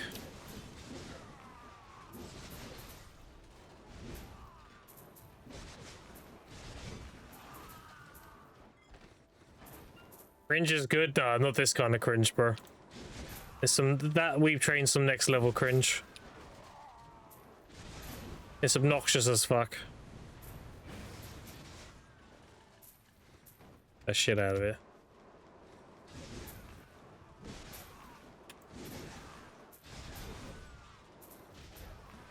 Did I open that money box? I did.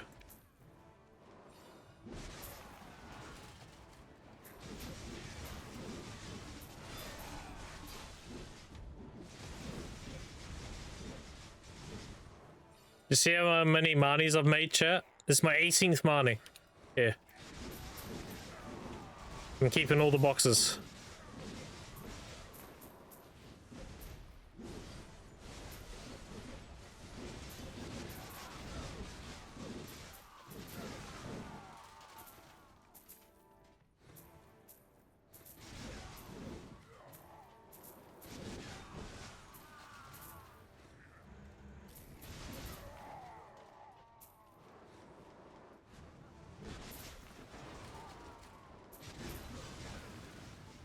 Followed me during one? God damn it.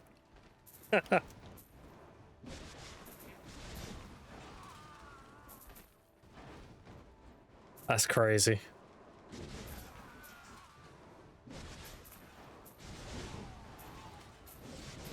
That's wild.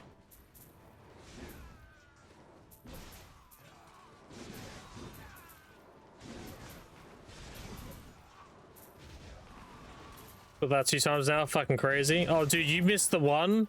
I had one back last year, like it was around April or something. And that thing lasted like 30 minutes. Because people kept refreshing it when it was about to run out. Like the train was about to run out and then bump into the next level at the last minute. That shit lasted nearly half hour. Toxic as fuck. I would rather give them back their money and not have that shit. But take your $20 back. I don't want to listen to this shit anymore.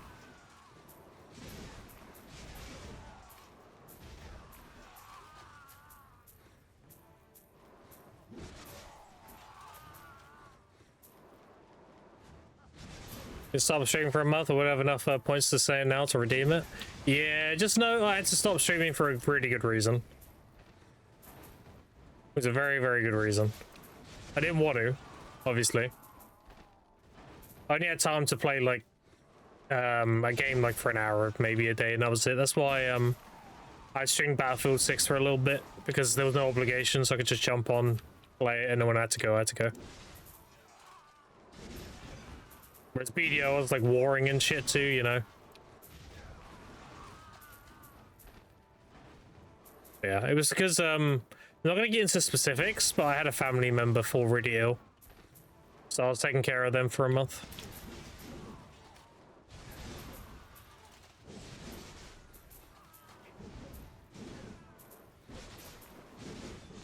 And also, I relinquished my partnership with PA because I felt bad not meeting the requirements. I felt bad being a partner and just not streaming. That's just nah. I'd rather just drop it and just go and earn it again when I come back. So that's what I ended up doing. I could have just kept it and just carried on doing whatever, you know. But nah.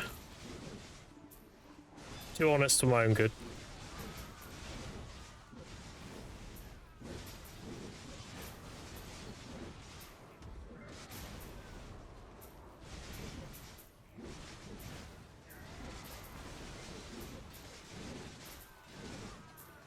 Did he give me a ring?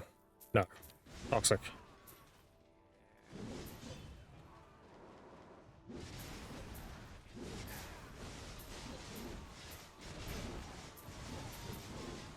Yeah, I'll be pursuing partnership again for sure. Now that I'm back.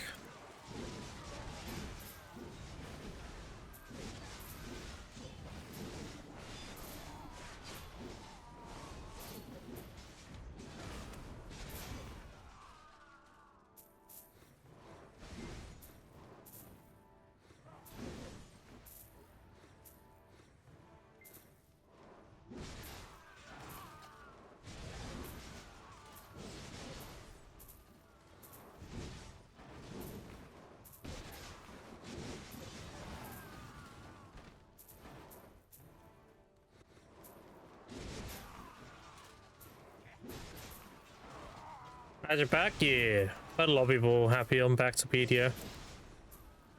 I probably should have made it more, what's the word? Because a lot of people got the idea that I would never come back. Probably should have been a bit more clear about that.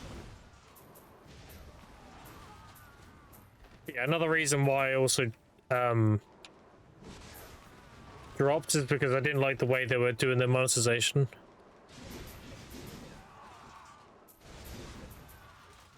I'm still not a fan. I still hate the whole gamba box shit. There's a way to do pay to win in this game, which is healthy, and there's a way that isn't. The gamba boxes are very unhealthy for the game. But if you increase the value of selling costumes and value packs, that's very healthy. Because that's an economy. The pay to win player supports the free to play player. That's a good trade deal. The free-to-play makes the money, the pay-to-win takes the money off them and gives them cheap crowns. Or gives them a value pack. That's a good way of doing it. That's a good way of doing pay-to-win. The reason I don't like the gamba boxes is because you are taking and not giving anything back. And all it does is fuck up the economy. That's why the memory fragments go to shit whenever they come out. In NA, I don't think that works in EU. It doesn't work in EU because EU doesn't have as many swipers. And selling costumes isn't the best way to pay to win. And that's the problem. The best way to pay to win is usually something to do with Arzan memories. Like, oh, tapping this and enhancing it and selling it is more value for swiping than it is to basically buy a costume with pearls and then sell it. And what PA needs to do is they need to make costumes and value packs the best value. Like, if you're swiping for pearls to silver, they should be the best value, period. How I would do it, I would give it a weekly limit of how many costumes you can sell. But I would also add a weekly limit for how many value packs you're able to sell. And it would increase the value packs to like 5 bill. You can sell like, let's say 10 a week. So a whale can make an extra 50 bill a week. But that means 10 value packs are injected into the economy for the player base. Nobody will be upset the pay to win guys making extra 50 bill a week. Nobody cares. They'll be a lot happier that they have a value pack now. Like, it's actually a viable thing to buy. That's a healthy pay to win system. They're still swiping to get shit in game, but it's helping other people. That's healthy. You're spreading value pack? Yeah. That's because, ironically, the value pack is bad value. And then, like, the example I just gave is how you fix it. Be awesome? Yeah, if only, eh? If only. But again, it's not that whales aren't willing to swipe for silver, it's just there's better things to do it with. That's the problem. It's better for them to swipe for Arzan memories and enhance black stars. And sell pen black stars, for example. Like, that's been a thing since Black Star came out.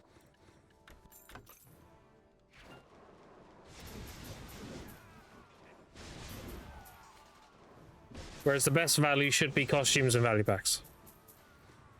Just increase the price of them. People don't mind paying more, it's fine. Whereas are there just not worth for them to sell the stuff for us? Exactly, yep. Just make it worth selling to us. And then all that shit will pop up.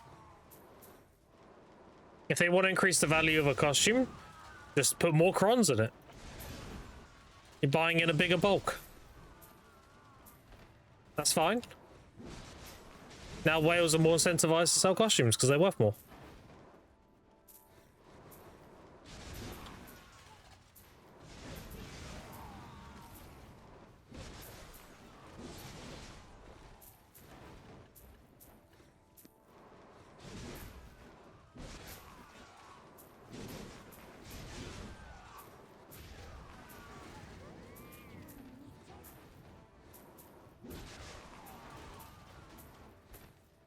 Like, in an ideal world, chat, I'm a free-to-play player, so you know what my stance is going to be on pay-to-win. In an ideal world, you buy the game, and you pay a fixed cost every month. And you have games that are, like, free-to-play versions, where they don't have a sub. And then all the shit is in-game, or it's in that sub. Or a mix of both. That's an ideal world. Or it's a free-to-play game, like a box cost, but it's free-to-play. And all the shit is in-game through means or the other. And they sell, like, I don't know, costumes for their way of making business, like cosmetics only. And they have no power tied to them. That's an ideal world. But that doesn't exist. In today's version of MMOs, it's not about whether or not it's pay to win. It's about how severe is the pay to win. A game like BDO, the pay to win, it's there. It's not crazy severe, though. I'll say it's moderate. And you may be like, yeah, but Grim, you can swipe and get all these games and blah, blah. Sure. But can you also do that as a free-to-play? Yes. What I consider severe pay to win is you are actually gatekept by not spending money. And a good example of this is Aeon 2. Like, Aeon 2, you literally can't use the auction house unless you have a sub. That's fucking toxic. Whereas BDO, yeah, you can pay to win, sure. But can you also be successful as a free-to-play? Yes. That's fine. It's acceptable. Put it that way. It's tolerable.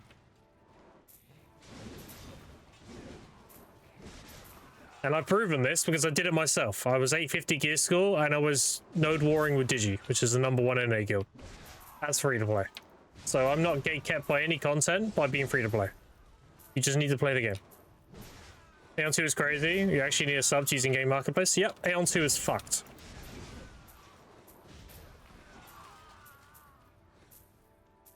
Aeon 2 is a classic NC soft pump and dump.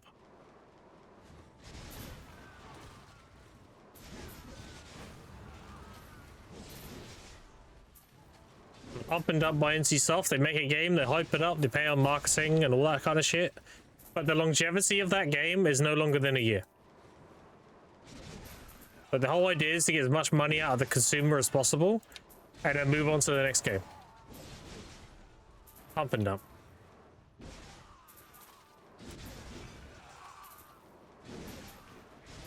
Like, I also played Throne of Liberty free to play, and I knew Throne of Liberty was a glorified pump and dump. But it was fun while it lasted. I went into it knowing this game's gonna last about 8 months. It lasted a bit longer, give it credit. It did last longer. But ultimately, the longevity wasn't there. And I saw that in Korea. Before Global even came out.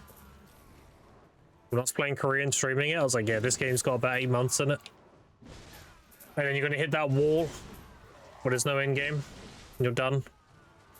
And then they're gonna pull more and more away from developing it and move towards another game. That's the dump part. And it happened later than I expected. It did last a bit longer, but yeah, if you look at TNL now, it's very much in the dump phase. NC Soft is already looking at Aeon 2 as their next pump. So, GG's. That's why the game's pretty much dead now. They 70 million in 6 weeks. Excuse me for words, but what actual fuck? Yep. I'm very blunt, chat. You'll learn with me. I don't lie. I say things as they are. I'm very forthright with a lot of my shit. So I have a... I looked it up. I'm obviously... I don't think I'm on the spectrum, really. I'm definitely ADD, though. And I relate a lot to a thing called justice sensitivity. Where it's like, you see something unjust, you just cannot let it go. But you just have to call it out. You have to react to it. You have to call it for what it is. You cannot hold your tongue in any kind of way. Like, you just seek fucking justice at everything. So when it comes to a game being shady as shit, it doesn't matter, like, if they're gonna be, like, offering me to play their game or whatever the fuck. I'm not taking it if they say I can't say what I want to say.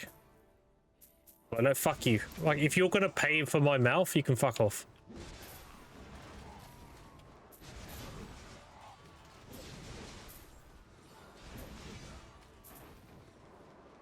Like, I'm very, very, very picky with what I sponsor and everything. Like, with Exit Lag, I used it for a whole year before I took their sponsorship. Because I wanted to make sure their product was actually good. And with Icon, I didn't take their partnership until after they basically showed me everything it does and the before and after and everything. Very, very picky. Because how I see it, like, if you're sponsoring something, you're putting your reputation on the line. That's your word, essentially. If you're saying this is good, that's your word. If your word don't mean shit, then anything you say doesn't mean shit.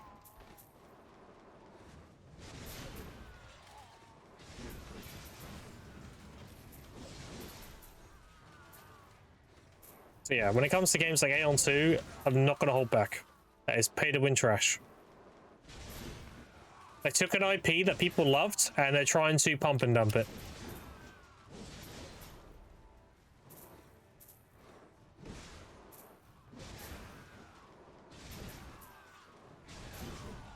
I'm saying agree NC Soft should go out of business. Yep. How much you making here? 1.8 to 2.3 right now with the events. And the price of caddy rings.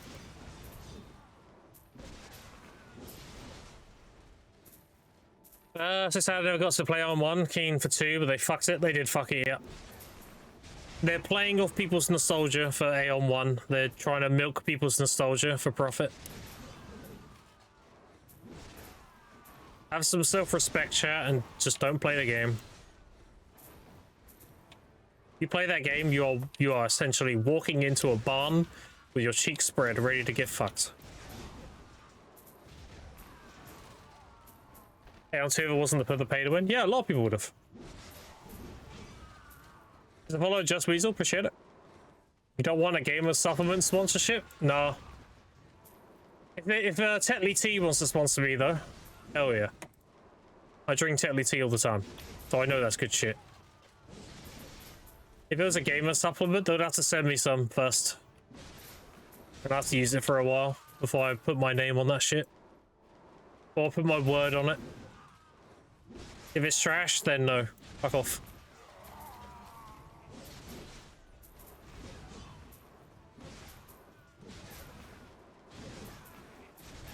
Too many companies do saying, look, COD AC and only unknown games, so just turn to cash cows. Yeah.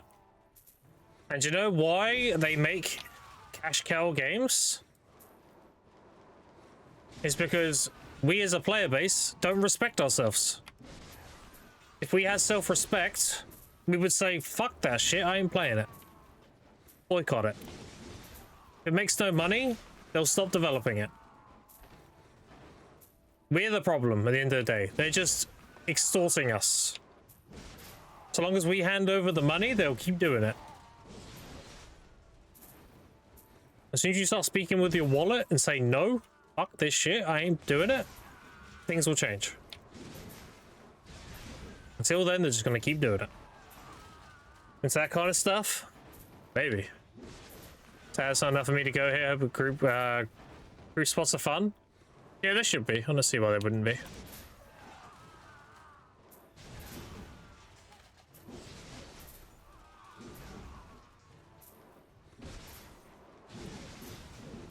Maybe we'll just stop buying it. It was gonna take a lot more people to take a dent. Yeah, of course. Like, these shitty business practices only exist because they make a profit. So again, like we are essentially the problem. They're just extorting us, and we're letting them. As soon as you start putting your foot down and saying like you're not going to tolerate this shit, you're not going to be a victim to being extorted, then they stop making money.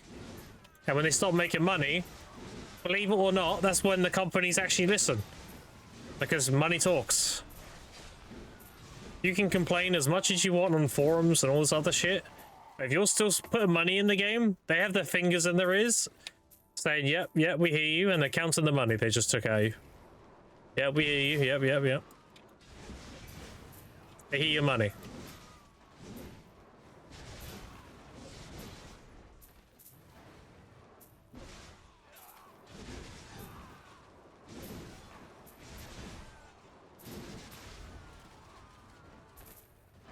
Has it got a little bit more self-respect and actually start moving towards sort of getting the games rather than garbage like COD or AC? Yep. Is what it is, dude.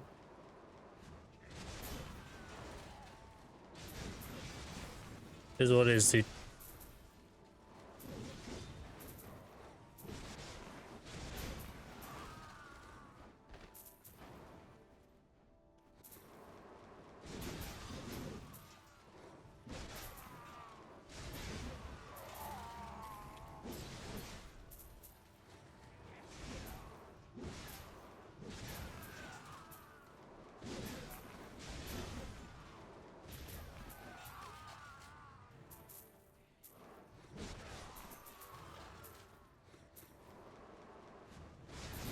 Battlefield 6 good once 2 months to release started to get more shit about Rail Battle Pass and letting speak of service stability compared to its launch. Yeah, that's why I stopped playing it. I was like, okay, they're actually making a somewhat decent Battlefield game that seems to be a good spiritual successor to 4. But sure, I'll fuck around with it. The beta was fun and everything. I played every single Battlefield game, chat, so I'm pretty passionate about the genre. Or the IP. And, as soon as they start leaning more and more into their fucking Battle Royale, I just quit. Because I know what's happening. They're trying to push their shitty fucking Battle Royale game more and more. I'm not interested. Fuck off. It's fine they want a battle royale game. The thing is, there's a way to do it. This is what I would have done. I would have used the battle royale as essentially free testing. Like, if you're not sure about the game, come play the battle royale. Get a feel for the game. Get a feel for how the gun plays. Get a feel for how, like, you know, all that kind of stuff. And I would have used that as a means of free advertising. Like, okay, you like that? Okay, here's the actual game. It should have very much been a miscellaneous side thing. So people could try the game if they want to actually buy and play it or not. But they're trying to make that, like, the main piece. Which is... Bro, they did this shit in Battlefield 5. They're trying to push the whole Fortnite shit on us. We don't want to play fucking Fortnite. It's off. We want to play Battlefield. We want 32v32 conquest map, or like breakthrough or rush. That's Battlefield, not this shit fucking battle royale. Nobody cares. Stop trying to be Fortnite. Based on the season 1 dropped, it was, yeah. Same shit as companies to remaster 20 years old. This shit needs to stop too.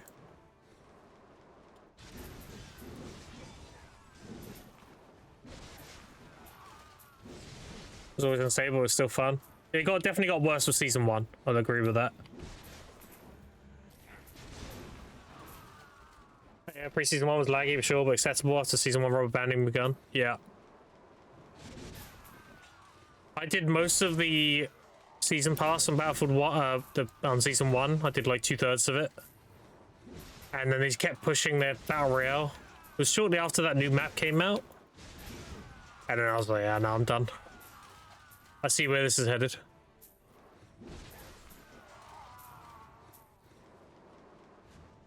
And if you look at the player numbers now, I mean, I'm not the only one who thinks that.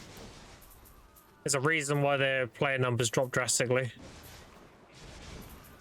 The mix of bad performance and the direction they're taking the game.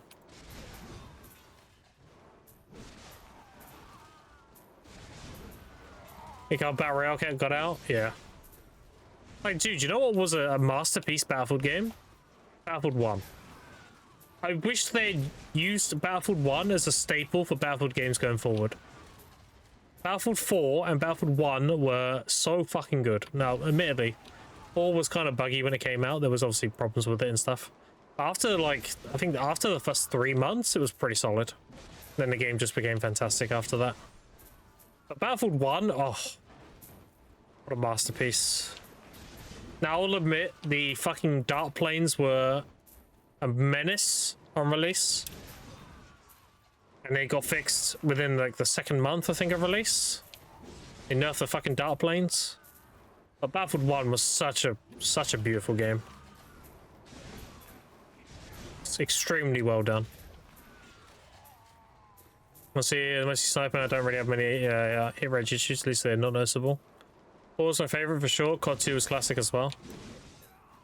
I just don't get why these companies try and reinvent the wheel, dude. Like, they hit big with a type of game, and they make a new the next version of that game, and they change a bunch of shit, and it's like, bro, people just want more of the same. They want you to just give them the same thing but better. They don't want you, like, trying to reinvent the wheel, whatever the fuck, or like, just do what you do best. Just make a modernized version of what we love. Update it. Make just, you know. Like, instead of drawing the focus to Battle Royale and shit, why didn't you just lean into the whole conquest? That's what Battlefield's known for. Battlefield is conquest. Like, don't get me wrong, Rush is good, especially Bad Company 2.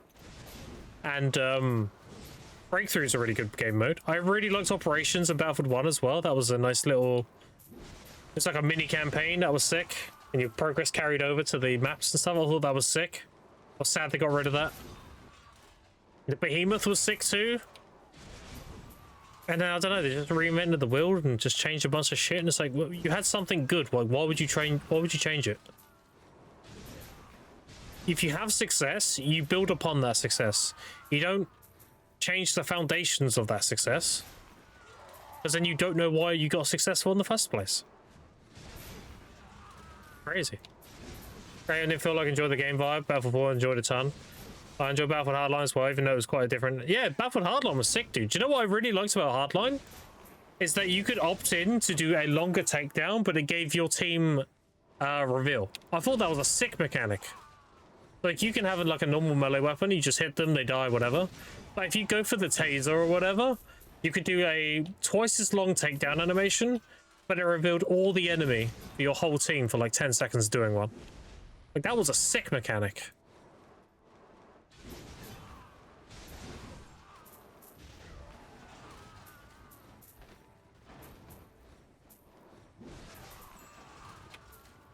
Yeah, I don't know.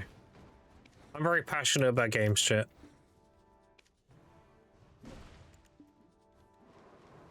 As someone who's been around since the fucking internet even became a thing, like... very passionate about this kind of shit. Like, I can't... dude, I can't bite my tongue. The game's doing something I don't like, I'm extremely vocal about it, I do not care.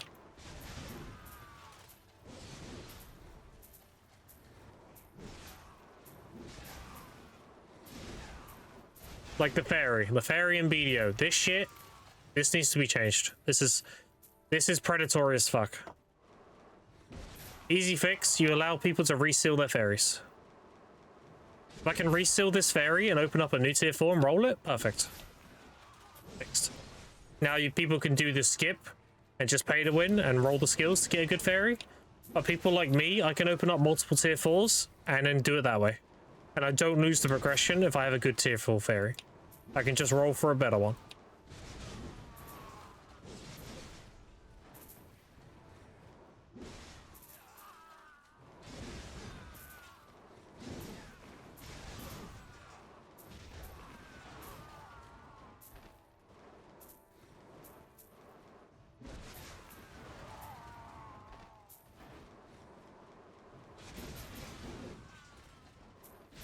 I pedals on my storage meter on Miraculous Tier 4.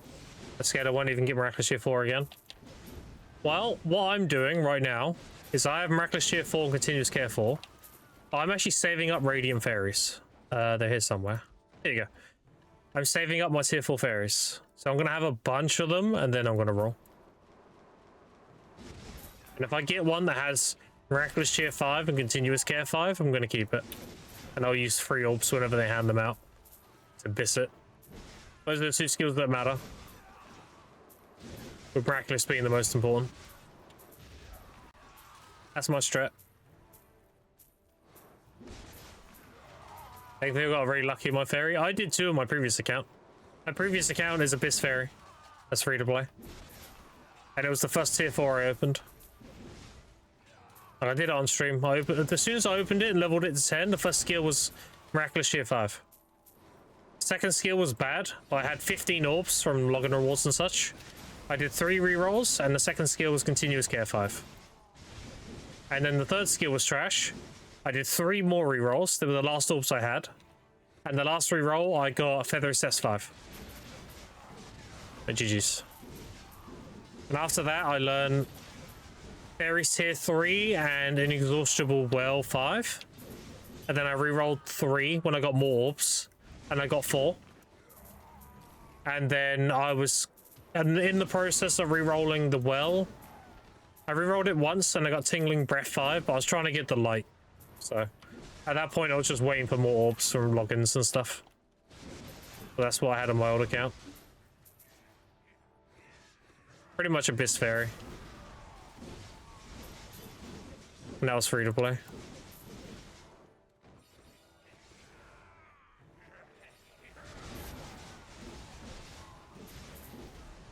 $15. Easy. Thank you. I got good luck. Continuous care 1, 4 to 5 is most important. Nah. No. It's always Miraculous Tier. Miraculous Tier 5 is your effective health pool. Continuous is just not having to click a button every 20 minutes. Think of it from a PvP perspective. Having a 2-second cooldown on your HP pot, that's an effective health pool.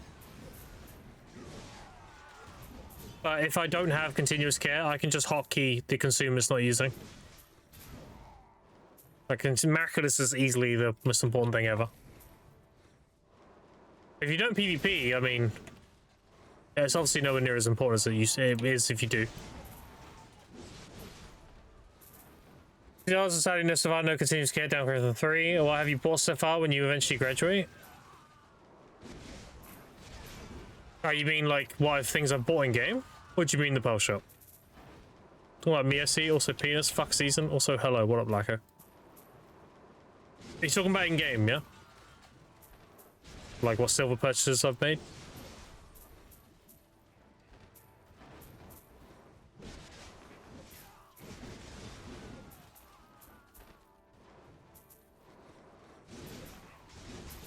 The silver purchases I've made in game has been a full set of life skill gear. I bought base Brions and tapped them to pry. I got 1 duo so far. I bought a tech gathering clothes and I tapped it to pen in 7 taps. I bought a tech hoe and I 2 tapped it to pen. I made a base flask and I tapped it to pen. I 3 taps it to pen. In game like demos, yeah. Okay. I bought a... No, I made a processing stone and I tapped it up to Tet. I got that really easy too. Am I missing anything? Oh, the cooking clothes, I made that on stream. I bought a base one off the marketplace and tapped it up.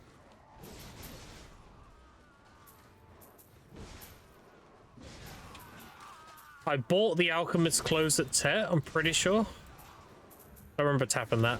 Pretty sure I bought that. I bought the +4 farmer clothes. And I bought all my life skill crystals. I even have 2 extra for when I graduate. I need to turn them into the bigger ones though. I'm just working on that now. And I bought another garment with heart, so I have 2. And I have a pre-order for a veil. And I've obviously bought all my like PvE crystal page as well.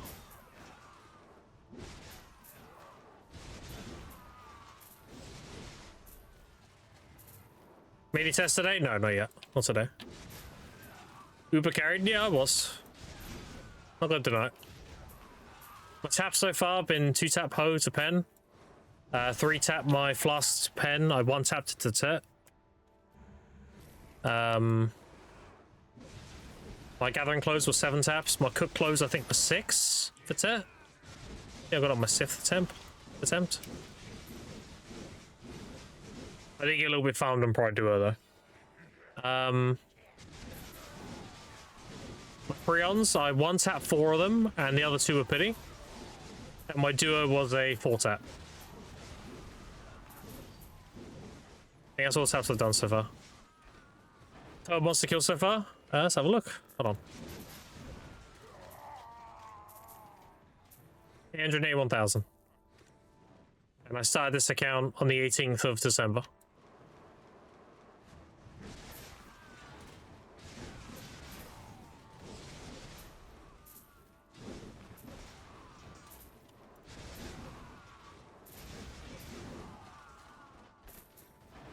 Can I ban the broadcaster? Sorry, chat, I tried.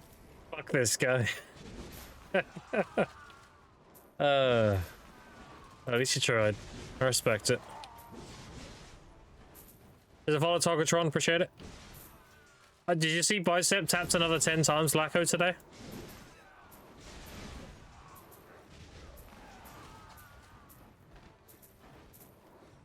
He tapped 10 times and then he raided me. AFK the whole day? Oh, chick just come back? Oh, okay. So we did a bunch of boulders. I was like lurking. Boulders Gate stuff. Watching. And then he did 10 taps at the end. I don't think you need spoilers to know how that went.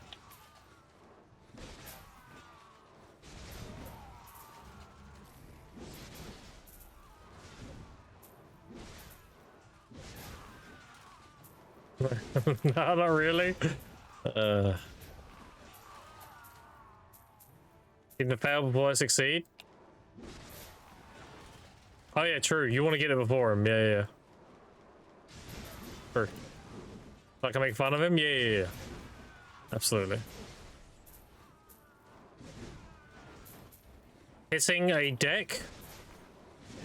4 trillion. doing it so I can make fun of him, priceless. Pretty much.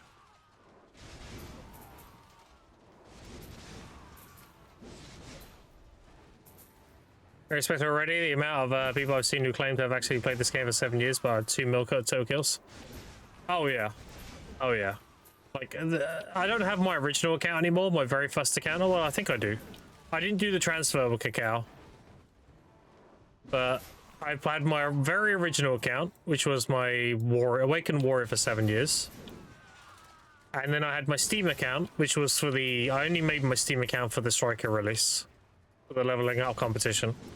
Which I came 4th place, I think. Won the pillar. Cacao sent me a pillar. And on NA, this is my 3rd account. I had my original, which was an Ethereum. That was a Suck Sage. Ultimately, Ethereum left BDO and they went to TNL, and then they cut trees. GG's. And then I came back to BDO. That's the only time I put BDO down, by the way. Since release. And I picked up my free-to-play Suck Sage. And then that was my last account. That's the 850. And then very recently, I wanted to re-roll from Suck Sage to Wig Musa back in August. And I also wanted to speed run progressing. So I'm doing that at the same time. But this is my like last time now. I'm not gonna be doing anything like this again. I still have my old account. You can do exclamation point old account. I logged onto my Sage with his 850 gear score, his life skill levels and everything, and his like 5,000 something loose rolls.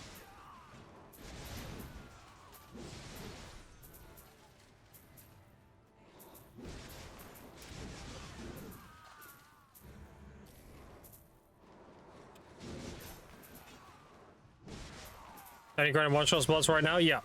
Right now I haven't, obviously none of these mobs are tanky, right?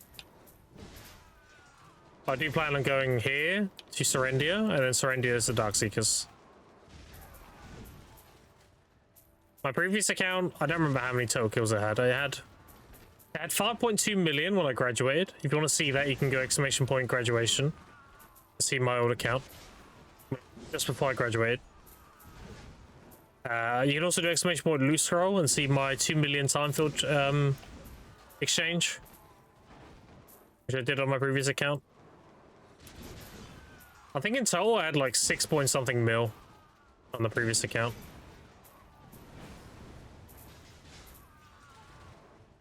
Yeah, this one is 23 days old, and I've already made over 300 billion.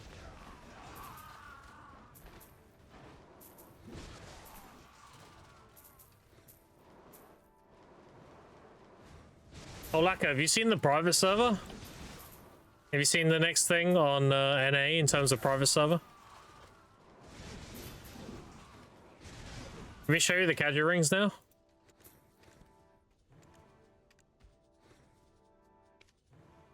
$10.3. One sold, 10.3. There's none listed.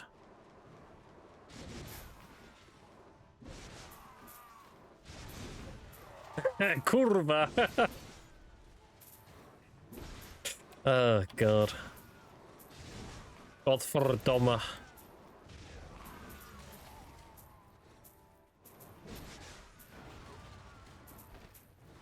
They casually 4 bill in EU? I know. It's because NA is leaning more and more into the whole DR meta shit, and I'm assuming they can't get their damage reduction Essence of Dawns very easily. So they're buying tech Kaiju rings to melt for the Essence of Dawn so they can make their Jin crystals. Which is very expensive because you only get, what, 25 if you melt it? Something that's supposed to be 2.5 bill, they're paying 10 bill for. I don't think there's any other decent alternative to getting their damage reduction essence. Other than melting the actual crystal. That's a good thing, actually. We should look at that. How many pre-orders does this have? 500. Wait, what? Why is there not that many? On.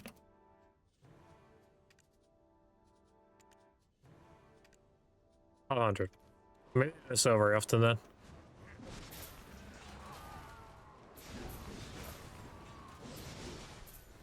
I wouldn't imagine they sell very often. The only place that drops them nowadays is Tokebi, right? Because Hit Cave got nerfed a lot, and so did Holgrim. These are awesome bosses, that's why it's lower? Okay, okay, makes sense.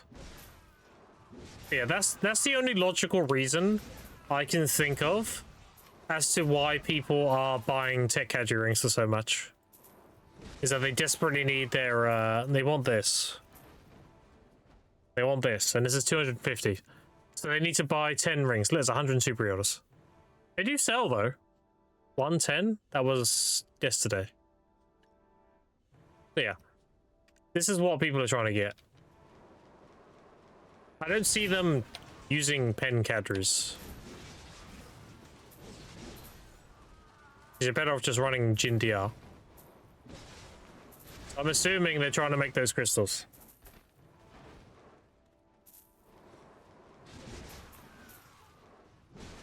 So mad at PK because the ninja partner didn't say anything in the patch notes.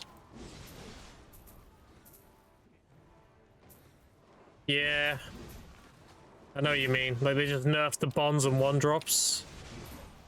Yeah. I still think, dude, I do think, like, low-key, Pit Cave is still kind of good.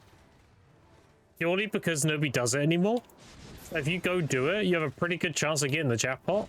And if you average out the jackpot with the amount of hours you're doing it, it probably works out to pretty good money. Assuming you get the jackpot pretty often.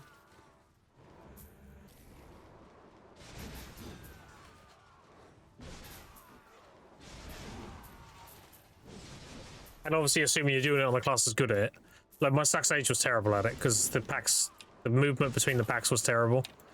Whereas, like, Awake Mooster or some shit, I could blaze through that shit. Now, I'm giving it a little bit of a spoiler, but I am gonna dabble with it when I have the gear. Let's see if I can cook some shit up with it. Because if I can win the jackpot in a reasonable time whenever it opens, that would be pretty solid. And that would fuel my Essence of Dawn for my cup making. If not, then I mean, I'll either buy it or I'll grind to Kebi, right? That's what it is. Kebi's not bad. Pretty chill.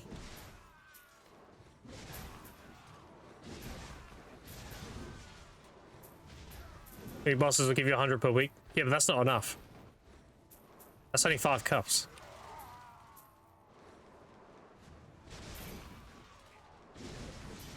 The amount of degeneracy I do with this grinding, like, that's not enough. I'd have to buy more. Then again, I could just make river necks and get my essence that way. I did that last time. I made a pen river and that gave me 815 essence, and that set me up for a while. I would technically only need to make 1 pen river neck, right? And then that with the weekly boss amount, like, it'll take me ages to run out. But the deficit amount would only be like 60 a week or something. It'll take me a few weeks to burn. It was the most chill spot in the entire game, so chill that you fall asleep. Yeah. True.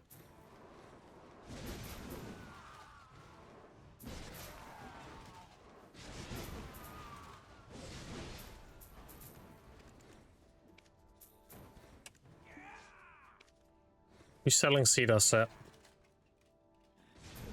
What dipshit is gathering Cedar set and selling it? I mean, what engaging life skiller is selling Cedar set?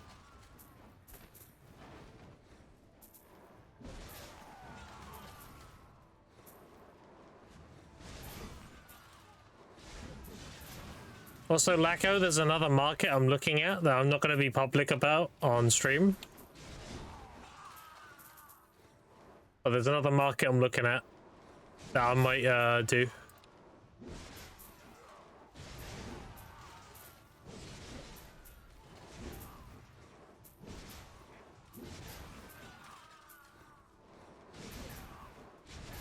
Dang it, I can't min list it. Yeah, get out of here. You do both grinding and life skilling? Yep.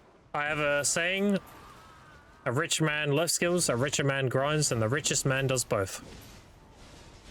Because that is just facts.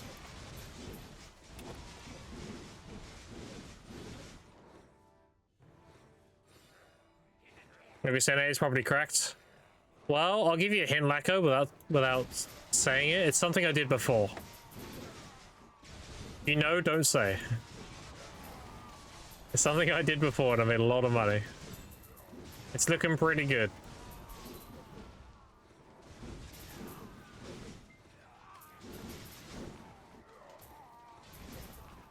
Born on Lightstone? No. I'm not. If you can guess, I'm not going to tell you, MV, right? I've learned my lesson with the Kaju rings. I speak out, and that shit gets fucking farmed. So I'm going to keep some shit to myself now. Team Light Skins, do you think Alchemy is a good start? Yep. Gathering and Alchemy is solid. Can't go wrong. The Orkin Rack effect? Yeah, like, that was crazy. I'll DM you it, Lacko.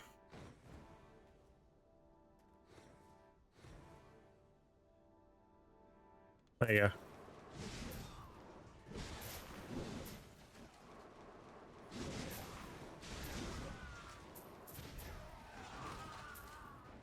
You figured? Yeah. Yeah, they're looking really good.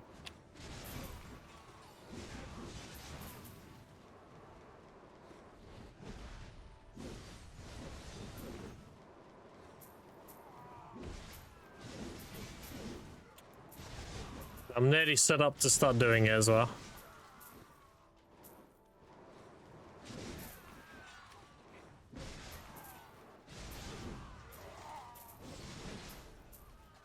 Team Raz is how many toners, bro?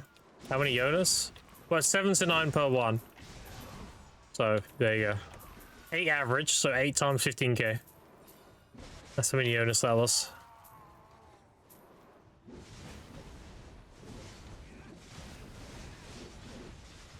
Cologne of the lethargy? No. Again, if you get it right, I'm not gonna tell you. It's not a yes or a no. It's no comment. Something I'll be doing mostly off stream. Besides, it won't be something I'll be doing often because it depends on how often I can get things, so.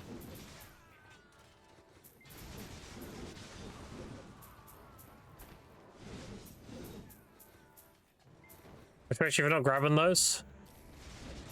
Yeah, it's fine. I share what I want to share. Like, I share knowing it's gonna get used. But it's fine. I didn't mind sharing the Kadri stuff, that's fine.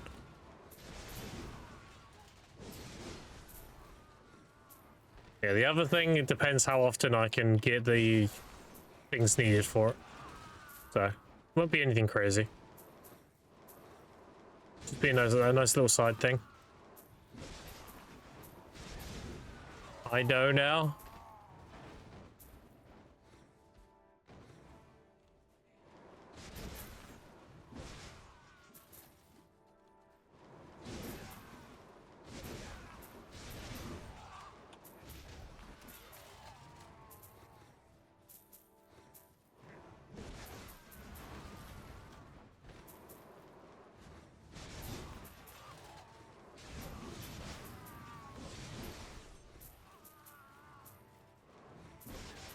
They did it before, gave it away? Yeah.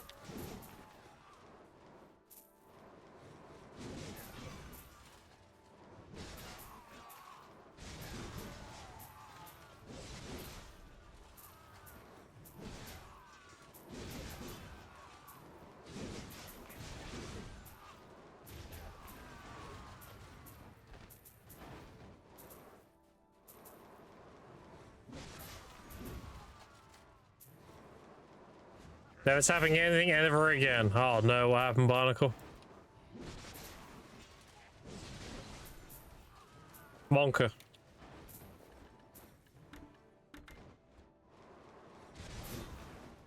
This is my wailing arms. The armor? Oh my god. Oof. What was the fail stack? Like, what was your chance?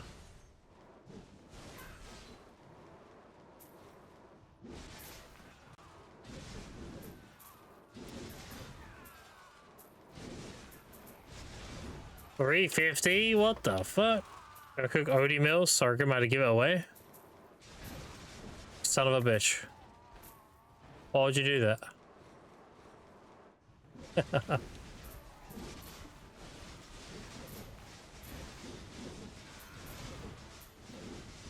Do you remember when stir-fried bracken was crazy money, Droid? And like gathering bracken was actually super good.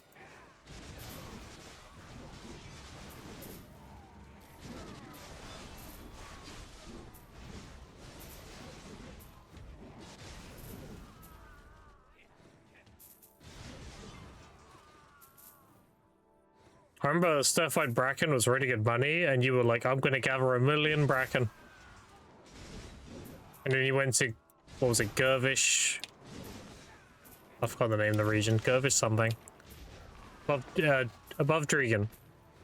Gervish Mountains, I think? You were gathering them there. A few things I liked gathering. Yeah.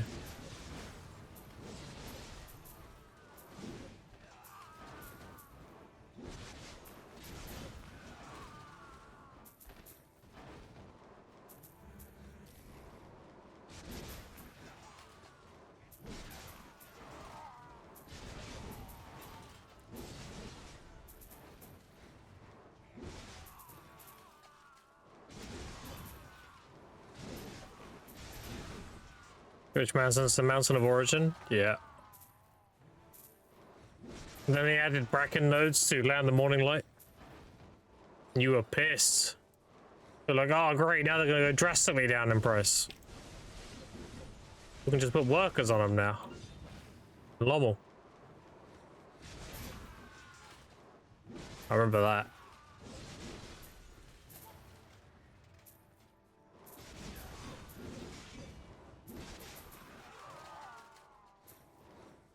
The commander?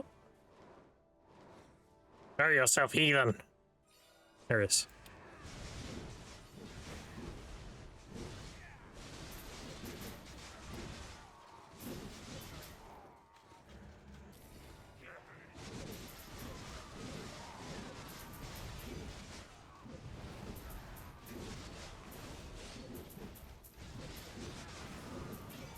I should buy a Pem Debo earring after seeing some selling some materials though. Nice.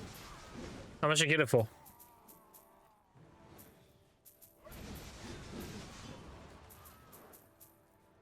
180? Alright. Fair enough.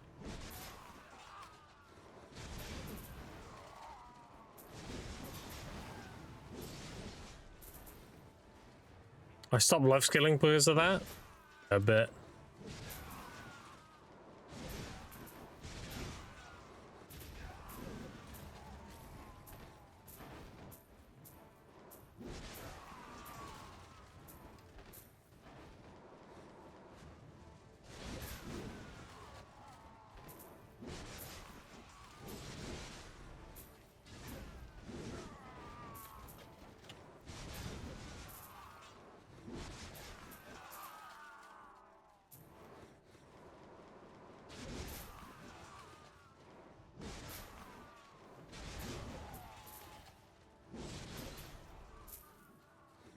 Hey, Bill, now working on the next one. Yeah, that's it, dude.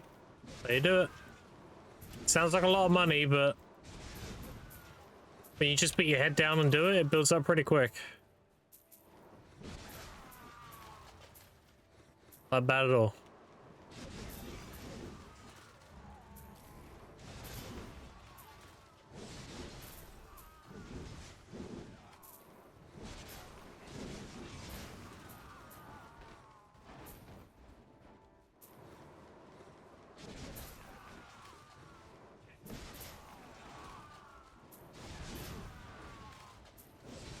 Dude, it's so cold.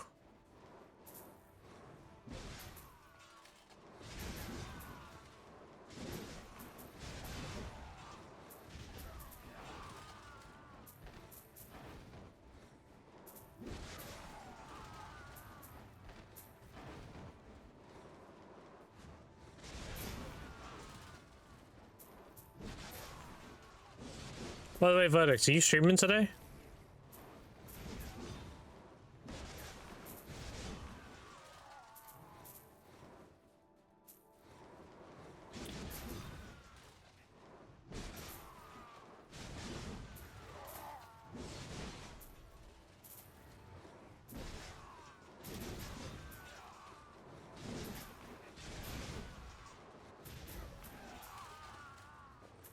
Dude, I've been kind of fucked on rings this last 2 hours, not gonna lie. Barely got any.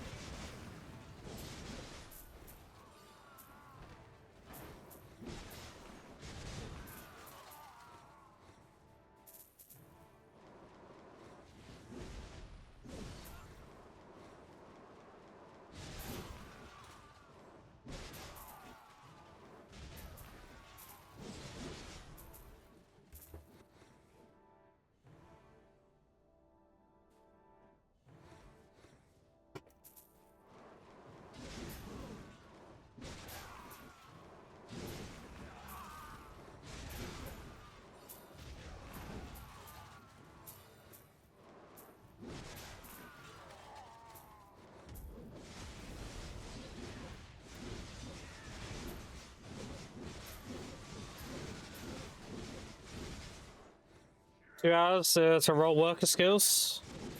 Oof.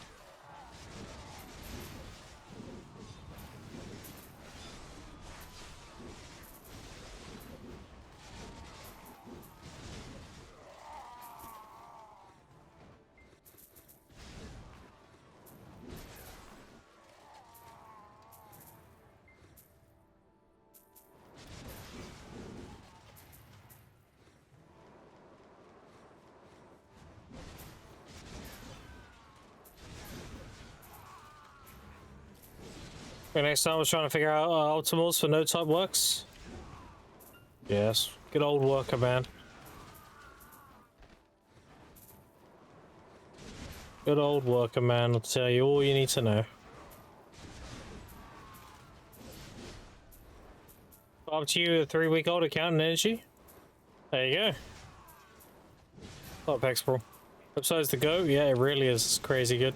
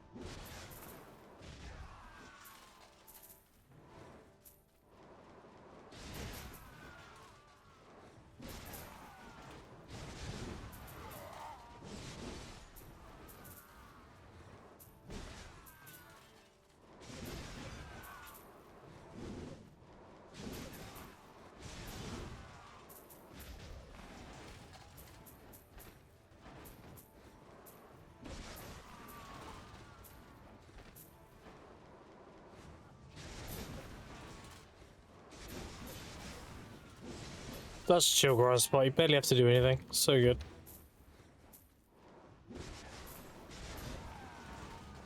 Would be nice to get more rings though. Yeah, little custom rings.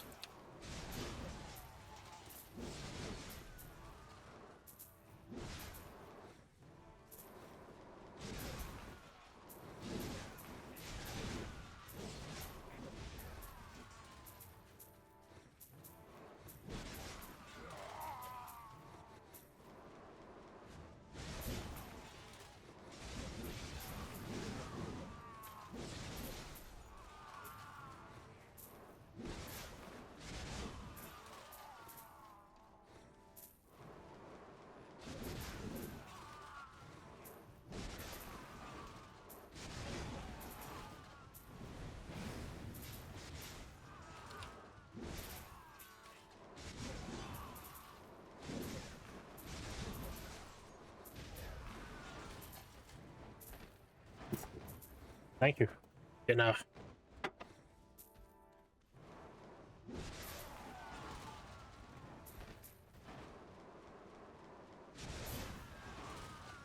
I got pasta and meatballs.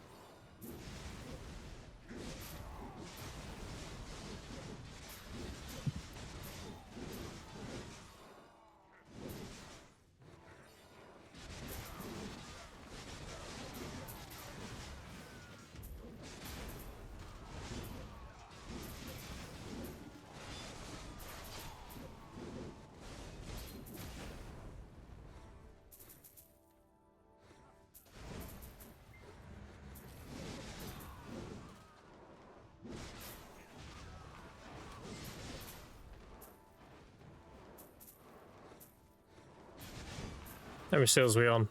200 and 350 is Hannah's. God damn. Zooming by.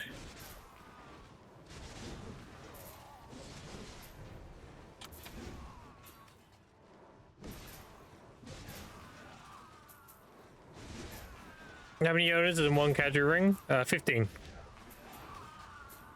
Crafting any accessories, 15 Jonas.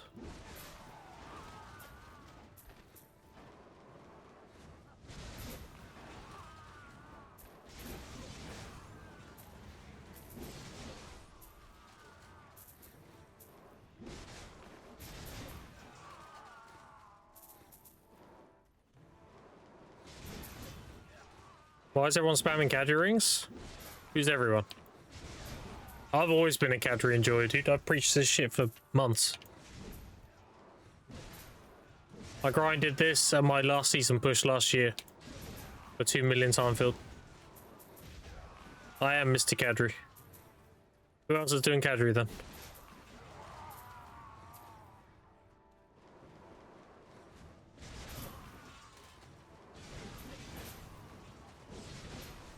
The shop, seeing on streams people using Jonas in the shop and also Nova. Are people alright. Listen, I'm gonna say this now, I'm the pioneer of this shit, alright? Are people copying? That's fucking funny. Oh shit.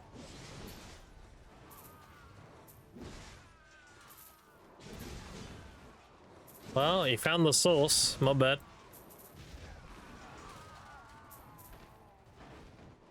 Okay, it was my idea, so you're stealing it. Really? That's crazy.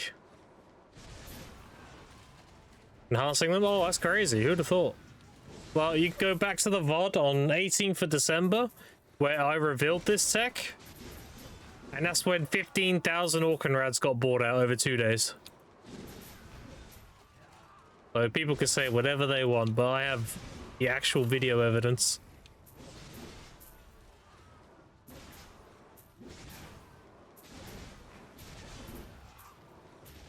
I join your stream to listen to music and grind. There you go. I'm wearing the Slavier of Cadre title. That's for the memes. It's crazy how so many people are desperate to get credit for that shit. Who cares, bro? Like, I came up with it, but I don't care. It's whatever. What do you do with all those rings? You tap them to set and you sell them. Melt them for fragments? Hell no. The fragments are from melting other accessories.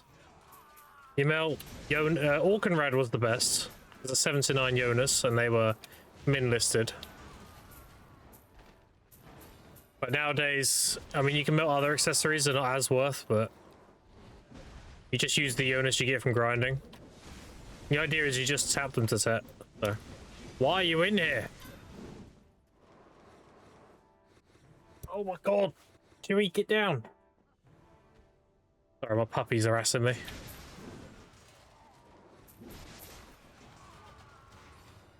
Nice, thank you. Yeah, no problem. That's crazy to me, though. Oh, that's crazy. It was my idea.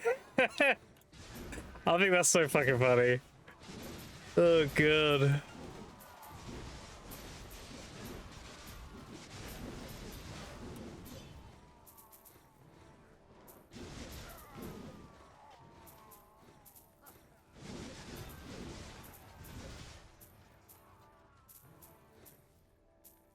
Yeah, I've been doing Cadry since I made this account on the 18th.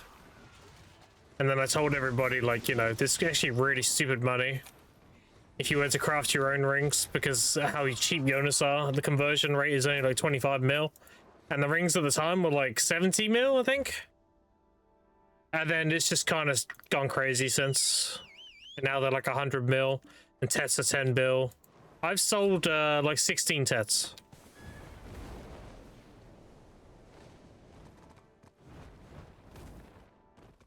I made 300 bill in like 23 days on this new account.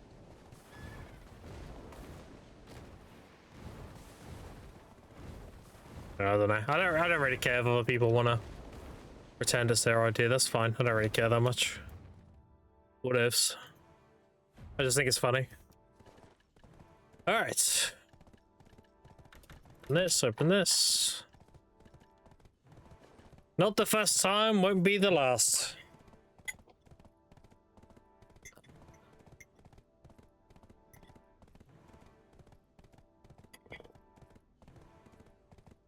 I know what stream I last heard it and who said. I will correct them, see what happens. Oh yeah, let's see how funny it'll be. No, it's my idea.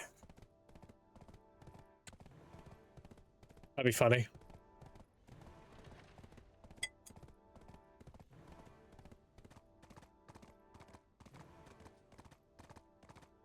All I gotta do is show this. Watch, ready?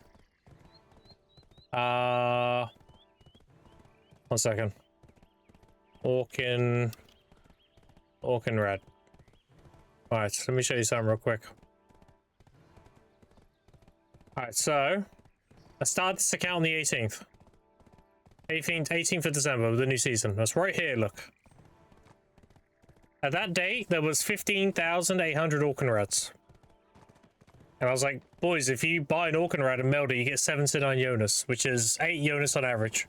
It costs you about 25 mil to make a Cadry ring. And you can tap that shit and make a lot of profit. This when tech Cadry rings were like 7, I think. 6 or 7 bill at the time. This was the day I made this account and set it. The next day, 4,400 Orkenrads sold. The day after, 8,900 sold. And then 3,000, 2,000, and then obviously there's none left. So, yeah. Yeah. Anyway.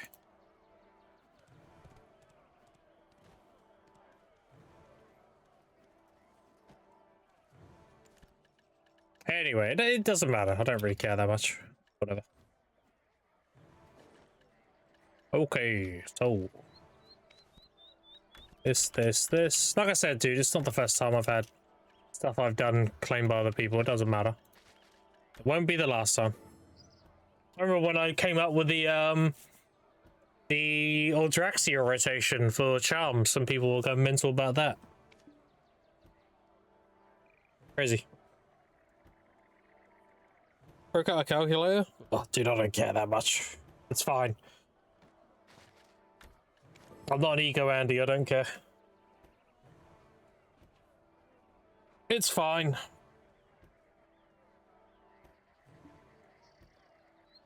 Also, I should put my alchemy stone on while doing this. I'm sure somebody will come along and mention about how they made season the best, the money and everything. Even though I did that shit, I pioneered that shit and all, but whatever. Grind it.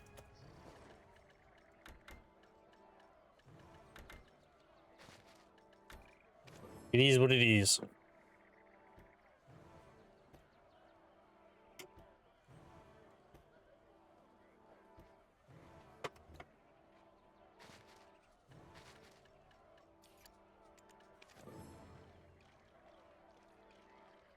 Took Jabberwock's idea?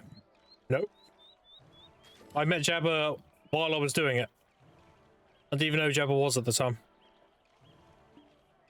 I met Jabber a few months into it.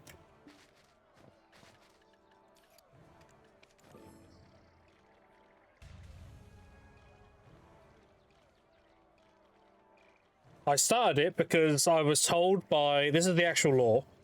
I was told by Capacity that infinite potions are sellable. And they're actually pretty good money if you factor in a potion over the hours of grinding. And then I learned about how valuable time-filled fragments were, or time-filled blackstones back then. For a friend of mine called Kai, he grinded 300-something thousand of them doing centaurs. Back when centaurs were the best Agris burn. Remember that era when centaurs were like the shit? So I put them together. I was like, okay, well, maybe I can cook something up where I can pump out really good silver per hour, as well as really good time-filled blackstone. So I experimented with season, and then I came to what I came to with my sage. My sage, I was experimenting with it. Did he say he grinded minutes since I asked for a million time-filled? No, he grinded like 350-something thousand, if I remember. Something like that. Oh, you're on about Jabber. No, Jabber did, yeah. Jabber grinded a million. He grinded 1.1 million. But again, like, I met Jabber like 3 months into my season push. Like, he found my stream while I was doing it. Like, I don't copy people. That's cringe. If I did use someone else's stuff, I'll credit them. Of course.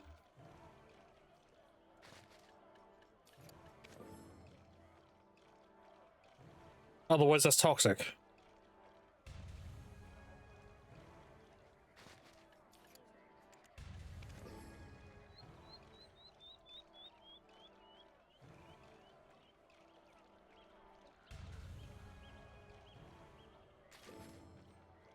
Yeah, we'll tap ours in a second here.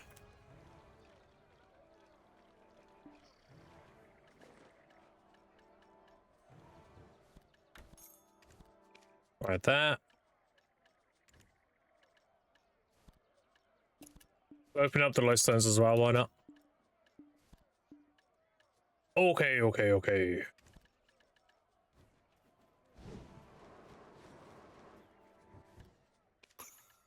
Also need to sell my trash in Valencia.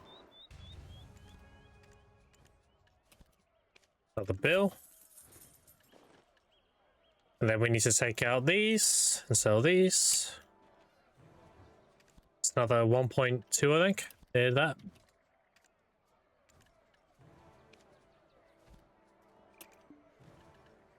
Right, so this. Another bill. We go like this. Okay. I think most of my inventory is clear now. Yeah.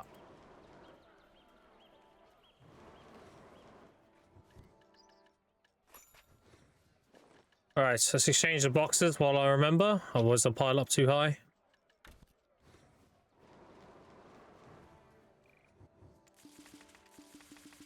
Spam this shit, and then we tap.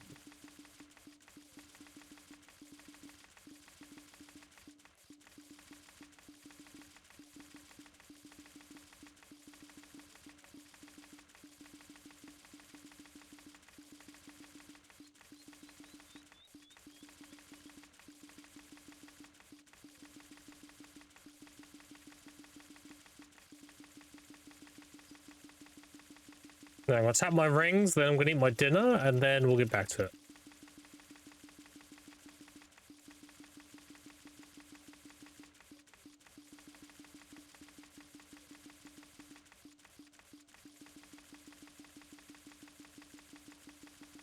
Alright, done. You can't mass exchange that anymore. So annoying. Alright. Hey, BowQuest came up with Blade Style. He did. He did. His little motto. Fuck.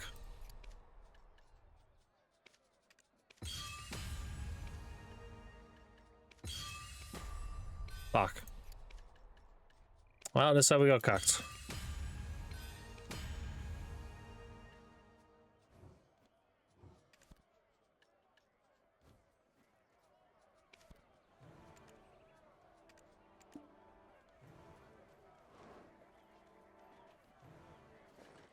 Okay. I think I'm nearly at 1,000 loose scrolls.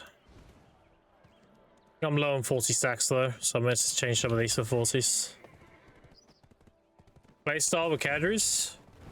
No. If I was suck Musa, yeah. Because he's a blader, right? I'm waking him, I'm going Crescent style, so it's fine. But yeah. Get like 6 stacks. And now we'll open up the light stones. Which I'll probably get cucked, but it's fine.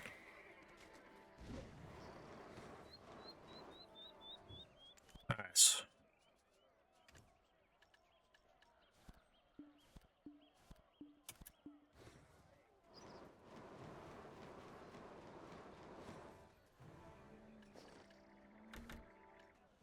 No cheer, no cheer. No cheer. Oh, my inventory's full.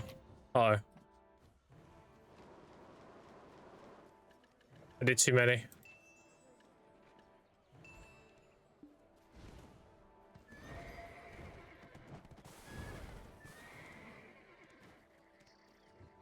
What do we get? Mind, 120. Track, 120. Round, 100. Alright. All stuff we just sell.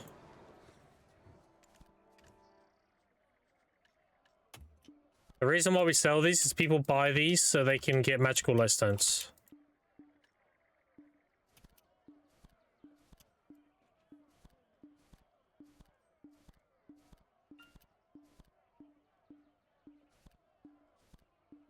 Alright. 4 left. No cheer. Alright. Got cucked. It is what it is though. It's fine because the ground money for doing this is good anyway, so even if I get cucked on the light stones, it's not the end of the world. We just sell everything as is. People buy them because they need magical light stone fragments. Okay.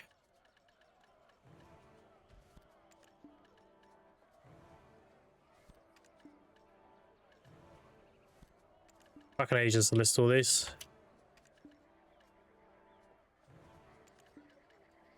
Right, the expensive one, this one I actually care about listing, so put that there. And there it is. Okay, and there's one of these, there it is. Alright, the rest can be just thrown on. That's fine.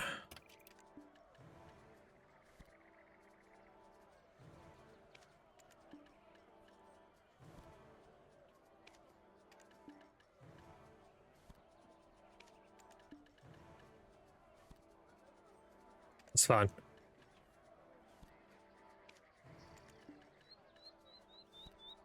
When it's like 1 or 2 listed, it depends how expensive it is. Like that's fine, you can just throw them up. But there's like 1, 1, 1, 6, 7, like then you list here, right? Yeah, I'm gonna list max. Yeah, I'm gonna list here. It's fine. On there. That's good. That's good. That's good. And that's good. There we go. Alright, sick. 6, 7, shut the fuck up. God damn it. Alright. It's everything. Put the loot scroll up. And I can make one nearly a quarter of another potion. One nearly a quarter. And they are going for 14. So these are going to keep going. Because again, if I pull it up, we go here, and we go outdoors. Tell by the supply versus the demand. This is the stock. This is how many are listed a day.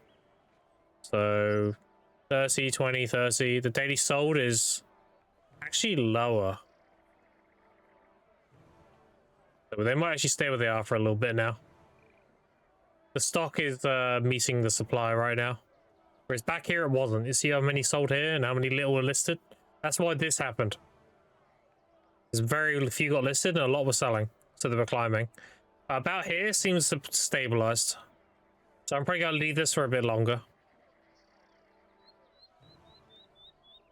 Right. I think that's everything.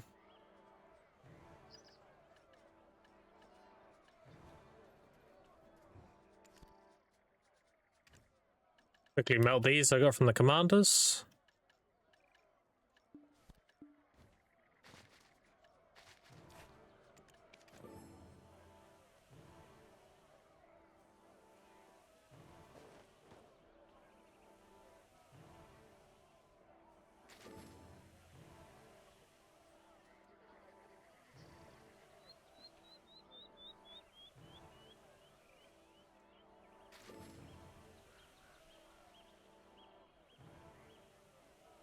Yeah, it's not my first time, chat. I've had people try and claim my work. It's fine. Whatever. I'm used to it. I had people try and say that they came up with the charms when they were high. I had people saying that my season shit was other people's ideas and blah, blah, blah, blah, blah. People care way too much about that shit. I just look at the marketplace, find something that's logical, and I do it.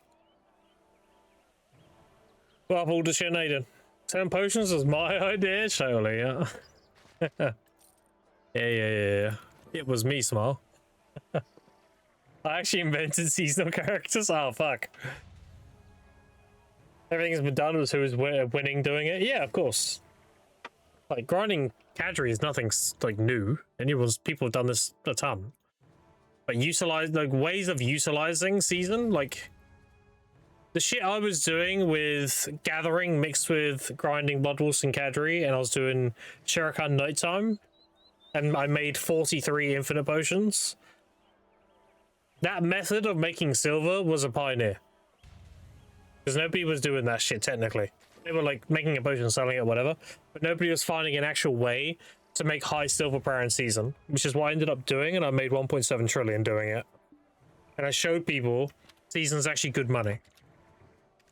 And now I'm speedrunning it. I'm doing the same thing, but I'm doing it on a fast class, and I'm speeding it up. Because everyone seems to think like season grinding is just like you do it and then you graduate and you're done. But the reality is, season grinding, if done properly, is the equivalent to mid-tier grinding, but you generate loot scrolls instead of burning them. Another thing a lot of people don't talk about is this Lightstone set. This is something that nobody talks about for some reason. You gain 30% drop rate. If you're over the AP cap of a grind spot, this is 30% drop rate flat. With the AP changes, this set got buffed quite a lot. I was using it already in season, because in season you're one-shotting them anyway. I was utilizing this set like Darkseekers on my 850 guy, because okay, you're missing out on like Vicious Shadows for the back attack. You're gaining 30% drop rate, so yeah.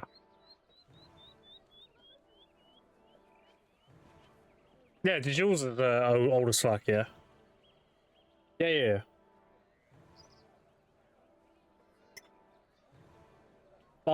My whole point was to show people that season's good money. And that's why I did my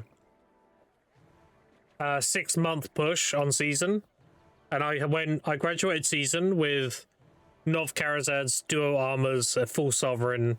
I had like a hex main hand, a Tet awakening, and this was before. No, was it before the Orphan came out? I got the clip somewhere. I got the VOD. I downloaded it. I can just watch it. I'm pretty sure I had a black sovereign. No, maybe I did have a sovereign. No, I did have a sovereign because it was pen. Yeah, I had a sovereign offhand pen. So I had sovereign mains hex, sovereign pen offhand, and Tet awakening, and full Nov Karazads and dual armors. I got all that from season. I went from Tavala Timmy to that, and I had a full set of life skill gear and everything. Big DMs real quick? Okay. Holy, that's a lot of guilds. Game's dead, by the way. I love the names. Wait, one of them is called Kadri. One of the guilds is called Kadri. What the fuck? In the Medea territory. Damn. That's my kind of guild. That's funny. Video unless your name is Grinko, we have upgrades seen Tavala and Pendebus. Wait, who said that? Lunai. Oh, did he? Nice.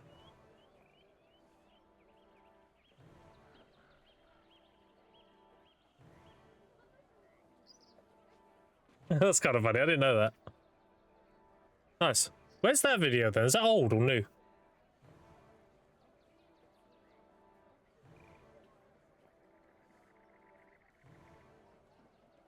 I'm like eating my dinner right now, chat, while I'm talking.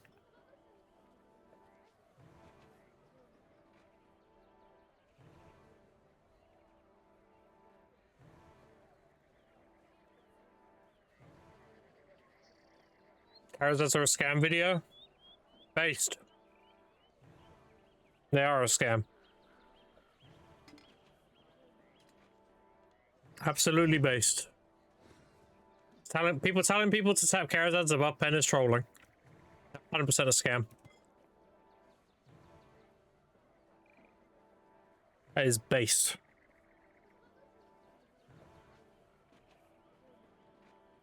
I'm thinking, chat. So my plan is, for people who are new to my stream, my plan is, currently, I was going to do Blood Wolves and Kadri like I did before, and make HP pots, but the price of pots have gone down drastically, and the rings have gone up drastically, which is why I shifted straight to just doing Kadri day one. Like before I was making this account, I was thinking about doing that, but then I saw the economy, I was like, holy shit. Like maybe I should just do Kadri. That's what I ended up doing. Wait, hold on.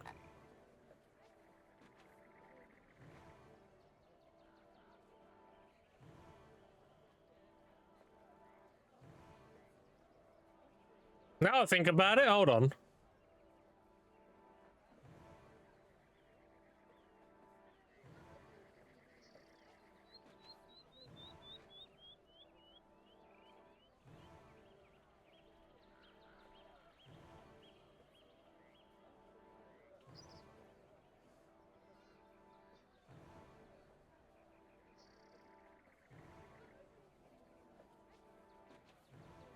Let me have a look, hold on.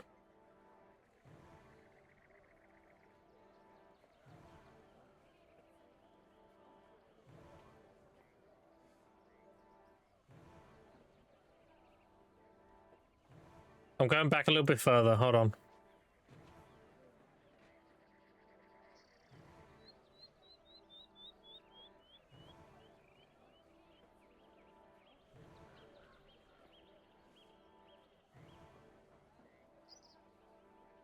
Here? No. Salty, no.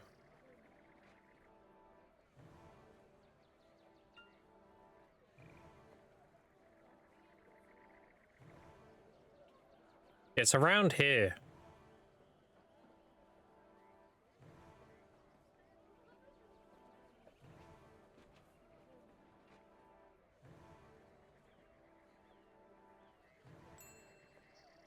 Okay, this is it. Wait. Let me take a screenshot of this.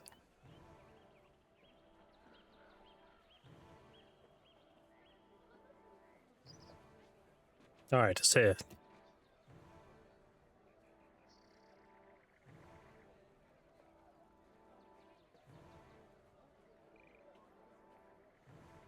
Alright. 1 second. Paste.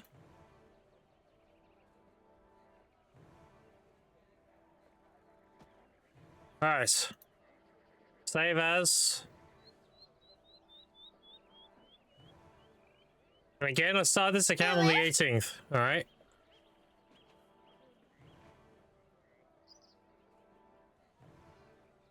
Desktop.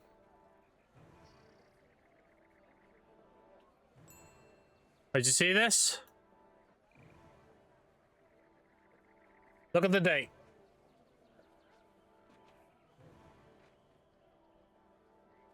Even before I started the account, I was praising the Kadri rings.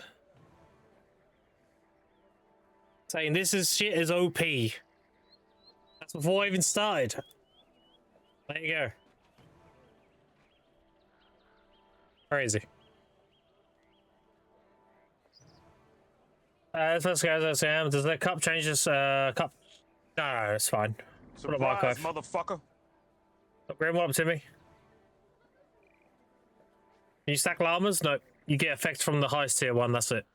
So you only want 1 tier 4 and you're good. Do you farming crops for money? No, my crops are for harmonies. Going about farms. I'm currently in the process of getting master 1 so I can use the smaller farms. In terms of gathering, I gather wild herbs.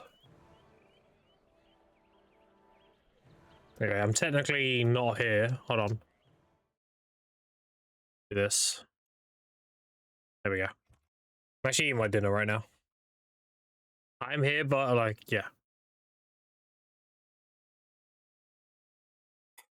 We're just talking shit while I eat.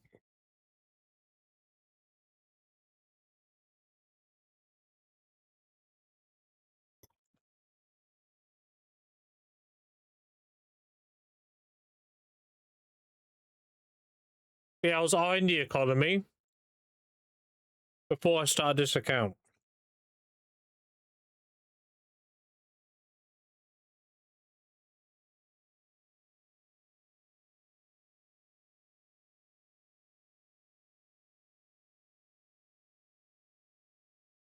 A llama and a hedgehog, whatever one is the highest tier. They don't stack. You can't stack the effect. Still get reward stones or llama wild boss weeklies? Yep. But they're not weeklies anymore. You can kill them as often as they spawn.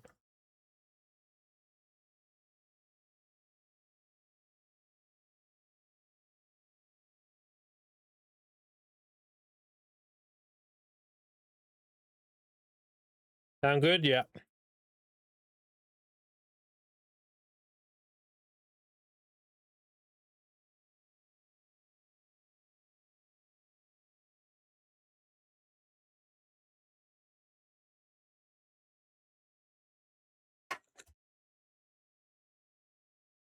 But yeah, the whole point of my stream and channel is to try and trailblaze and pioneer and find new ways to do things. That's what I do all the time. That is like my thing.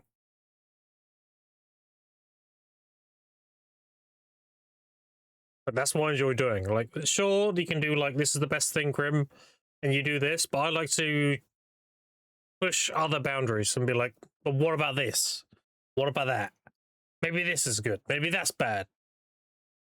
And sometimes I hit something and it's like, oh shit, that's actually really good.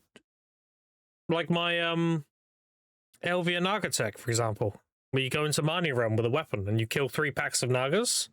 So you get 100 Nagas, spawn in one spot, and you kill them all. And then when your weapon runs out, you leave Mani Realm. Look, I had someone claim that and all, would you believe? I had somebody saying that was their idea after I made the video. Like, are you kidding? Oh, it's crazy. That's fucking crazy. People are so quick to, you know, get credit for things. Who cares, bro? Like, It's internet points. I do it to help people. I don't do it to be all like, I made that. So like, bro, who gives a fuck? The tech was crazy, yeah. Like, that's the sort of shit I like doing. Finding ways to, like, cleverly make silver without doing the traditional go there and do this. That's boring. Tiny PP's IRL? Yeah, I don't know. I don't get it. It's just internet points at the end of the day, right? The whole point of it is to help people, not to sit there and brag about I did this or I did that. Who cares?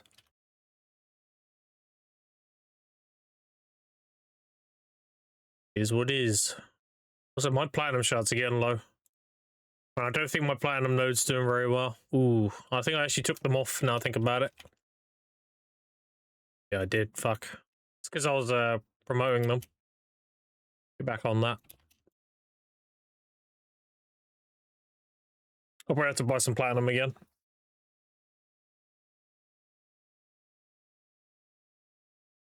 Like, there's other markets I could talk about, chat. And if I did, they would also tank. I'm not going to do that. You're wondering, look, all my pre-orders. So I have saps. These are for harmonies. This is for getting my crystals. So these mixed with the other ones to make the better ones. I need one decimation still, self-explanatory, avail, so $3, whatever. This is for me pushing Guru 1, so I can start either buying Valencia mills or making Odie mills. This is for, well, it's energy, and obviously all these are buffs. Zolka, same thing. This is for making the Bis potions for uncapped PvP. And Monk's Branches is a big gate for harmonies. That's all the things I need to pre-order right now. That's just I'm using for gathering Yawning Hedgehog. You should only be using Yawning Hedgehog. I don't even have a gathering items set artifacts yet, see? I'm using Life XP and Melee AP. Don't judge. But it's this is Yawning Hedgehog. I'm still trying to gather my gathering item drop rate ones. The game just haven't given them to me yet. This is my experience set. These are all evasions because it doesn't matter. I just use this for dummies, essentially. But ultimately, these will be Kaboos. These will be gathering item drop rate, and these will be alchemy mastery. Like I'm using processing mastery and extra AP because I haven't got the alchemy mastery ones yet. Because they're RNG when you hand in Imperial Alchemy, so ultimately, like I'll replace them as I get them. But the sets I'm using for now, just so I got the set effects. Anyway, chat. Dude, it's so fucking cold. I might go chill downstairs for a bit. It's so fucking cold.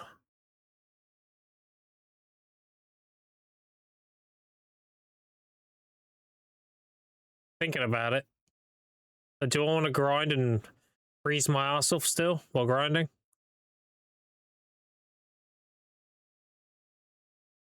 Nah. I think I'll call it. I think I'll go downstairs, have my dinner, spend some time with the kids, come back up when it's warmer. Judging the artifacts being used?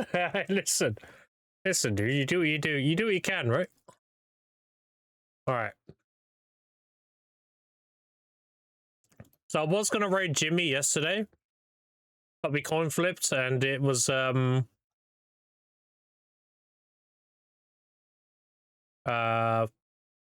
C-Zane. That's it. We'll raid Jimmy today. I appreciate you boys hanging out today. I appreciate your subs, resubs, follows, and especially your time. I will be on tomorrow. More grinding, more breaking barriers and shit. Doing stuff that people think's crazy. Usual. I appreciate you hanging out with me today.